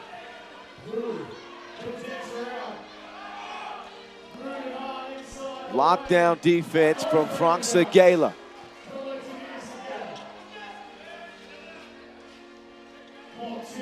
Joko around to Frank Segala, mid-range. Wee. Bad defense by China following a string of bad offensive possessions. 2 screens from Rambo. Zhang drops way too deep, giving Frank a look. He leaves his teammate Wu on an island. Wu had to fight over the screen and contest the shot without Zhang stepping in. Segala loves that mid-range. Yeah, you have to get up to the level of the screen, and if you want to play a drop coverage, that's fine. You got to come up first, though, but that's what an end-of-a-game situation will do to you. Zhang properly gassed, couldn't move his feet. France with some easy points because of it. 4-point advantage for France. Started off 0-2, trying to finish 2-0 and extend their chances of a medal home. Guo off iron, Rambeau will snag it. The Joker to wireless. Wilson up top, the Joker. That one airmail, right out of bounds. He will have a seat and Segala will come in.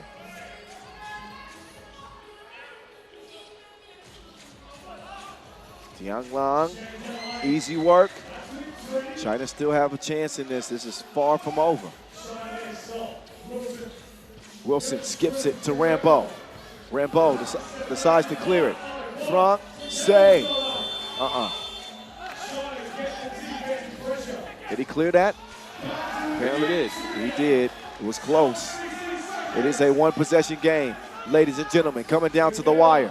Francais to Rambeau. Francais will miss it. Long rebound. Lands in Guo's hands. And Ralph Wilson caught with his hand on Guo's shoulder. That is not smart. Guo had him sealed. Just let him go get a one. You're still up. But I got to say, that last Franck Segala shot, another one of those very low drops by China on defense. They're just letting him try to decide the game. Like he's getting open shots.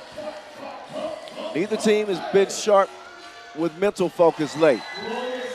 Some silly fouls, some poor defensive decisions. And now we could be tied. We are tied. We are tied.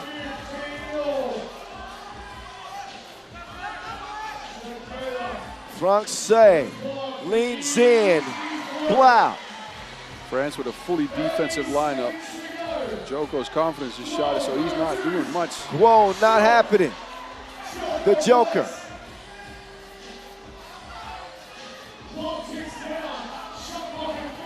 Joko, does he have the confidence to attack? He won't get it. There's 11 seconds left. Han Yu, Guo to the rim. It's a miss. Tipped out, big rebound. Francais will miss it. Why does he shoot it? Way too early. He shoots it way too early. Why is he? They want to get Why points. doesn't he just hold on to the ball? But I think they need to get points on the board. That's why. I think they need to get points on the board in case of a three-way tie. Ah. I think that's why you see him shoot it this early, but this leaves the door open for China. Guo has that shot from behind his head, so he's going to be able to get this off. Joko, though, a high leaper. Referee Veskovic explaining to him how far away he can get. I don't understand why you don't put Rambeau on the ball, though. Why would you not put your tallest player on the ball? Why did Franck Segala take the ball away from official Vesko? I don't know. He's done it confidently, like the ball is in I think France's he wants a technical.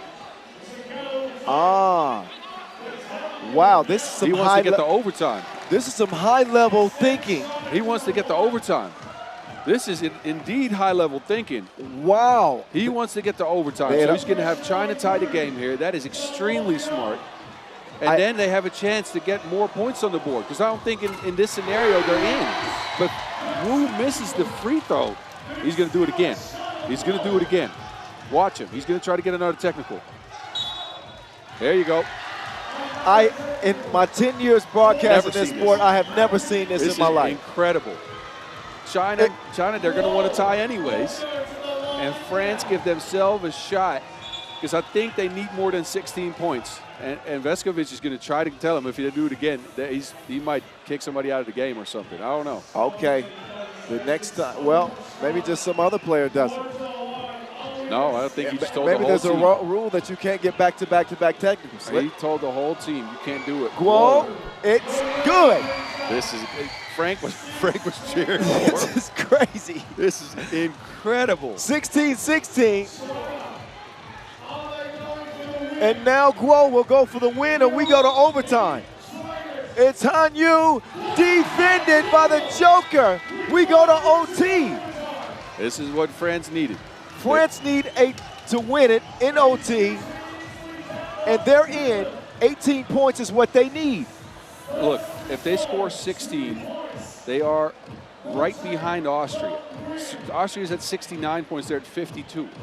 They need 2 points to tie them, and then it goes to ranking, and France is ranked higher than Austria. Oh, this is mind-blowing. But this is unbelievable. and I think they still have the individual result over China, and Austria does too. So I think China's out regardless if they lose. This could be the most iconic and probable finish in 3x3 history as we go to overtime. China with the ball. Here comes China. Hanyu Guo to the crib. Here's France's chance. They need 2, and they need the win. France with Joko over to Rambo. It's nearly stolen. Get Wilson in the game. You got to get Wilson in. Why Wilson? They went defensive, and then Wilson was on the bench for that possession. There's 3.8 left. Either Segala or Wilson needs to put up a 2 here. Franck Segala up top. France need 2 to win. Wireless Wilson. Wilson off iron. Possession of China. All they need is 1. All they need is 1. Xiang puts a 2 up instead. It's nearly saved. Is that going to count? Unbelievable. They're going to look at this. They're going to look at this. He They're shot gonna it look at this. over the back of the backboard. It didn't touch the top of the backboard. It did not. I think that ball is still going to be live. I want to see the replay. Did that tip-in come in time? And it's about the yellow light on the shot clock. That's down. That counts. China winning in OT. France had the right idea, but China make the play. An unreal sequence off the missed 2.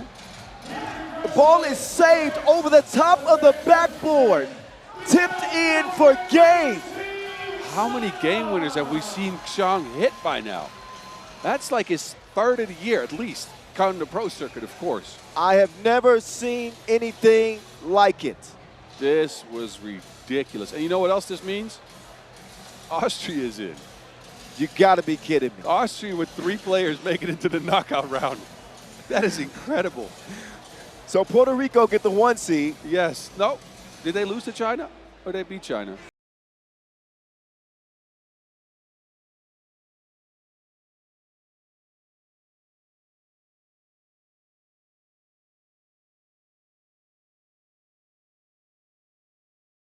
Puerto Rico earlier today?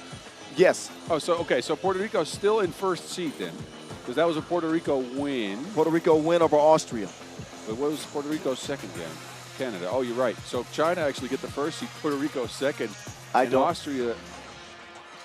This is. Austria coming 3rd. We'll work out the seeding. We do know the 3 that will be continually playing. I'm so confused right now. What happened? What in the world just happened? Oh, what my just goodness. happened? Listen, enjoy the highlights. China win in OT over France, who could not overcome an 0-2 start. We got 2 more women's games left, a massive one for 1st place in Pool D. Spain and Germany are on deck. My goodness.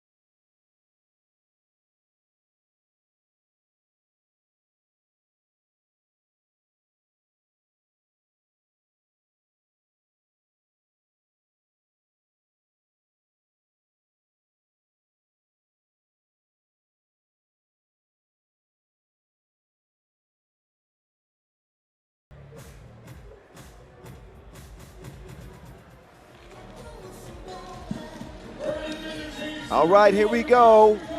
We turn it over to the ladies to close the show today. Spain and Germany. Spain have been unstoppable, unbeatable. They come into this contest undefeated. The Olympic silver medalist, full steam ahead into this contest against a German team that ran into a very game Mongolia. The Mongolians shocked the Germans, who were going to really be contending for that one spot. Now it'll be determined by this one right here in the head-to-head. Germany could wrap up 3-1 and send Spain to a 3-1 record. And how about Mongolia in that last match against Ukraine? Ukraine is already out. Mongolia is in, but they could potentially improve their seeding. Still coming down from that China-France game, which is unlike anything we have ever seen. And China end up emerging in overtime, but France intentionally committed a couple of technical fouls late, understanding that they needed 18 points to win, and were willing to take their chances in overtime. Got a look from Raphael Wilson for a 2. He misses. China then airball on a 2 attempt themselves. It's saved over the backboard, tipped in for the game-winning score. It just set this entire venue. It sent an electric volt through it. What do the ladies have in store? What are they going to do? We're going to find out here now. There's the young German stars, Sidi Bekame and Fabian Giesmann, enjoying the rest of the action today, looking on and cheering on the Germans. This is a rematch of the Olympic gold medal game in Paris last year. Different faces. Maybe has played in that game. All 4 of Spain's team was there. So they will remember that fondly. The Germans will. But they had Sonja Greinerer and Svenja Brunkhorst and Marie Reichert on that squad. Now the only one still playing is the young Mevius and Germany. Good guard play from Zoper so far. Amadevda's been playing well. Peleros in the post has been tough.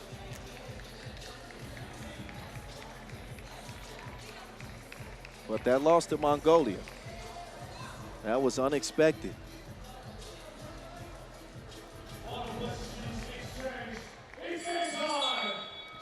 All right, it's go time. 10 minutes on the clock, it's time to play. We'll do just that. Degba from 15 feet out. Gets reset with Mevius being pestered. Chameleon making it tough on the youngster. I believe it's going to be an offensive foul on Germany. Just too physical setting the screen. And you can see it right there. Whistled on Debda. Gracia to Chameleon. Entry. Turnaround. Shot is deflected. Marvelous. Interior feed to Peleros. Got great position and converts.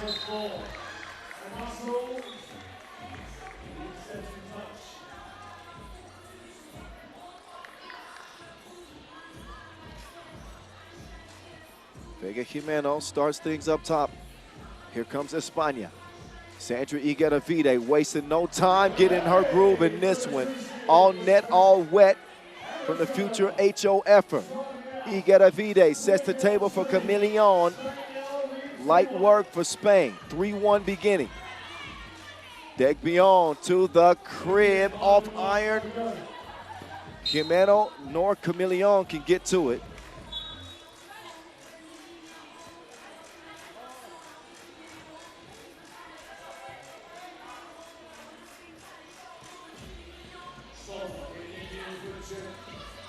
Degbion being pestered.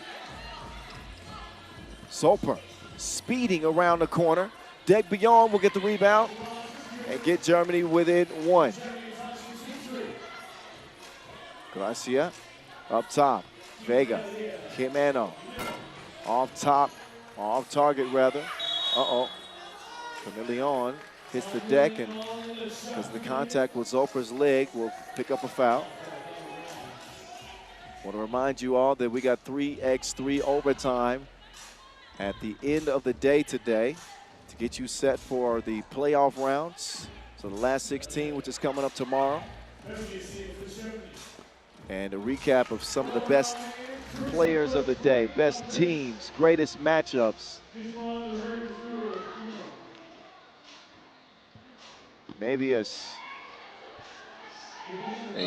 creative attempt, but nonetheless a miss. Yeah, Germany has struggled to create consistent offense. It's been a lot of one-on-ones. I've liked when they did the ball screen with Degbion, but they struggled to finish at the rim as well. Been a little bit under pressure here, and they haven't played well through it. Yeah, you were right about that. That game against Mongolia, that was a huge shock. And you know, for a young team, the mentality and that mental fortitude is important. If they were able to bounce back against an undefeated Spain team, that would tell me a lot about this team. Yeah, and I think they have a chance because Spain did not play all that well in their first game of today's action against Brazil, but they managed to get it done down the stretch. They pulled out the victory. Still, though, you have to be able to finish at the rim if you do.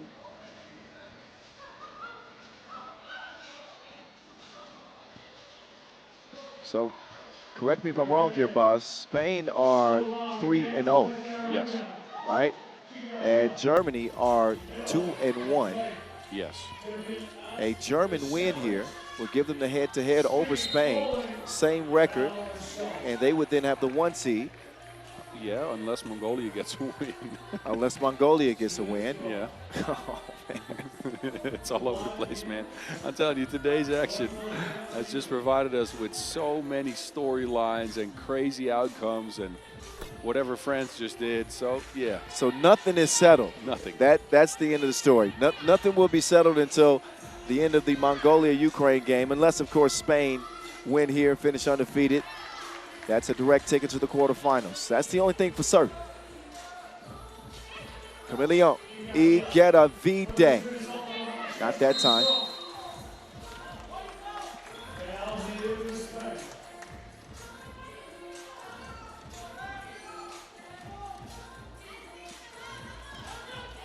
.739, Degbion. Poleros. Soper. Runs into traffic. Dribble drive, crossover, spin move, steps through. Oh, almost went, but almost doesn't count. Quick find underneath. Kimeno, I think she was camped out in the paint too long.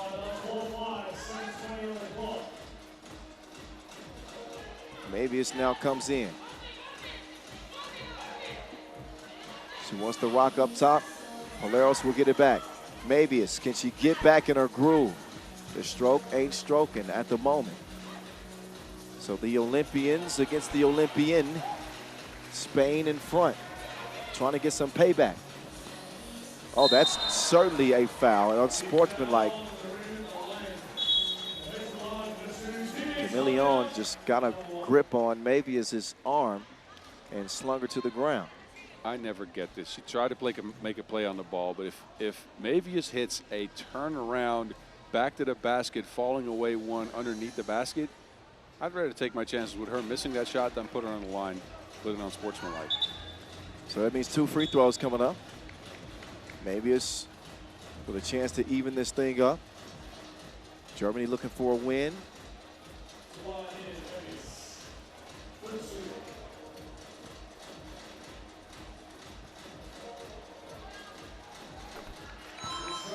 So best case scenario for Germany would be a win and a Mongolian loss, because Mongolia would be in anyway. Ukraine winless, so it won't matter. Mabius behind the back using the screen. Wait a second, Degbion. She's going to get the whistle in her favor. That's the 5th on Spain.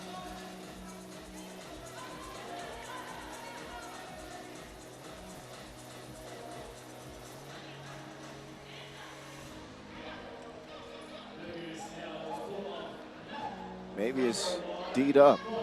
Deck beyond. Turns the corner, runs into Garcia. That is not efficient offense for Team Germany. You get a Vide already with the two-piece in her pocket. There's a pocket pass for you. 7-6.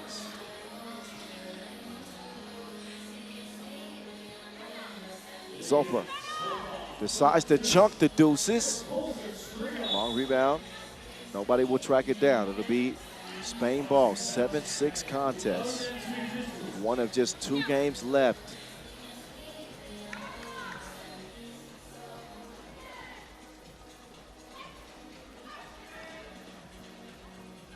Garcia to Chameleon, using that quickness going left.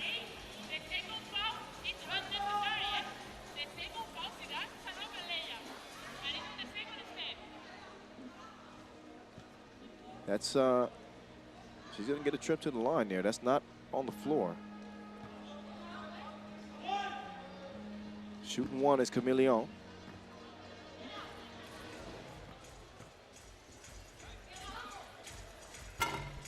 No, no good. 2 Spanish defenders on the other side of the court. And what a bad offensive foul. It was 2 versus 1. Terrible execution. Look. I mean, Garcia and Chameleon on the other side of the court. Yeah, I know. Caught out of position, but a bad offensive possession for Germany, and now Spain answered with a bad offensive possession. What an, I'll be frank here, what an ugly game this has been.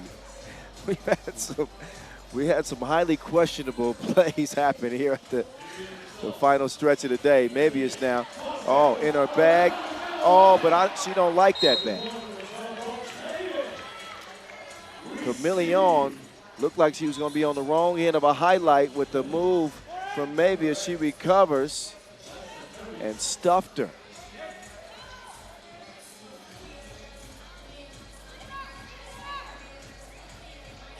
Deck beyond. They fall asleep too. They thought it was going to be a shot clock violation. Ended up giving Spain an easy point. Maybe that one works. Good, quick hands here from Spain.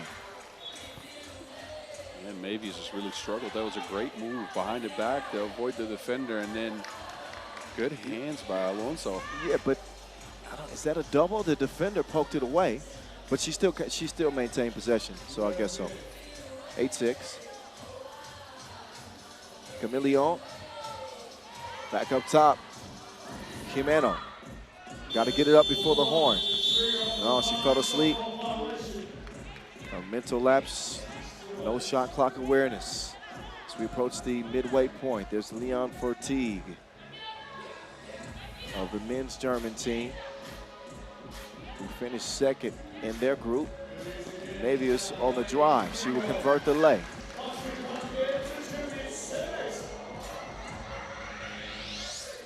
Ulaanbaatar shakes free. Ulaanbaatar, can't finish with the scoop. Maybe it's step back. Bullet pass to Puerto, who cannot hold on to it. This game has been more dysfunctional than the Sopranos. Nobody on the same page. A game marked by mistakes, turnovers, mental lapses. Ulaanbaatar up top, steps back, pulls the trigger, blow. 2 for 2 on her 2 attempts as Ulaanbaatar. Spain lead at 10-7. Deck beyond, leaves it. Porteros leans in, nothing happening.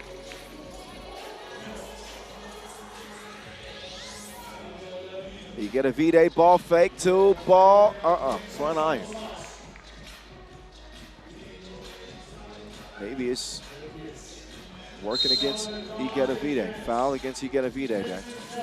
Sixth on Spain. Sandra will step out.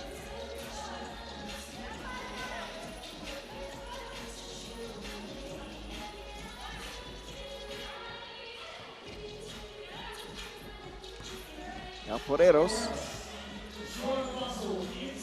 She will get that one. Toughest shot she's made this game. Now Chameleon. No basket. All on the floor. So 6 fouls apiece. Game separated by 2 points. Under 4 minutes to go. And game number 19 of 20. Game number 79 of 80. We're almost 80 in, huh? We're almost 80 games in. And this is the last day of group play. If you haven't heard me mention it before. Every time you say that, you sound happy. It's a celebration. It's a celebration. Yes. Long, group play is long. 20, yes, it is. 20 games a day. Those are some of the longest days we'll have during the year. But you trim the fat, and then you get to the meat of the competition. Last 16 starts tomorrow. Ulaanbaatar whips it. Chameleon. Not that time. Ulaanbaatar is having a great game. He's got half of Spain's points. Mebius. That's poked away. 3:31. Substitution is made as Alonso comes in. Poleros from the logo. Ulaanbaatar is defending. Over to Mebius. Hezi. Mebius. Step back. Launches it. Are you also playing? 3-point lead for Spain. With 3:23 to go.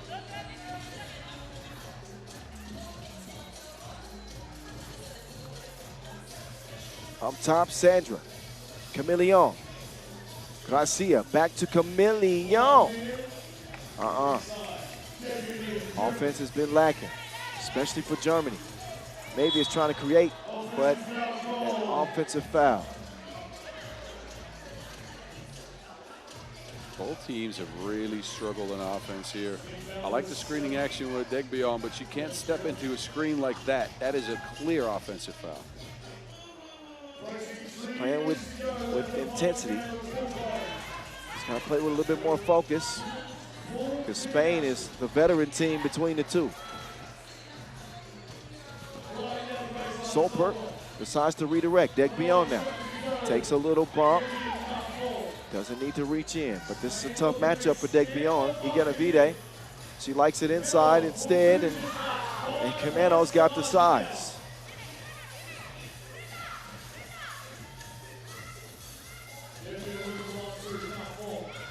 Maybe it's streaky, scooping, going. Beautiful bucket, the touch on that scoop. Oh, they could Ulaanbaatar. Nice dribble move. No bucket. Germany within 2 possessions, just over 2 minutes to play. Degbion, dead sprint to the rim. She'll get the score past Ulaanbaatar. Neither team can foul without free throws. What a defensive play there from Mebius. Can she turn it into offense? Behind the back, espionage-like.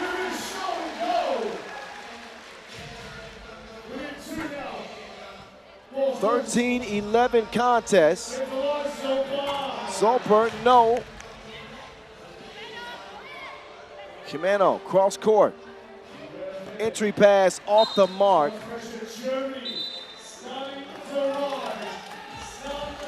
A little too much on the pass there.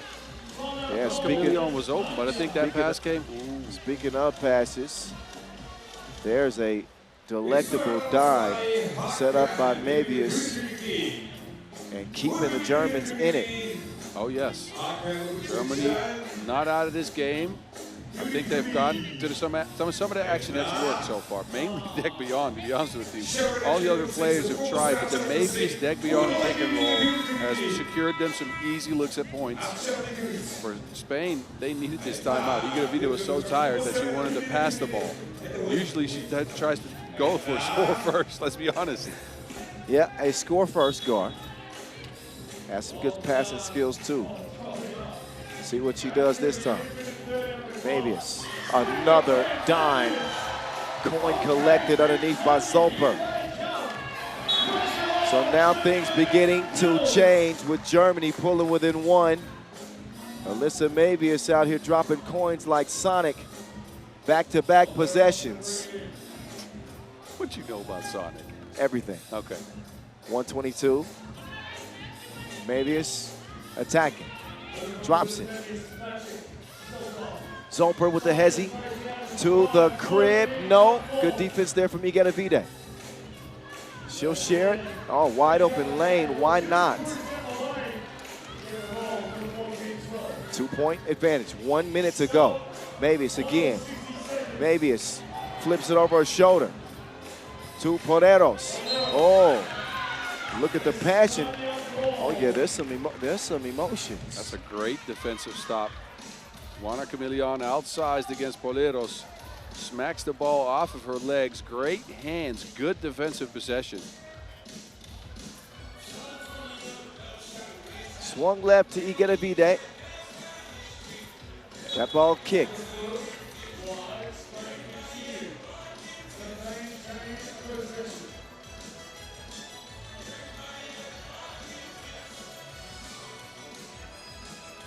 Two-point game, still 40 seconds left.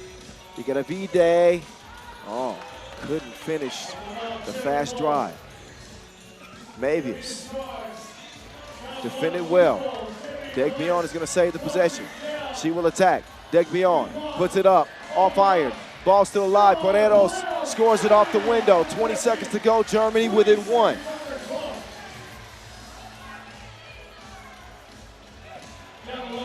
Gracia gives Spain a 2-point advantage.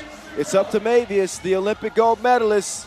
Marvelous picks it up, has it deflected. Mavius with 4 to shoot. Mavius puts it up in her bag, but cannot land it. Spain, undefeated, they will stay. 4-0 in group play. Germany dropped their last 2, but they will qualify for the last 16. Man, the defense on Spain on the last couple of possessions, outside of Poleros make, which was a loose ball situation anyways.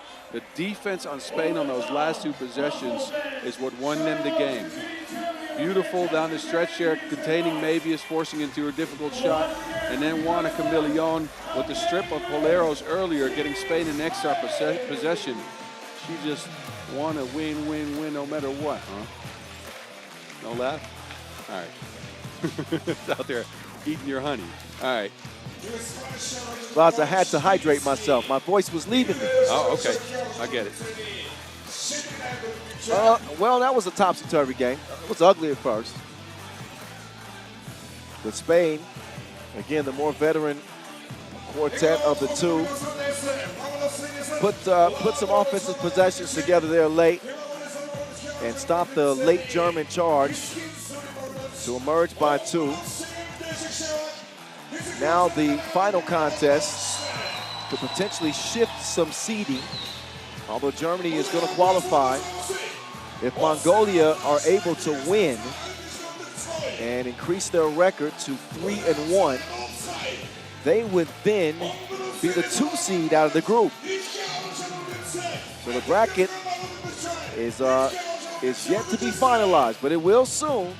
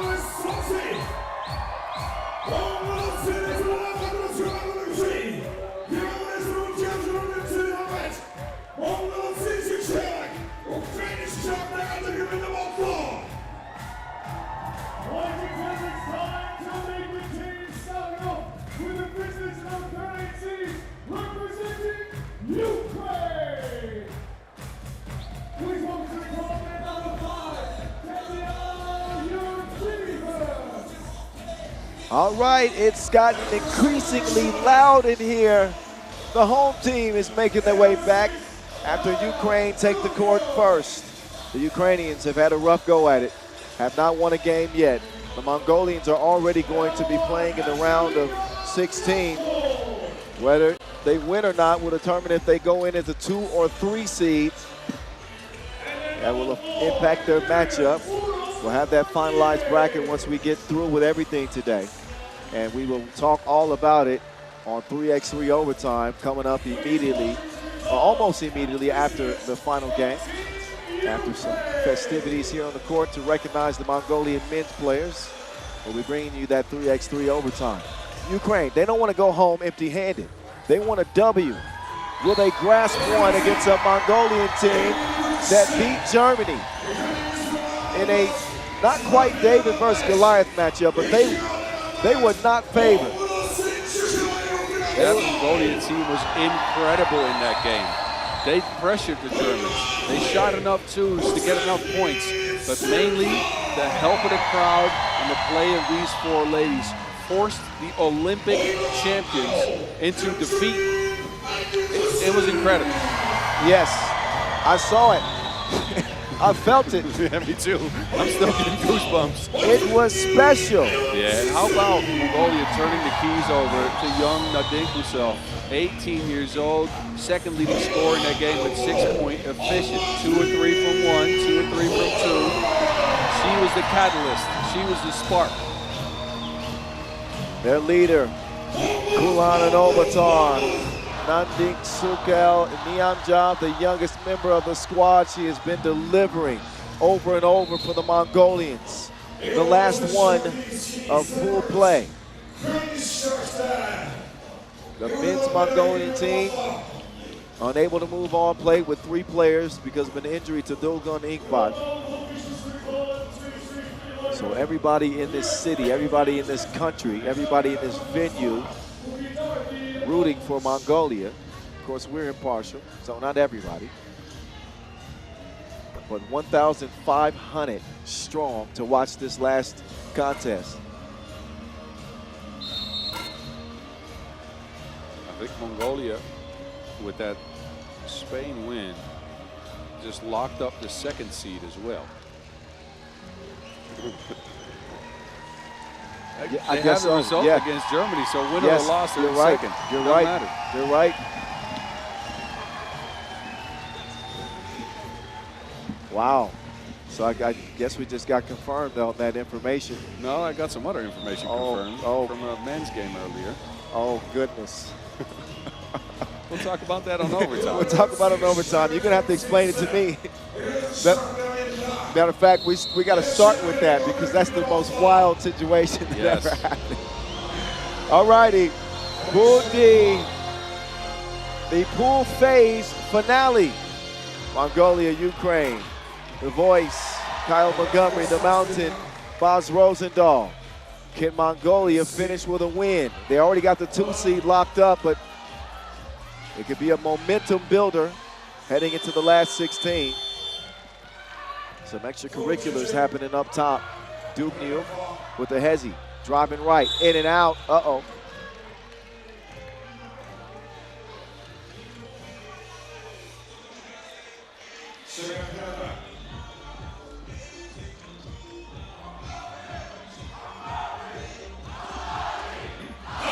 Little swings it right.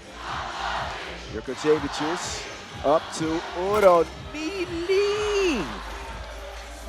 Trickles in, finds its way to the bottom of the bucket to get Ukraine's scoring campaign started.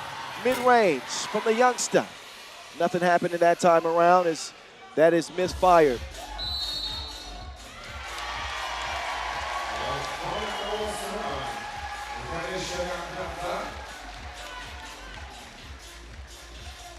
Just over 9 minutes as we scratching the surface of this one.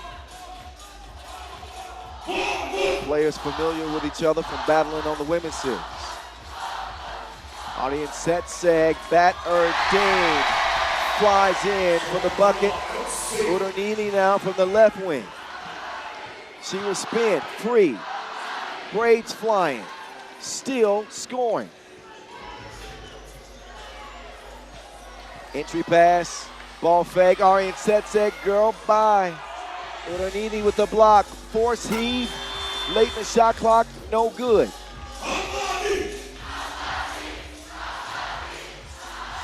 Jurkevicius, drop step turnaround, adding to the Ukrainian lead.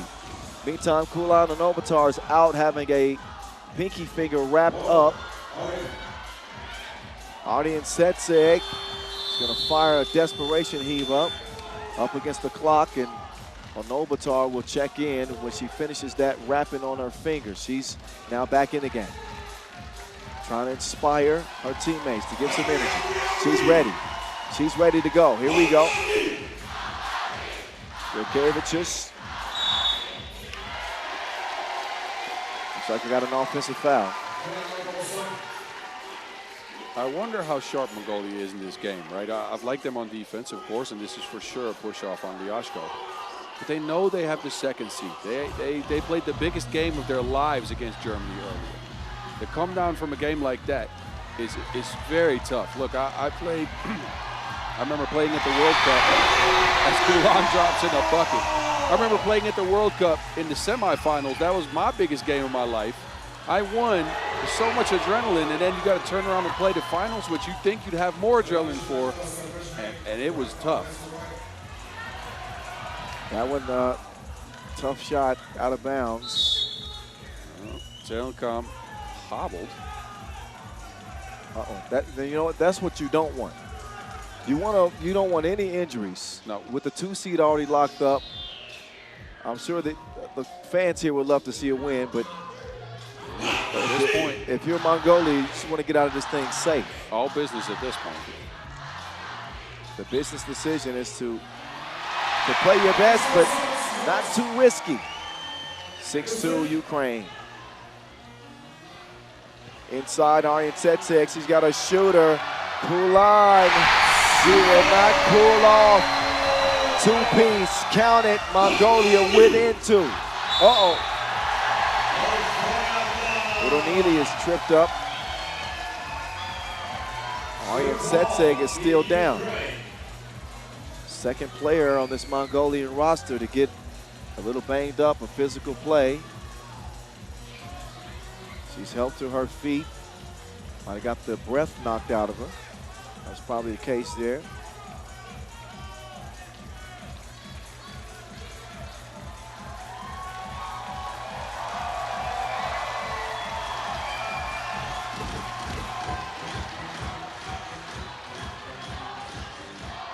Here we go. 2 ball is Kulan. She is hot. Back-to-back 2s. That, a nice response. Dubnyuk's mid-range money. Dime time. Keep the change. 7 up. Dubnyuk looking for another one. Long rebound out to Dubnyuk for the deuce. No. Jurkevicius sets up Udonini.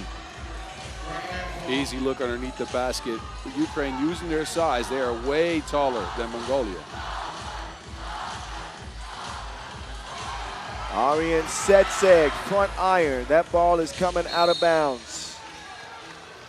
Just over 6 minutes of play in an 8-7 game. Mongolia, with the crowd at their backs, are reaching new heights, let me tell you. They're confident, they're playing with poise, And this is not discounting Ukraine, right? Because they're up and they're playing through their size. They're smart about who to get to. Ulaanbaatar started the game off great. But I'm impressed more by the Mongolian ladies at this moment in time. The way they're playing, I mean, it's hard not to play inspired 3x3 with this crowd and the way that they've been. Just constant encouragement, constant energy. Hoping to help will Mongolia to another win. Liashko with the up fake. Liashko off iron. Will find it. And pass in the post. Thrown away. Ulaanbaatar sets her sights. Paya. 9-8 Mongolia jump in the lead. Look again. She pulls the trigger and hits a bullseye from the corner. 8-9 Mongolia. Ulaanbaatar with 7 points earlier in that win over Germany. I think she's up to 5 already in this one. Ulaanbaatar's had a heck of a day. Dubnyuk inside to Miriam. Ulaanbaatar making easy work inside. Kulan, she's got a couple of twos herself. She wants to get it back down to Ulaanbaatar, who crashes into Dubnyuk and then misses the shorty. Quick kick out to Liashko. Kulan in defense, cross court, Dubnyuk inside. Ulaanbaatar can't get it. Touch last by Mongolia, and that leaves 3.5 seconds left.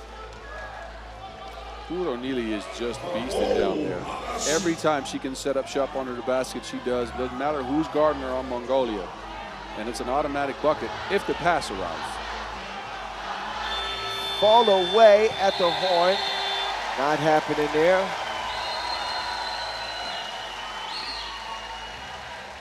(9-9) contest.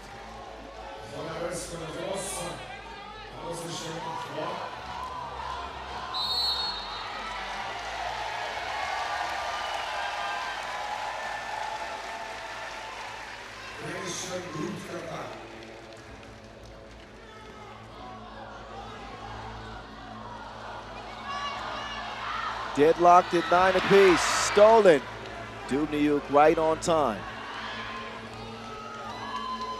Converted on the inside. Ukraine take the advantage.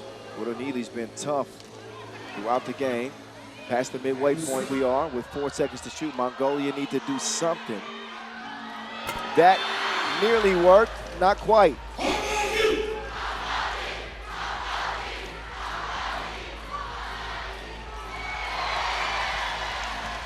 Ulan here with the board. Ooh, that's not a smart foul. That is not a smart foul. Why would you contest that? Ulan stepping backwards and just gets crashed into. That shot almost goes down as well. 2 free throws coming up, Mongolia.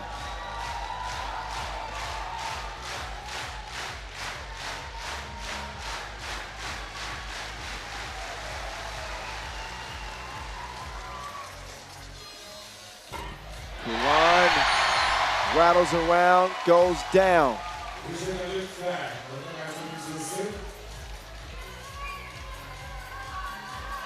It's a 10-minute action film to close out group play. 10-10 tie, anybody's game. Mongolia with the defense once again. Kulan crashing into Liashko. Ulaanbaatar turning the corner. Skirt! She's going to draw the foul. Good take by Ulaanbaatar, who's on the floor. Let's see what happened here. Steps around, gets hit in the face. I'm not sure it was that egregious. Maybe she got hit in the eye. Well, contact to the head. The whistle was awarded to Ulaanbaatar. They've already got this crowd in the palm of their hands. Can they deliver the goods one last time to close group play? Ulaanbaatar with 1, and it is good. From the left wing, up top, Liashko inside, Ulaanbaatar, count it. Another Ulaanbaatar bucket underneath the basket. Ukraine has had one source of offense, and it's worked though. Arjen Setsig will give it up. Another narrow miss there.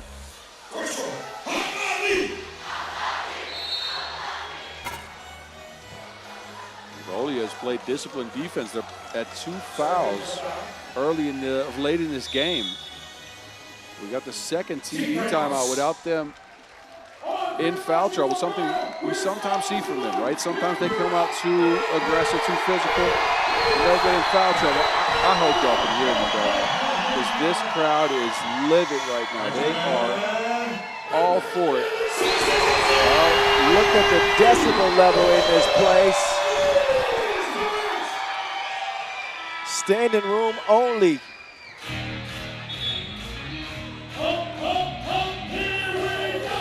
The passion is present, evident, not only with the Mongolians, but with Ukraine too, who are playing for pride without a win yet.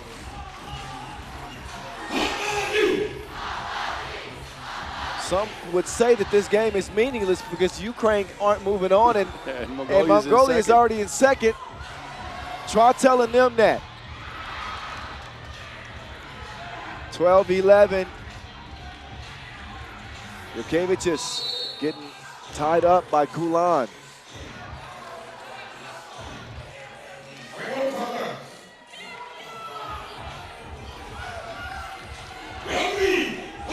.335. Dubnyuk with a hezzy. Good hands there from Ulaanbaatar. Runs into a double team. Triple team even. Lost the ball out of bounds. 3 Mongolian defenders around Ulaanbaatar, who's had to score almost every point here for Ukraine.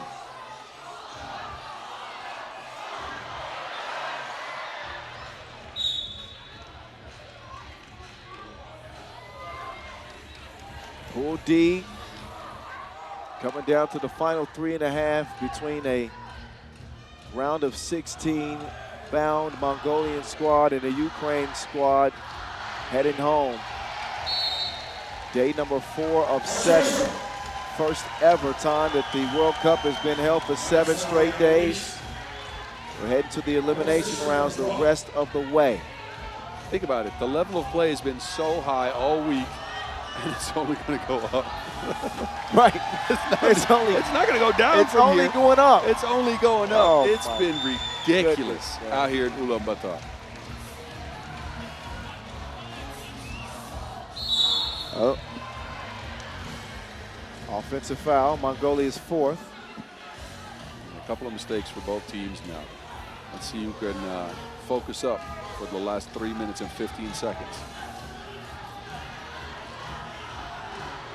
1-point advantage for Ukraine. Dubnyuk wants some more. Back iron, big rebound for Kulan. They'll switch it. Kulan wants it. Great defense and anticipation from Liashko.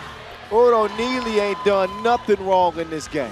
She has done everything right. Hitting 2, scoring under the basket, getting her teammates involved. A gem of a game for her. Great defense as well. Pocket pass for the score. Arjen Setsig gets Mongolia within 2. Bulleted, broken up. Kulan. Oh, Liashko reaching in. That's the 7th. And Kulan can tie this game after a timeout. She's got 2 free throws coming up and a chance to catch her breath.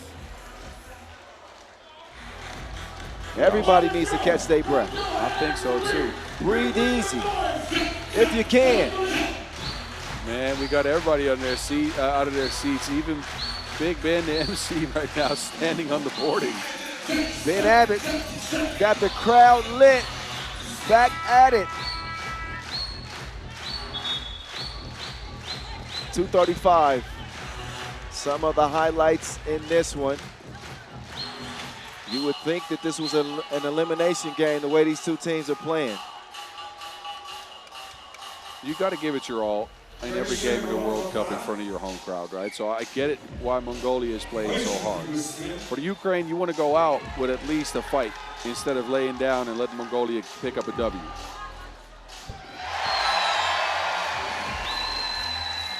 Free throw goes, one more, and we are dead even again.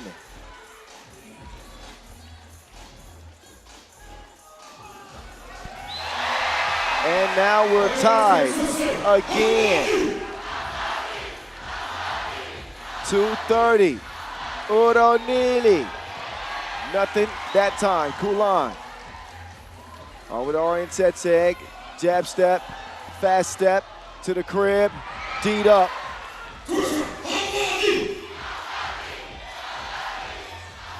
Jokevicius to Dubnyuk. Dubnyuk with the jab step, fast to the rim. Great take from Dubnyuk. Haven't seen that speed from her a lot. I think Dubnyuk has played pretty well. He does lack size, but she got all the speed they can handle. 15 up. Ulaanbaatar is on her way down. That's thanks to Kulan. Physical play. Ulaanbaatar will check out. Liashko will come in.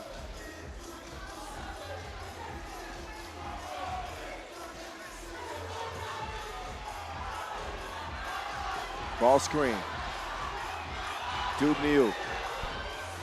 High rebound. Tipped. Recovered by Mongolia. Kulan.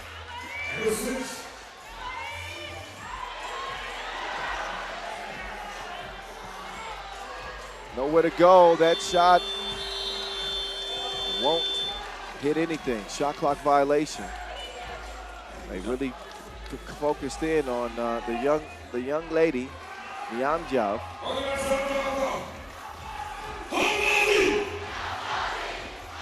Final 90 seconds. Loose ball. Oh, body's hitting the floor. Have the playoffs already began? Maybe.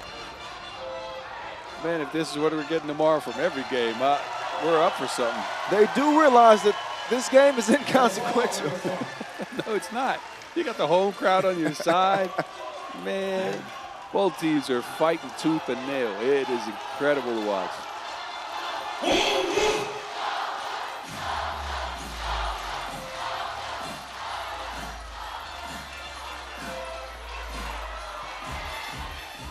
Arjen Setseg, cross step back. That is on the way. No.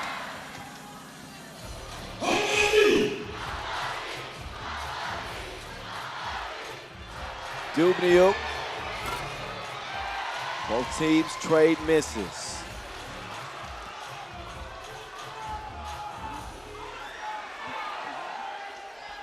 Arjen Setseg with the going-hand bucket. 41 left, up fake. Ulaanbaatar out to Dubnyuk, who can tie it. 16 up, 31 seconds. Kulan. Oh no, she misses the layup. Look at the interior defense from Arjen Setseg. This crowd is going crazy. The hustle on Arjen Setseg here. The bigger Ulaanbaatar staves her away, just gets a deflection. It's out of bounds off of Ukraine. Mongolia with a shot here. 19.5 seconds, tied game. They could just get the 3 wins in pool. And had not been for an undefeated Spain, they'd have the 1 seed. It's just, man, Kyle, I'll tell you that. If you would have told me that beforehand, I probably would have laughed at you. Not to discount the Mongolian ladies, but that is high-level 3x3 basketball, and they've gotten to it.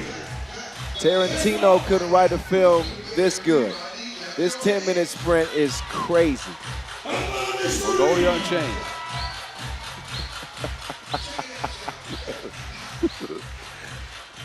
$16 up, 19 and a half left. Arjen Setseg. Nope. Ukraine with another chance. Liashko.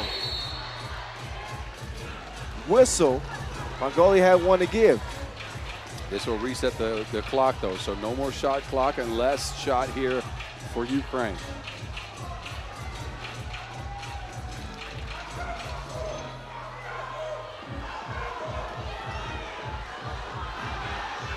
Final 7.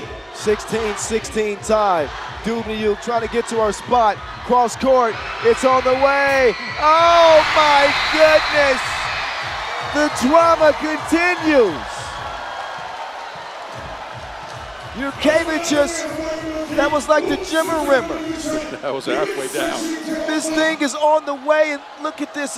It's halfway down. Wow. All right. It was good without the D.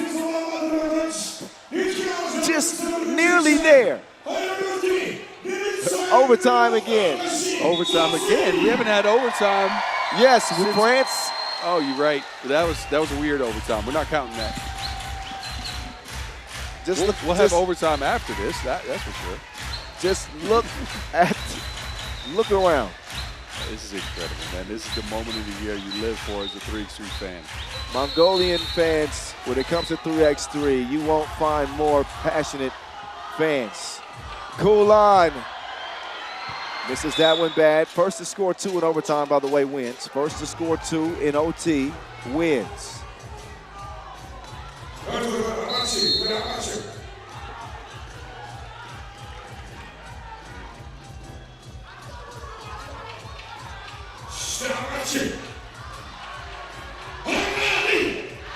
Defending the 2-point arc is the top priority. Liashko, nope. Ulan will have it now. Arjen Setseg sets it up for the game winner potentially. It ain't happening. Inside, and Ulaanbaatar can't get to it. She's not going to get the whistle either. And there's no way to challenge a non-call on a foul. Let's see here. Now, not much going on. Ulaanbaatar just trying to show out. That's a good non-call from the referees.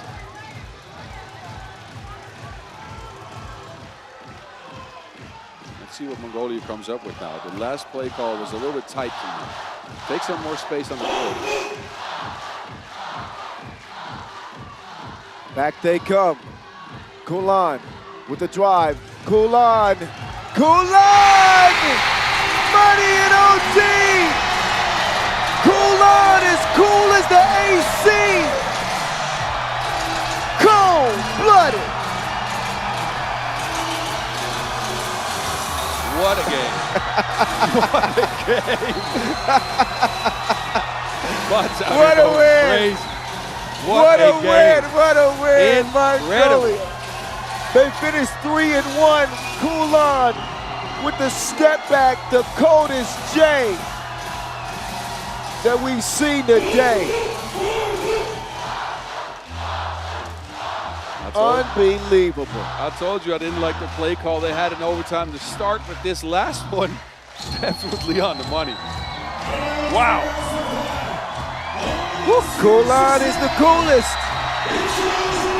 3-1. Mongolia wrap up. Unbelievable. And a bow to the crowd. I want to give them a bow. Yes. I want to give them a hand, rather. That was special, the way the Mongolian women played today. Incredible. Give credit to Ukraine, who gave it their best shot. They played with a ton of heart. But they played against 5. Not just the Mongolian players, but this crowd just made life impossible for Ukraine. And they end up winning it. Enjoy the highlights, and we'll get you set up here in a bit as we get prepared for 3x3 overtime. But they went back and forth. Game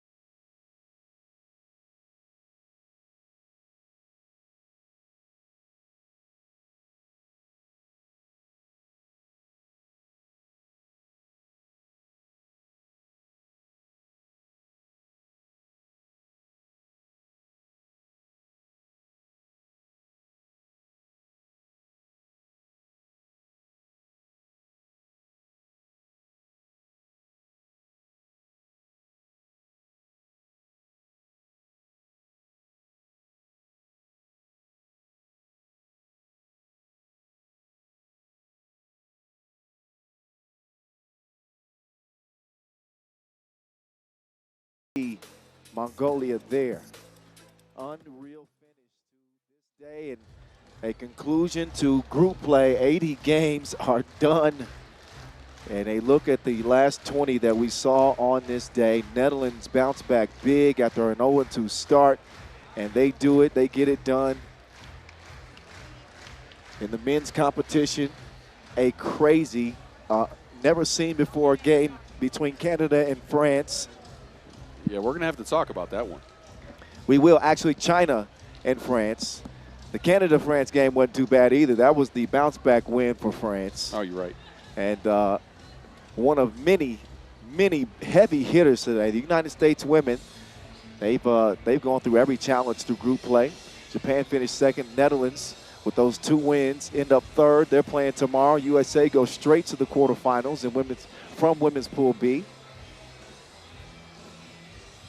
Women's Pool D, Spain also an undefeated squad who won't be playing into the quarterfinals, so they'll have tomorrow off. Mongolia finished second in the group, and Germany still alive with a 2-2 record, who played well as well. And here are the play-in games for the ladies tomorrow. Hungary against the Netherlands, Japan against Canada, Poland and Germany, that'll be a good one, and Mongolia against China. So the size of China against the heart of Mongolia for those play-in games beginning, of course, tomorrow. So we are getting settled and getting ready to get into that tomorrow. The plots and subplots are aplenty. How about the Serbians with a big win over Germany in their last game to take the #1 seed in that group? Australia are a walking highlight machine of a team. And Germany, even though scared from Fabian Giesmann again with that ankle, he will play on, as will China, Puerto Rico, and Austria. China with that unbelievable overtime win over France that shouldn't even go to overtime to begin with. Oh, my God. It shouldn't have gone to overtime. We're going to get into it. Yep. We're going to get into it. Puerto Rico looking really good with Antonio Relat staying hot. Here are the play-in games tomorrow for the men's. Puerto Rico, Japan, Latvia against a 3-man Austrian team. Australia and Spain should be fun. Netherlands and Germany will also be play-in game participants. Wow, that is it for today's action. We are going to have a quick celebration and recognition of the Mongolian men's team before we get to 3x3 overtime. But we're coming back once that's finished to put a bow on group play and get you set for tomorrow's play-in games. This is going to be a fun discussion from an incredible final day. So again, after this recognition ceremony, it's 3x3 overtime next. And global recognition in 3x3 basketball. Walton champions, they've inspired a generation with their belief, grit, and Mongolian spirit. Nederland doet sterk. 오늘도 미국에서 피아노처럼 팬세니 이거는 이번 미스 Ulaanbaatar in Dubai. We do good to coach. In good horror action. Only is working to good top of this thing. You can never stick. Good to turn other shoulder turn. They also come opening the degree. They keep what is the most successful to good. Or stick to the corner other shoulder. What a clutch. They will shoot it there. They don't want to see showing everything. I'm still going on like out of. They keep bouncing over the leading for my don't say. They don't so good. Enough, never keep rubbish. Coming on, it will all trouble. This will give shame. All what will be integration battery, it keep constant. You will take something around that say. Anything that is outside. Ain't what I'm going to be found. Opening what is the world. Saxon moving, Shikshan Lux, awesome moving, video and many good shot.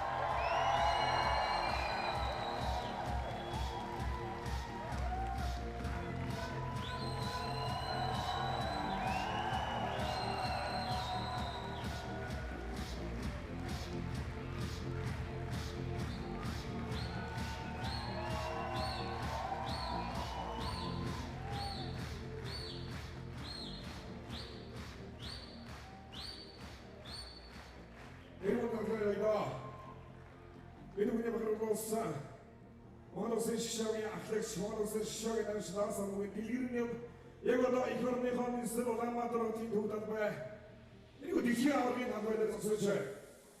Энэ үзэгчид та бүхэн болон энэ та дэрсрөө анхаарлаа хандуулахыг та бүхнээс хүсэж байна.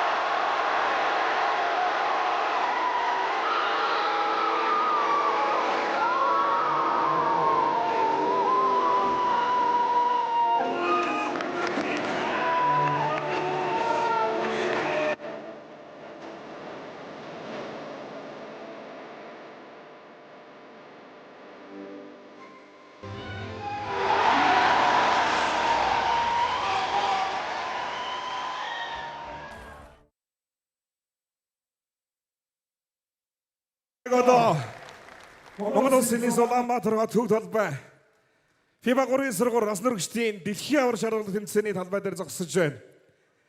Энэ мөчид бол та болон Монголын шгшээ багийн тоглогчид Монголын 3x3 сагсан бөмбөгийн холбоо 3x3 сагсан бөмбөгтэй хайртай хүн бүхний хичээл зүтгэл гайхалтай сайхан тууштай энэ байдлын хүчин өнөөдөр энэ цаг мөч бид бүхний өмнө хүрэлцэн ирээд байна.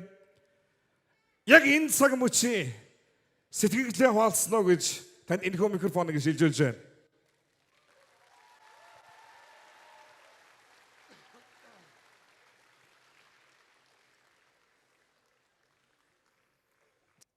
Юуны өмнө энэ сайхан 3x3 талбай гал гарсан тоглолтыг дэмжихээр ирсэн нийт сагсан бөмбөгийн дэмжигч нартаа энэ өдрийн мэндийг хүргэе.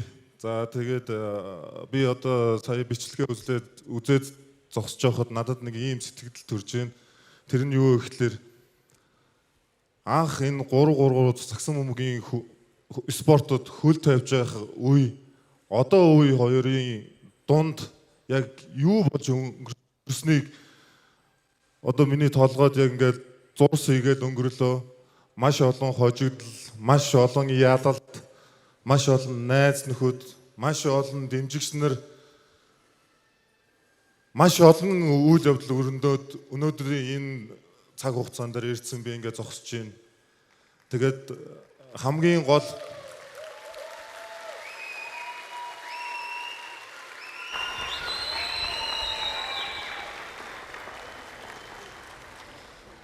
миний яг гол хэлэх гээд байгаа санаа нь болохоор 8 жилийн өмнө бид нэр анхны челленжер тэмцээнд орсноос хойш 8 жилийн дараа энэ яг энэ хугацаанд ирсэн.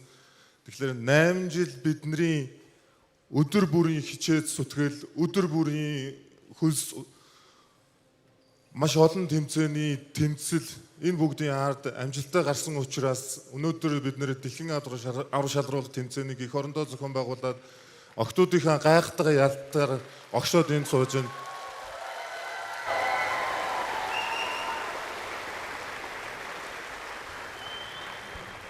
Тэгээд энэ яг өнөөдрийн энэ амжилт 3-3-ын Монголын 3-3 амжилт бол зөвхөн миний амжилт биш. Энийн ард та бүгдийн маань дэмжлэг, миний баг хамт олонны маань хичээл зүтгэл бас мөн өнөөдөр гайхалтай хожил байгуулсан октоодын маань би өнөөдөр охтуудаараа маш их баярлж байна. Яагаад гэвэл өмнө бид нэр эрэгтэйчүүд нь хожил байгуулад зоонсоо гардаг байсан бол эрэгтэйчүүд нь чадахгүй ч гэсэн эмэгтэйчүүд маань орын залгаад зоонсоо гараад ингээд гайхалтай яалтыг байгуулад явж байна. Аливаа зүйл ер нь одоо заримдаа өгсөж болно, заримдаа уруудж болно. Өнөөдөр бид нар ялагдал амссан ч гэсэн дараа нь бид нар ялд байхлын төлөө улам илүү хичээнэ. Миний дотроо баримталж явдаг нэг том зарчим бол хүн ялагдаж болно. Тэр ялагдал бол чамд өгч байгаа хамгийн том хичээл, хамгийн том дуршлаг байх болно.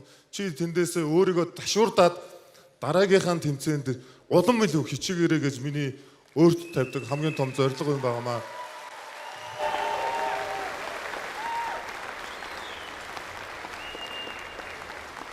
Тийм учраас ирчүүдийг хожигдлоо гэж та бүхэн манд битгий зэмлээрээ бид нэр энэ хожигдлоор өөрсдийгөө дашуурдаад дараагийн тэмцээнд улам хичээх болно. Та бүхэндээ маш их баярлалаа.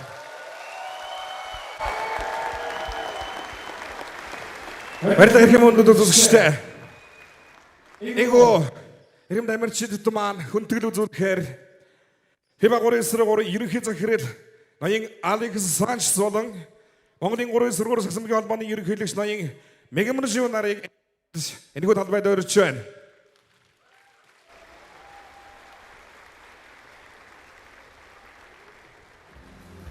Энэ бол FIBA 3x3 сагсамгийн холбооноос Асамгийн дэлгэрэнийн болон Энхотын дөлгөө нарт үзүүлж байна юм аа. Монголын 3x3 сагсамгийн холбоонд хүндэтгэл үзүүлж байна арга хэмжээ юм аа. Энэ бүчин Монгол улсын Ulaanbaatar хотын гонтол талбайд дэлхийн авраг шалралт тэмцээний хүлээн авч гайхалтай тоглолтууд үргэлжилсээр байна. Дэлхийн авраг шалралт тэмцээний дөрөвдүгээр үргэлжилж байна. Хамгийн чанга арга дамжлагтаар Монголын 3x3 сагсамгийн холбооны нийт зүтгэлтнүүдтэй бүгдээрээ халаалстаар баяр хүргэе. Монголын шигшаваагийнхандаа хамгийн том арга дамжлагтаар баяр хүргэе. Эго тэмцээний шилдэг шалгасан эмэгтэй шигшаваагтай дахин баярыг хүргэе. Энэ хүртэл хамгийн хүчтэй эрхэм үзэгч тавхан бие-биедээ зориулж алгад өшөө.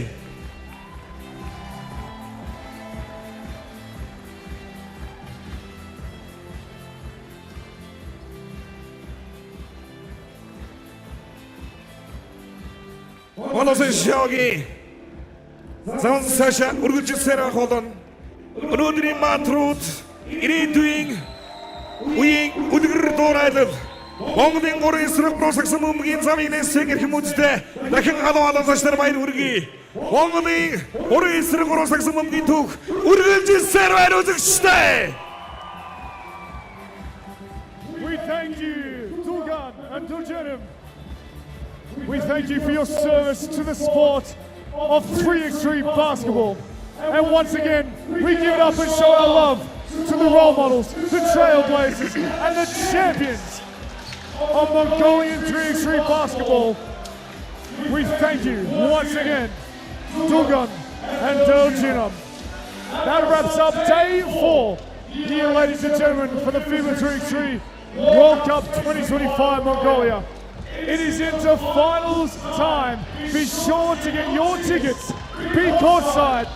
Get behind the best of the best from around the world, including your Team Mongolia.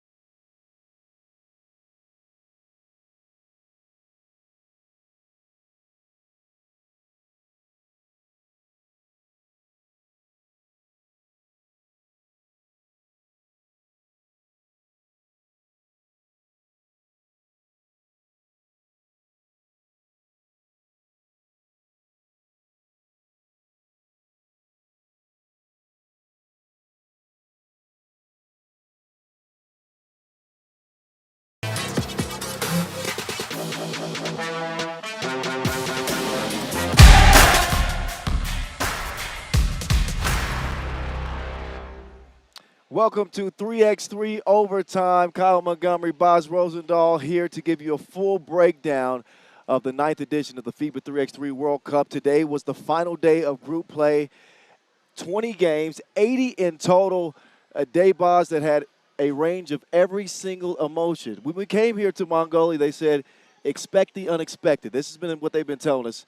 Today embodied that from start to finish. Unbelievable games. Heartbreakers, nail-biters, surprises. We had it all. Even a rain delay for an hour. A rain delay for an hour, and some of the craziest stuff I've ever seen in 3x3. Think about the men's team for France. They could have forced a three-way tie in Pool C. In case of a three-way tie, there's some tiebreakers, right? It's individual results, then points. France forgot about the individual results. So at the end of their game against China, a game they had to win to force that tie. Score was 16-15 in their favor. 1 second on the clock. They could have just won it. Instead, they wanted to get a technical to force overtime because they thought the second tiebreaker came in with points. They wanted to get the 18 points. They end up losing that game to China, and they're out of the competition. Wow. This has to be the most unbelievable, improbable ending to a 3x3 game that I've ever seen in my 10 years. We both go way back. Have you ever seen anything remotely close to this? Man, no. Frank Segala grabbed the ball from the referee and started walking away from him and playing keep away just to force a technical foul. It was an incredible situation. No one knew what to do. After two of those, the referee came to France and said, if you do it one more time, you're out of the tournament.